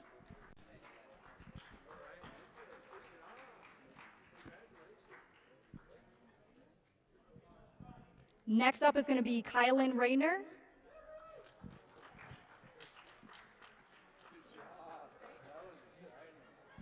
Next up is Lincoln Sanchez.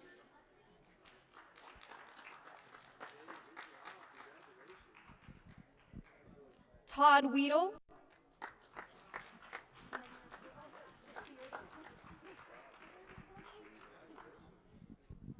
And the head coach, Nicholas Romero.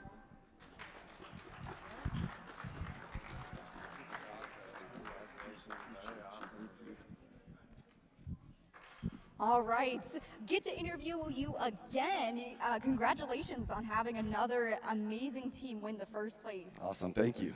I have to ask, of course, how do you feel about you and your team taking home this victory? I'm very proud of these guys. It's been a hard work for the last 4 years. I got a couple of guys who started our esports club and they're going on to bigger and better things, so we're gonna miss them. Eli and Mason have been a big part of this, and we're really going to miss these guys. But I'm very proud that they were able to get a state championship. Absolutely. Do you have any final words or any shout-outs you would like to say? Just congratulations to everyone who's been playing during this esports year. Congratulations to Oregon Mountain on a great season. And go Bears, we're coming back to back next year for Rocket League. Absolutely. Thank you so much again, and congratulations. Thank you. All right, and here in just a second, we're going to be announcing more awards, but we're going to take a quick break.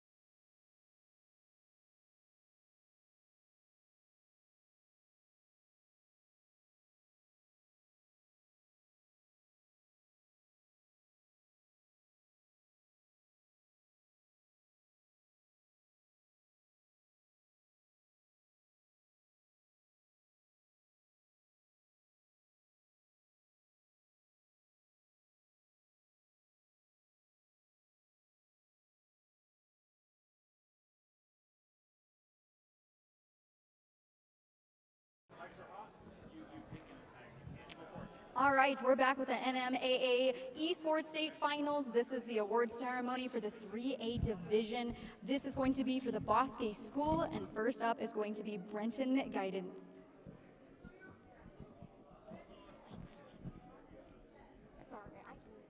Sorry, it is going to be Bennett Gadis. And then Nico Lighton.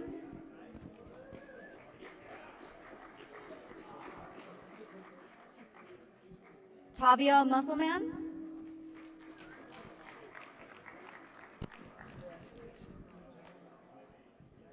William Wilcox.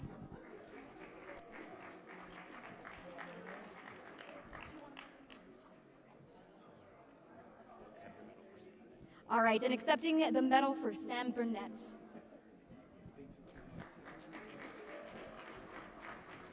Next up is going to be in the 3A division is going to be Dexter.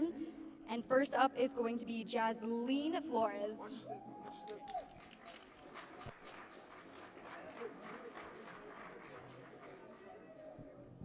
Jakey Duran.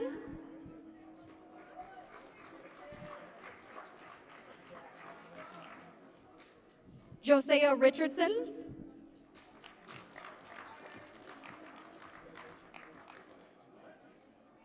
Julian Sanchez.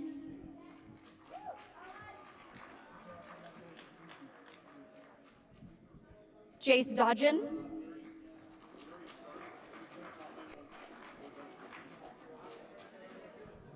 Alan Esparza.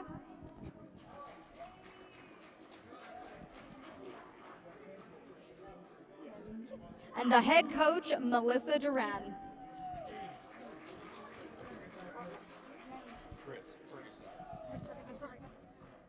And the assistant coach, Christopher Ferguson.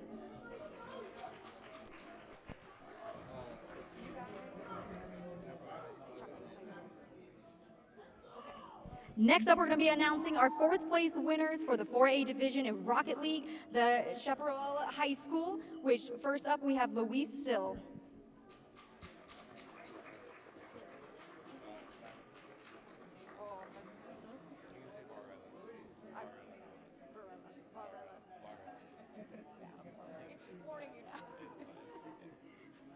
Next up is Sid Varela.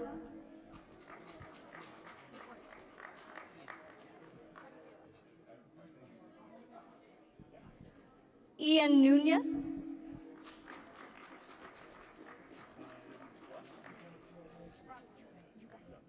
And the head coach, Ronald Richmond.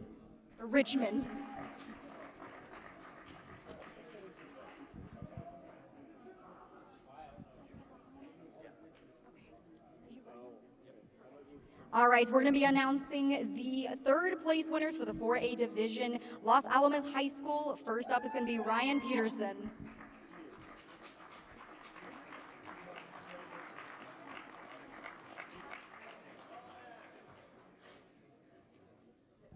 Next up is going to be Henry Stidham.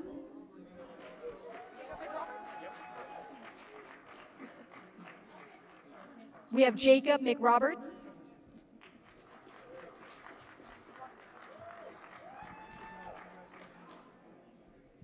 Next up is going to be Jacob Waterbury.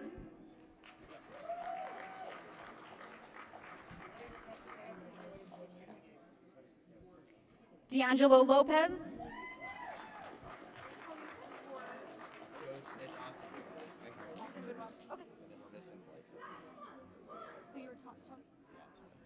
And the head coach, Tony Sims.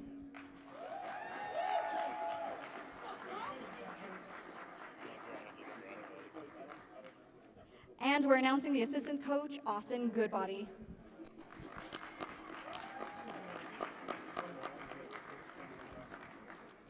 And at this moment, we're going to go ahead and take a quick intermission. Actually, we're going to be going to the casters. We're switching over to Dieter and Tyler. Hello, everybody, and welcome back as we are about to get into the 5A 3rd, 4th place match here. It is going to be Cibola versus Hobbs. We saw both of these teams earlier today. How are you feeling today? I mean, as you can see, we are joining into the progress of Game 1 just because we're a little bit behind schedule here. But, I've actually had the pleasure of meeting the Hobbs coach. I've talked to the Cibola guys as well. I think this is actually going to be a really even match, as you can already tell by the scoreline. Even though we are already 5 minutes into this game, I think we're going to see a lot of games just like this. Yeah, actually, I looked away here when we were talking about we were going to join in game number 2, but this was 1-1 up until basically 1 minute into the game, or 1 minute remaining, and now it's already 3-2, so something explosive has happened in the last minute. It's now 3-2. We joined in 3-1. Hobbs trying to tie this one up, bring it to overtime. Yeah, and I mean, as we can see, I've only seen just a little bit of it, but I mean, the midfield pressure has been great from Cibola, which has kind of allotted them just a little bit more space than what Hobbs could do. But, I mean, as you can see, the score is still very close. Absolutely, and it looks like Cibola is just going to take this one. Another tip, bring it into the air. Is it going to go in? It is centered, keeping it in the air. Let's see if we can do it. Gold getting a touch, and that's going to be Cibola taking game number 1 of this best of 7 series. Yeah, I mean, as we saw, just Cibola did a really good job. Even at that last bit that we saw, they were doing a really good job of maintaining possession.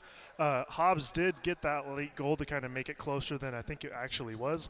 But we can see Dankberger on the scoreline, 3 goals, 3 saves on 6 shots. I mean, he's really doing a lot for them. Yeah, something that I actually want to point out, which is a little bit interesting and what we haven't seen throughout the day, is generally the team that has the most shots is the one that has the most scores, but this is actually flip-flop. Hobbs did 11 shots on the goal versus 7 there for Cibola, and Hobbs 2-3, they lost that. So that's really good defense there.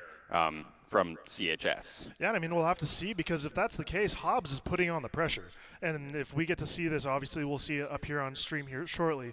But if Hobbs can keep that pressure up, if some of those shots starts going in, this series can turn on its head. Absolutely, and that's kind of what I was expecting, because that is actually really not normal, honestly, for what you're seeing in these types of games. You've, of course, seen much more Rocket League than I have, but just from what I've been watching from today is generally the more shots you take, the more you're going to hit, the more points you're going to have, the more likely you are to win. Well, yeah, I mean, that's the idea. You really do want to get as many shots on target as you possibly can. But as we saw last game, that's not always the case. Hobbs, they really have to work and make sure that they're giving Cibola something to defend. Absolutely. If they're just launching something onto the backboard, they might get her shot registered, but in the end, it's not really that dangerous. Absolutely. Here, 4.5 minutes remaining in this game, still 0-0. Alex here trying to get something. Dankberger going to get a tip off, and this is just going to be a lot of back and forth. It looks like that's a shot on the goal. That's Conman picking one up. Well, that's going to be just like what we were talking about for Hobbs. If they can start putting these long distance shots, or even just any of their shots in general on target, in this case, Cibola wasn't back, so if they can put them on target, all of a sudden they might run up the score. Absolutely. What I want to see is just really good aggression. 3-man in the goal zone in that 6-yard line, as you were talking about earlier today, and just making sure that every time there's a shot on the goal, it is backed up by the rest of your teammate, and I think that is going to be the key to success here for Hobbs. Oh, 100%. Right here we see Dankberg. That's the guy that I kind of pointed out as the shooter from Game 1. We're going to have to see if he can kind of carry his team back, obviously down by 1 here and on defense. But if maybe he can get some shots on target, we'll have to see what that accuracy is going. 50-50 right there, as Gold is going to get a flick right here. A fun fact that we did note about Gold is he's playing on mouse and keyboard. That is incredibly unusual for this level of play. Oh, 100%. Mouse and keyboard, that's a great save. Really good save, but it's still centered. But it looks like Hobbs is going to get a good clear over to the side of Cibola. Yeah, as we were saying, I mean, playing mouse and keyboard is so uncommon at the highest level of Rocket League. You typically see Xbox controllers, a variation, PS4, PS5 controllers mainly. And I mean, seeing someone that can compete. Oh, and that's just going to be happy taking one in. A completely undefended goal. Dankberger was in there, but not really able to get a tip off right there. Yeah, neither of his teammates really rotated behind the play either. Dankberger's touch was kind of detrimental because neither of his teammates really were in position to rotate toward goal. Yeah, absolutely, but that was a good 2-0 as Happy looking to get another one. Gold's going to pick that one up. Not wanting to contest that. I think Vappy was just completely out of boost. Yeah, it did seem like that. That's one thing I've been noticing. Cibola have been all real low on boost for the majority of this game. Hobbs have been doing a really good job of keeping the pressure, but also stealing boost when they have the opportunity. Absolutely. Here, Conman looking for a shot on goal. There are 3 people, but it's mostly undefended. Is he going to get it? No! 3-man defense, but Conman nearly just slipped it in behind him. That was a great pre-flip that he did. He almost got just in front of where the guy was clearing it, and he pushed it onto the post. I think you could even kind of see with the hesitation there as Alex dunks it in. The hesitation from Conman, he's like, oh, there's going to be defenders there. I see them. And then he was like, oh, wait, there aren't. Let's try and boost it in. But it did end up in the favor of Hobbs anyways. 3-0 with 2.5 left to go. Yeah, this is exactly opposite from what we were seeing in the first game. Obviously, Cibola had, not as many shots, but at least they were putting some on target. But this game, they're really just kind of getting dominated. This one, Conman trying to pick something up. Alex maybe looking to get it in. It is centered a little bit as Dankberger wants to clear this one. You see Vappy and Conman going back, trying to get some sort of defense, clearing it out. Dankberger wants to center it, wants to set his teammates up for something, and that's going to be Dankberger getting demoed. Oh, and that's going to be an unfortunate 50 and a little bit of a self-inflicted doink right into his own net here. Gold, I think, lands right underneath this ball. Yep, and launches it right into his. That's a fast shot, 87 miles per hour into his own net. Yeah, unfortunate there. However, the good news for Cibola right there is, or Cibola, is that it was already 0-3. The 0-4 is definitely, it hurts a bit, but you're also not sweating that fourth one all that much. Yeah, I think at this point you got a little less than 2 minutes remaining in this game. They're really going to be hoping and just kind of trying to mentally reset. Obviously, it's only game 2. There are going to be 7 matches possible. It's only game 2. You won game 1. You say, all right, we lost this one. Let's try and get a goal, get it a little bit more even, bring the mental back up, and go to game 3. We have 90 more seconds here to try and get something done, but we're most likely not going to get 4.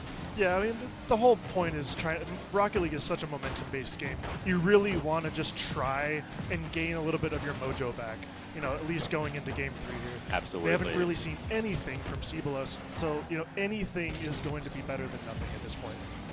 Absolutely. Here, a good clear with 1 minute remaining. Vappy trying to pick that one up. Alex along the wall, but it's being contested by 2 here of Cibola.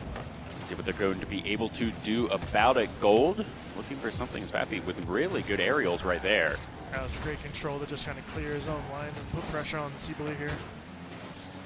See, Conman trying to center it, trying to get it into the goal. Oh, as Alex misses it that way, but now only Vappy down back in their own goal as Gold trying to get something in. Vappy with good defense, good clearing right there. And now, no reason.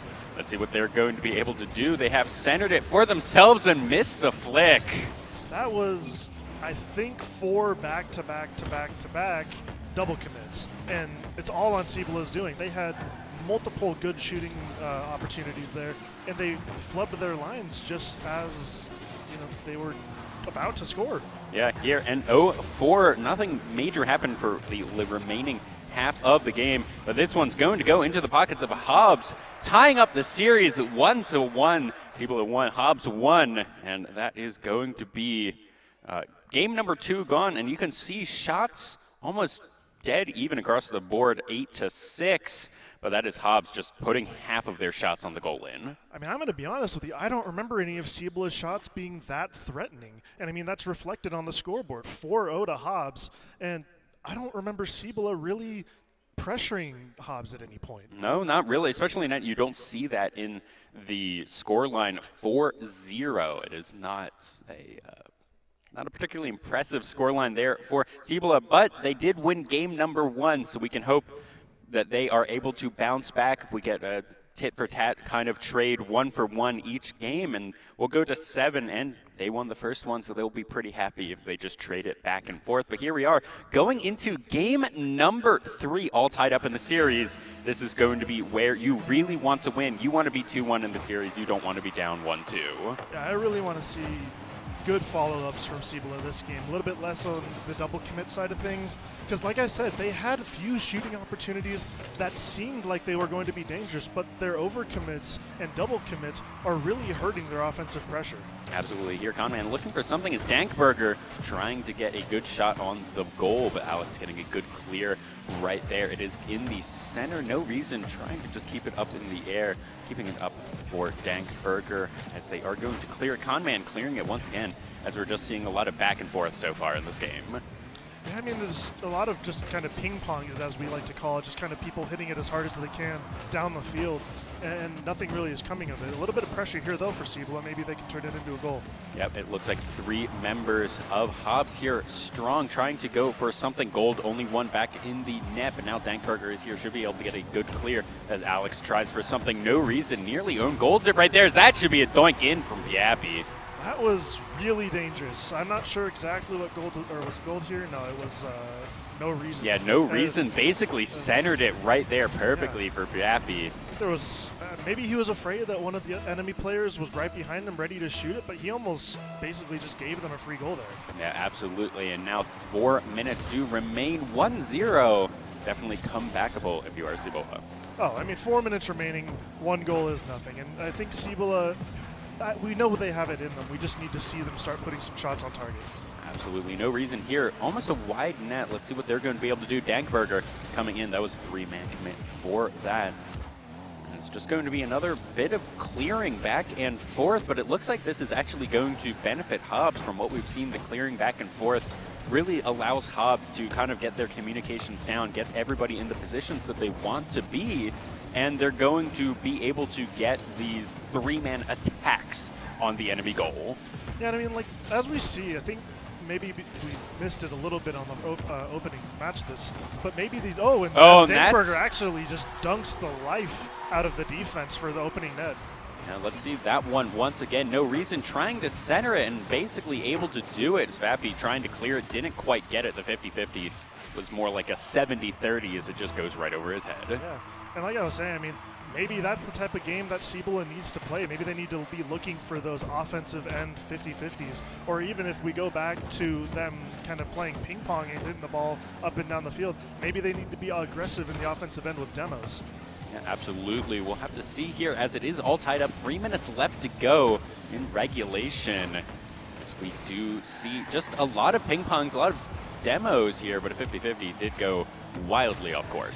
I'm still seeing some of these double commits coming out from Cibola. It's a little bit everywhere, but I mean, I feel like every single time we see Cibola going for a hit, there's another Cibola player right behind the, Oh, that's a good goal. Getting it in there. Cibola going up 2-1 here in game number 3. This is just kind of another thing. There's no real backboard defense. Fappy kind of goes up for it haphazardly, and Gold is just there to put it away opposite end. Yeah, absolutely, and they're bringing it to 2-1, 2.5 left to go. Here, Hobbs maybe wanting to change up their strategy here in this game number 3. Let's see what they're going to be able to do with it as Conman trying to get it in cleared to a good position as Dankberger now taking possession as Hobbs has to go 2-man back to defend. Alex taking that one out. Yeah, I mean, we are seeing a lot of better possession comparatively to game 2 from Cibola. A little bit of that kind of ping pong is okay when you're actually aiming at your own teammate. You want to try to keep possession of the ball, and it seems like they're actually doing that this game. Oh, that was very nearly an own goal as Conman just dunks it right in.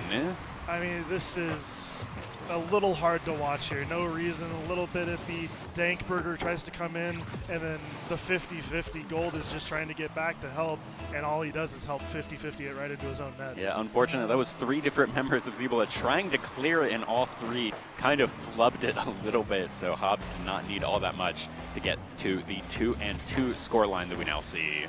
Yeah, we'll have to see. I mean, the 2-2 I think is fair so far this game. No one looks to be really in control, and both teams are making. That's a great shot, actually. That was a really good shot from Alex. We'll see that one again, but it's basically getting control, going into the 1v1 with Dankberger, and he just tips it right in. That's good. Yeah, that's just honestly a great read. Ball's dropping down from the ceiling, and he just meets it. He just kind of high-fives it straight up in the air. He has a lot of power behind it and slots it far post. And that goes, and he got the goal as well because he knew where the rest of the other 3 members from Cibola was, and they were all trying to contest him for the ball, so there was no defense. Oh, wow, as Vappy just puts one more in. That's a great read. You're going to see here, Conman kind of launched this just kind of hopefully. The defense is a little shoddy. Gold actually has a decent read, just a little bit off, but Fabi reads that miss and slots it. Absolutely. As we're just seeing, really the kind of the difference so far in this game has been these players just reading their 1v1s better. There hasn't been all that much team coordination from what we've seen. This is a lot of individual skill as Conman, where's the defense here of Cibola? Yeah, I mean, I kind of just try to find them on the field. You can see one on backboard, one's trying to get boost, the other one's nowhere to be found, and Conman just reads the drop down. I mean, it's as simple as that. No one really paying attention as defense as their forefront. Yeah, that was just Fabi just centering it. Conman dunks it in. Pretty easy Rocket League. Honestly, Fabi's showing a good amount of just kind of reading skill. It's not necessarily mechanic skill that we've seen so far, but he knows where to be at the right time. Absolutely. Here, Gold trying to get a good clear. Let's see what they're going to be able to do with it. Still has a decent amount of push, of boost. Looking for a good aerial as Conman's just going to clear that one back to the Cibola side. He's even going for a goal here off the backdrop as that's not going to quite go in. Yes, it is. Alex gets it just barely. And all these shots are just finding the net for Hobbs. I mean, that was really unfortunate. Actually, on the opposite end, Gold had a really good opportunity. His setup for that air dribble was perfect, but he just really couldn't find out where he wanted himself to go. And sure enough, he leaves his team on a kind of, low-end defensive run, and sure enough, Hobbs takes advantage. And here Gold looking for a good aerial, but running low on boost themselves, trying to get something out from this as Alex just takes control. That's a good demo. That they might be able to do something with this. Dankberger trying to contest the 1-for-1. Unfortunately for Alex, that was the boost being taken out right from under him. As now Gold looking for something, but Conman contesting that. No reason, looking for something, but only 30 seconds remaining in play here. 2-6. Hobbs most likely has this one.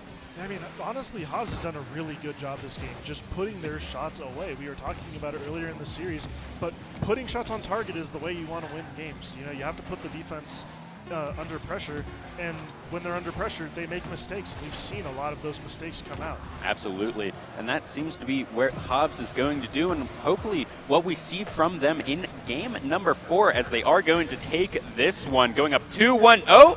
And that's actually going to be Gold scoring. We'll see one more tip-off, I think, here, 3-6.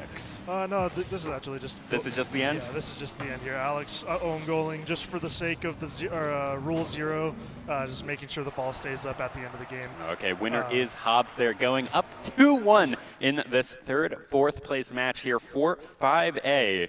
And as we look at the shots on Gold, again, fairly even across the board, but still a slight difference over to Hobbs. I mean, yeah, and that's kind of what we're talking about here. Hobbs is putting those shots where they need to be. Cibola is really just not doing much to, push, contest. I mean, they're not doing much to make Hobbs' job difficult. Absolutely. That's what I really want to see from Cibola is they're doing a really good job of contesting the ball in like the midfield and the corners, but they need to be contesting the ball in their net.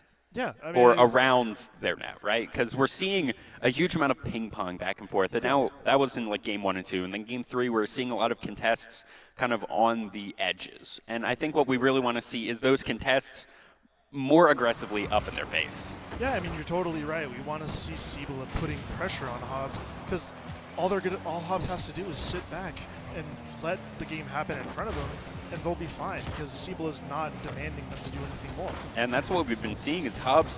I'm going to say that all of the goals they've been making, they have been very good, but all the goals have been kind of accidental, right? They haven't seemed very purposeful of like, I have control of the ball, I know where my two teammates are, they're going to run interference for me, and we're going to get the goal right here. It's been a lot of, oh, the ball was cleared to me, I have it, I'm going to dunk it in. Yeah, I mean, you're totally right. With the lack of control that they're showing, it is totally based around that luck factor that you're kind of talking about. And they need to take control of their own fate, or this series might get out of hand. Absolutely, and how this game is feeling to me is they're both teams, to a certain extent, they're letting Rocket League happen to them. They're not taking control of the game and playing Rocket League. They are in the game, and Rocket League is going on, and hey, look, we can get a goal right here. And I think Hobbs is taking more advantage of that, but I really would like to see the play get kind of cleaned up a little bit. Yeah, I mean, you're right. We just saw just a few possessions ago here. Actually, this Oh, it was Conman. Oh, what I think this is a fake. We're going to see this in the replay, but I think Conman just absolutely did goal. Oh, no. Oh, yeah, that was so good. There, Conman just doing that little swerve. That gets them the goal here. 3 minutes, 41 seconds remaining in the game. Yeah, I mean, it's just kind of the same thing over and over again. We're seeing Cibola kind of put themselves in bad situations, and Hobbs is just taking advantage. You know, we might see a few shots out or come out. Actually, Dankberger looking like he might have been a little bit dangerous there. That's a good center. Dankberger, Gold looking for something. Gold losing possession. Alex trying to clear it out, but it's still center. Dankberger going to take possession, looking for a good aerial, and that's Conman taking it out from under him, but Gold should still be able to get it. No reason misses the tip. Oh, no. But now Alex trying to get something. Dankberger just barely avoiding that goal. Yeah, I mean, we like I was saying earlier, we saw Dank really kind of go up and dribble the ball. He faked 2 men out and just couldn't beat out the third. That's something that we need Cibola to be doing more often. They need that control, as you were saying earlier. Without that control, they're letting Rocket League happen in front of them, and honestly, Hobbs is letting Rocket League happen in front of them better. Yes. I couldn't say it better myself, because that really is what this feels like. But here, Fappy trying to do something maybe.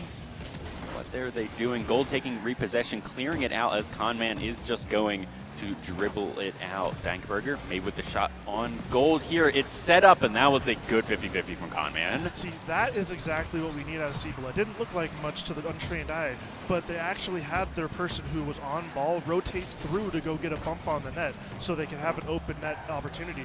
But it ended up that they just didn't develop the play fast enough, and they got it clear. And here, Cibola is just keeping the pressure on. Oh, that is a good relief of pressure, and that's going to be Fappy just scoring right there. Good demo, kind of offensively right there.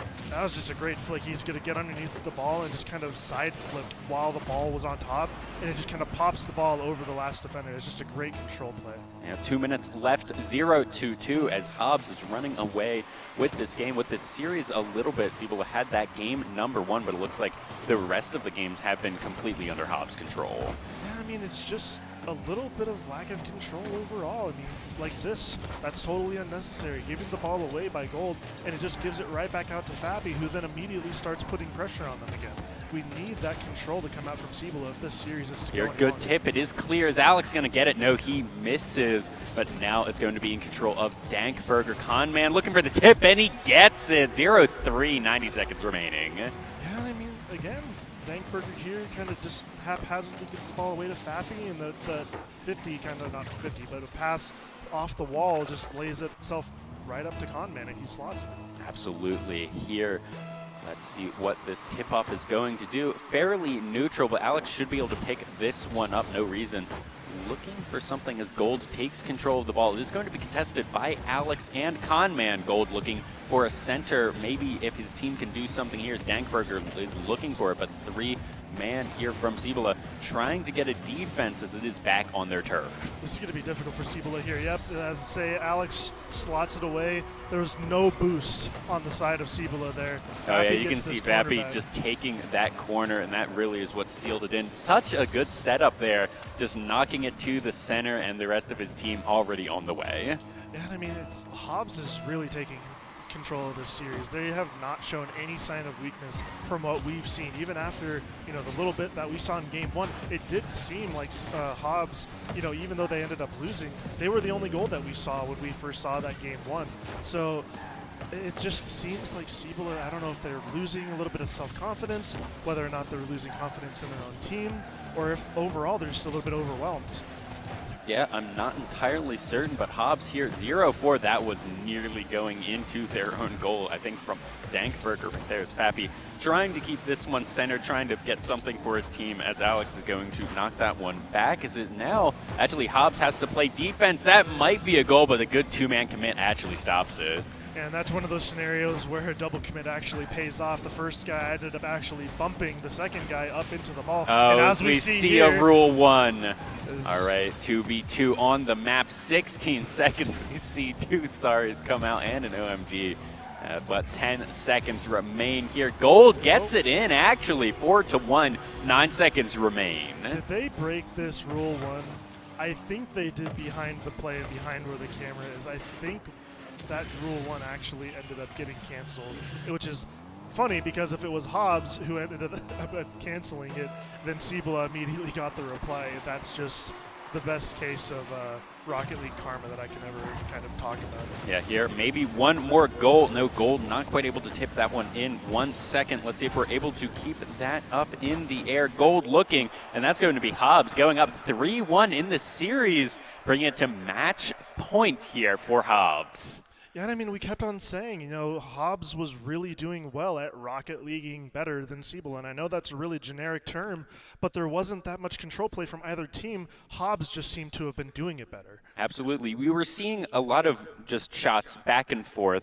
People were hitting the ball, but Hobbs was hitting the ball with purpose. It seemed like it, yeah. They were hitting it toward their teammate, or at least toward an area that their teammate was rotating to. So it was faster for them to get a touch than where Cibola was just kind of hitting it to wherever they could. Yeah, and that was, I mean, we were seeing a lot of those goals, at least 2 or 3. It was Alex or Conman getting a good center, getting a good tip, and then the other person really just dunking it in, and that was something that we really want to see here from Cibola. Even just once or twice here, that will get them a game, that will get them back into the series, is assists. Yeah, what I want to see is just someone go in, set up the ball, set up the play, someone else come in and get that, you know, put it in the goal. Yeah, I mean, you're right. I mean, we saw Fappy kind of get those consistent touches in the upper, in their section, or Hobbs' section rather, and they just kind of took control to an extent. It wasn't perfect control. It wasn't anything that we would see at a super high level, but it still was enough to get the job done. Absolutely. So here, as we go into match point for Hobbs High School, we're going to see what happens here. So far, a lot of just plays back and forth as we are on Cibola's side. We're going to see if that's going to go in. Conman looking for something, and he gets it. A tip right in. 12 seconds into the game. That's such a good shot. It seemed not like a lot, but he plays this ball to himself. Oh, that's so good right there. Just taking the entire defense out of the play. He plays it to himself. He didn't even need his teammates, although it's good to have him on the field. He passes it to himself and just slots it perfectly into the near corner. Absolutely. So we're going to see if that is going to be the series right there. Already up 1-0, 12 seconds into the game. No reason here, and Cibola needs to do something to try and claw this series back. Yeah, I really want to see, I mean, we saw it in the scoreboard of game number 1. Dankberger scored all 3 goals, and I believe it was Gold who had 2 assists. We haven't seen anything like that coming from them since. No, absolutely not. But here, maybe we get something as Dankberger and Gold are here, but it's immediately cleared out. Dankberger trying to compete against 3 others, trying to keep the ball in his possession. See what he is. Gold maybe in a good position, but that is going to be contested by 2. And this is going to be difficult for no reason. He's got to get it back and see if he can put this around the corner, but it's not going to happen, and Conman is just going to have a full field shot, basically go in.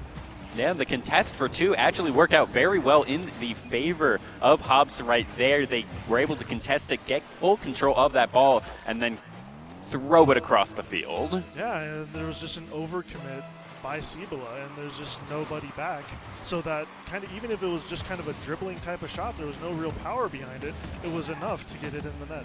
Absolutely. Here, 3 minutes and 50 seconds left into the game. 0-2. Conman looking for something. And this is just going to be a series of flicks and misses from both sides. And that is not going to be a flick. That is going to be as Fappy finally able to get that one in. Man, this is just throwing your body at the net and hoping for the best. Fappy actually, Fappy. that double touch would have been insane, but he actually luckily catches the rebound and can slot it in himself. Yeah, Conman looking to help out with that, but wildly missed himself.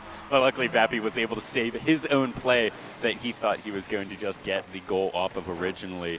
But now Cibola down 3 goals here. There's plenty of Rocket League left to play, but time is running out for them to do it. Their backs are against the wall in this series. And here Fappy good aerials trying to keep that one as Gold actually goes up to contested. Dankberger looking to get this one for his team, looking to set something up as Vappy wants to make sure that doesn't happen. Oh, this is going to be real awkward. Hopefully Gold can get a touch as he does. But Conman is there. See what we were talking about with Cibola giving the ball away right to Hobbs. And Hobbs is just doing a great job of staying in front of the play. Ooh, that one might go in. What can Gold do? Just barely off the left net. And it's going to be cleared once again. Gold trying to get it centered, trying to get something for his team done. It's centered once again, no reason. Trying to use boost to get up to it, trying to get control of this wall. But now Conman has it. That was a good shot on goal, I think. But it was going to be stopped by the Cibola team. And I mean, it is 3-0. Cibola has had some solid defense. They just can't turn their defense into offense, which is one of the most important things to do in Rocket League when you're a successful team. Absolutely here, Pappy looking for something, but he's actually, Alex is going to miss that one now. Pappy, last one on defense, gets it away from 2 as Alex explodes right there. Otherwise, that might have been a good offensive drive. Conman now in control, kicking it over to whoever picks it up, and it's not going to be anyone so far. Finally, Alex picks it, and Gold knocks it away. Yeah, I mean, it's just, there's no transition offense here for Hobbs, or rather for Cibola. Hobbs is doing all the pressuring. They're doing great. Cibola needs to take this possession like this. They need a good touch, and they need their teammates to follow up after.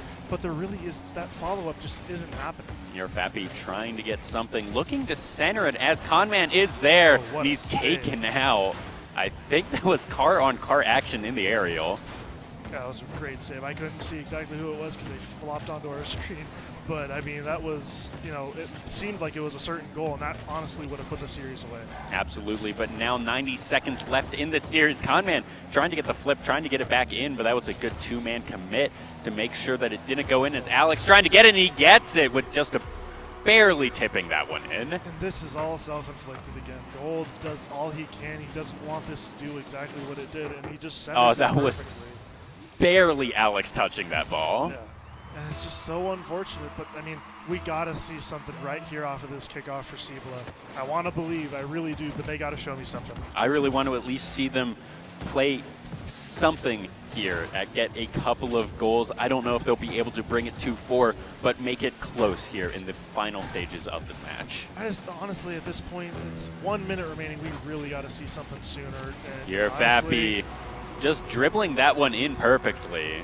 Yeah, and it's just a little bit out of reach, I think, now. I think Cibola just kind of got a little bit too much in their own head. You know, they got that opening game win. They were on stage, and obviously on-stage jitters are a totally big thing. And maybe it was Hobbs who had those initial, you know, on-stage jitters. But after losing game 1, it's been a sweep since then, and I don't think it's even been close. Absolutely. 50 seconds remain here. Cibola's hopes are dwindling as the time clicks down. Here, Alex trying to just keep control of this ball. This is all Hobbs wants to do, but they don't even need to try all that hard. They have a 5-goal lead.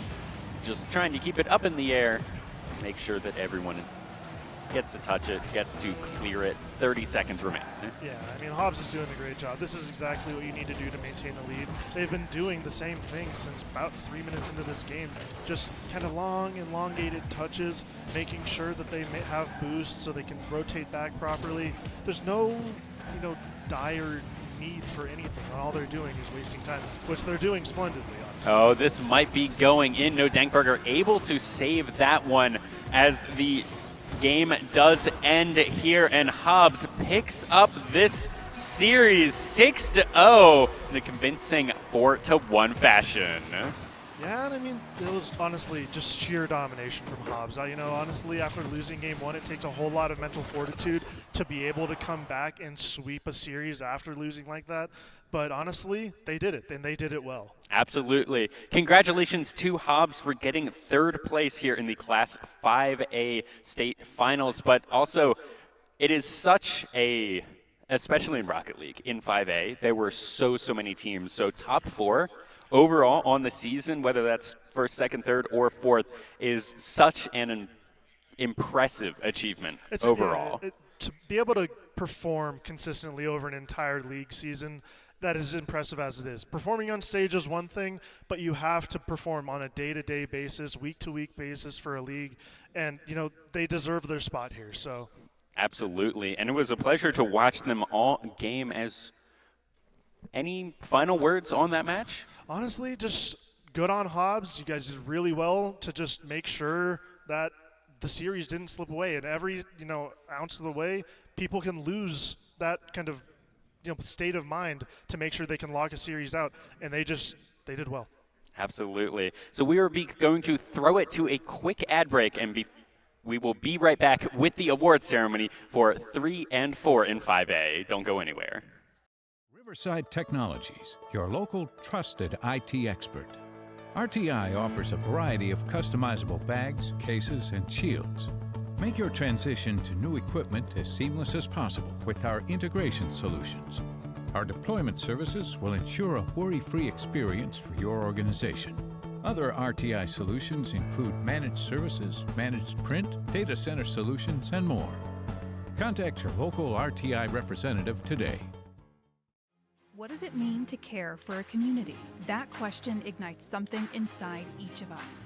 It motivates us to explore the intersection of science and healthcare. At the University of New Mexico, we're teaching the next generation of healthcare professionals. We are nurses and students, doctors and educators, pharmacists and researchers. We're focusing on people-centric care that goes beyond the walls of a classroom. Apply to UNM and ignite your call to care.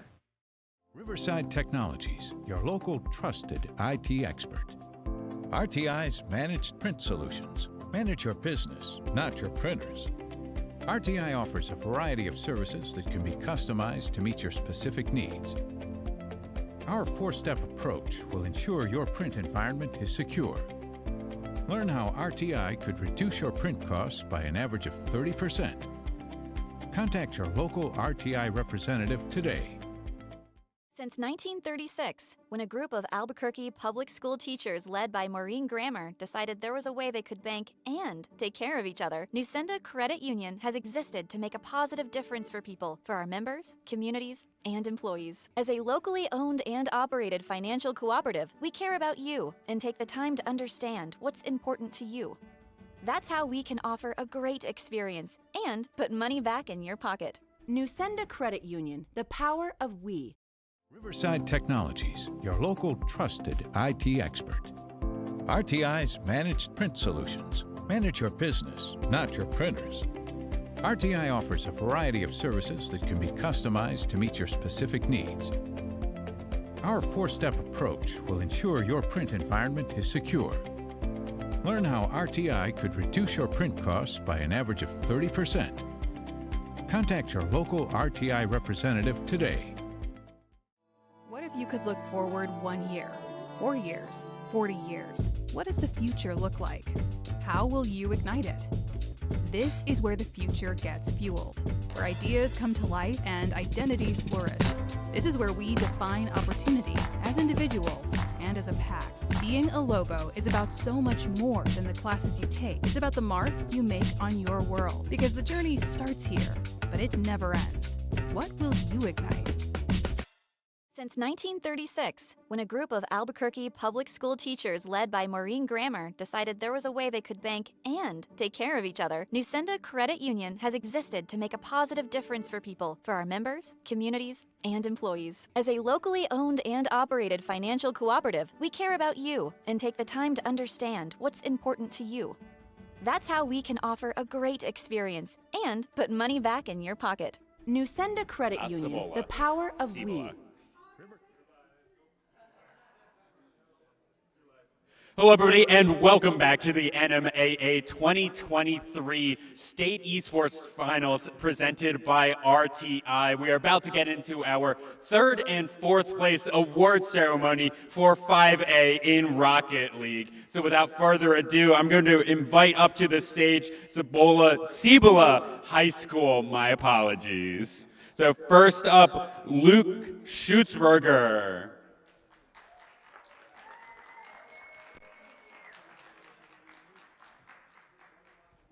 Andrew Tuhilo.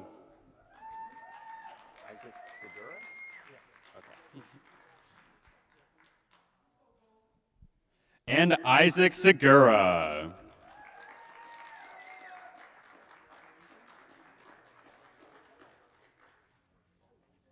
And give it up for their head coach, John Montoya.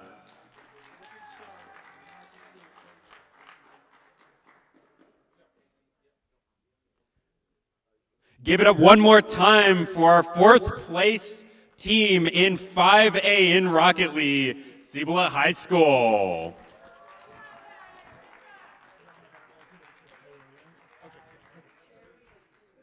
And for our 3rd place winner here, Hobbs High School, William Bird.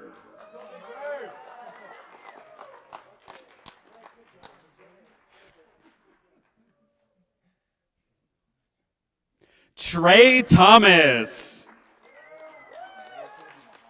Mahan? Mahan.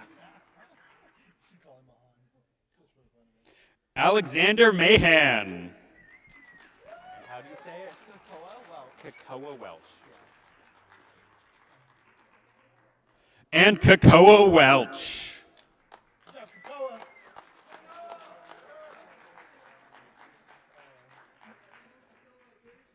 With assistant coach Chuck Pierce.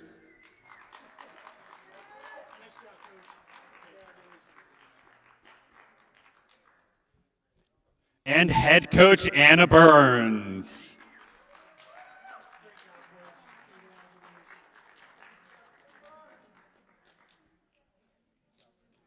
Give it up one more time for our 3rd place winners here, Hobbs High School.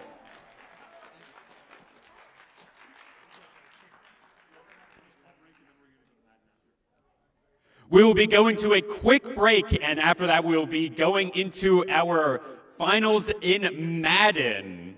Our semifinals and finals in Madden. Don't go anywhere.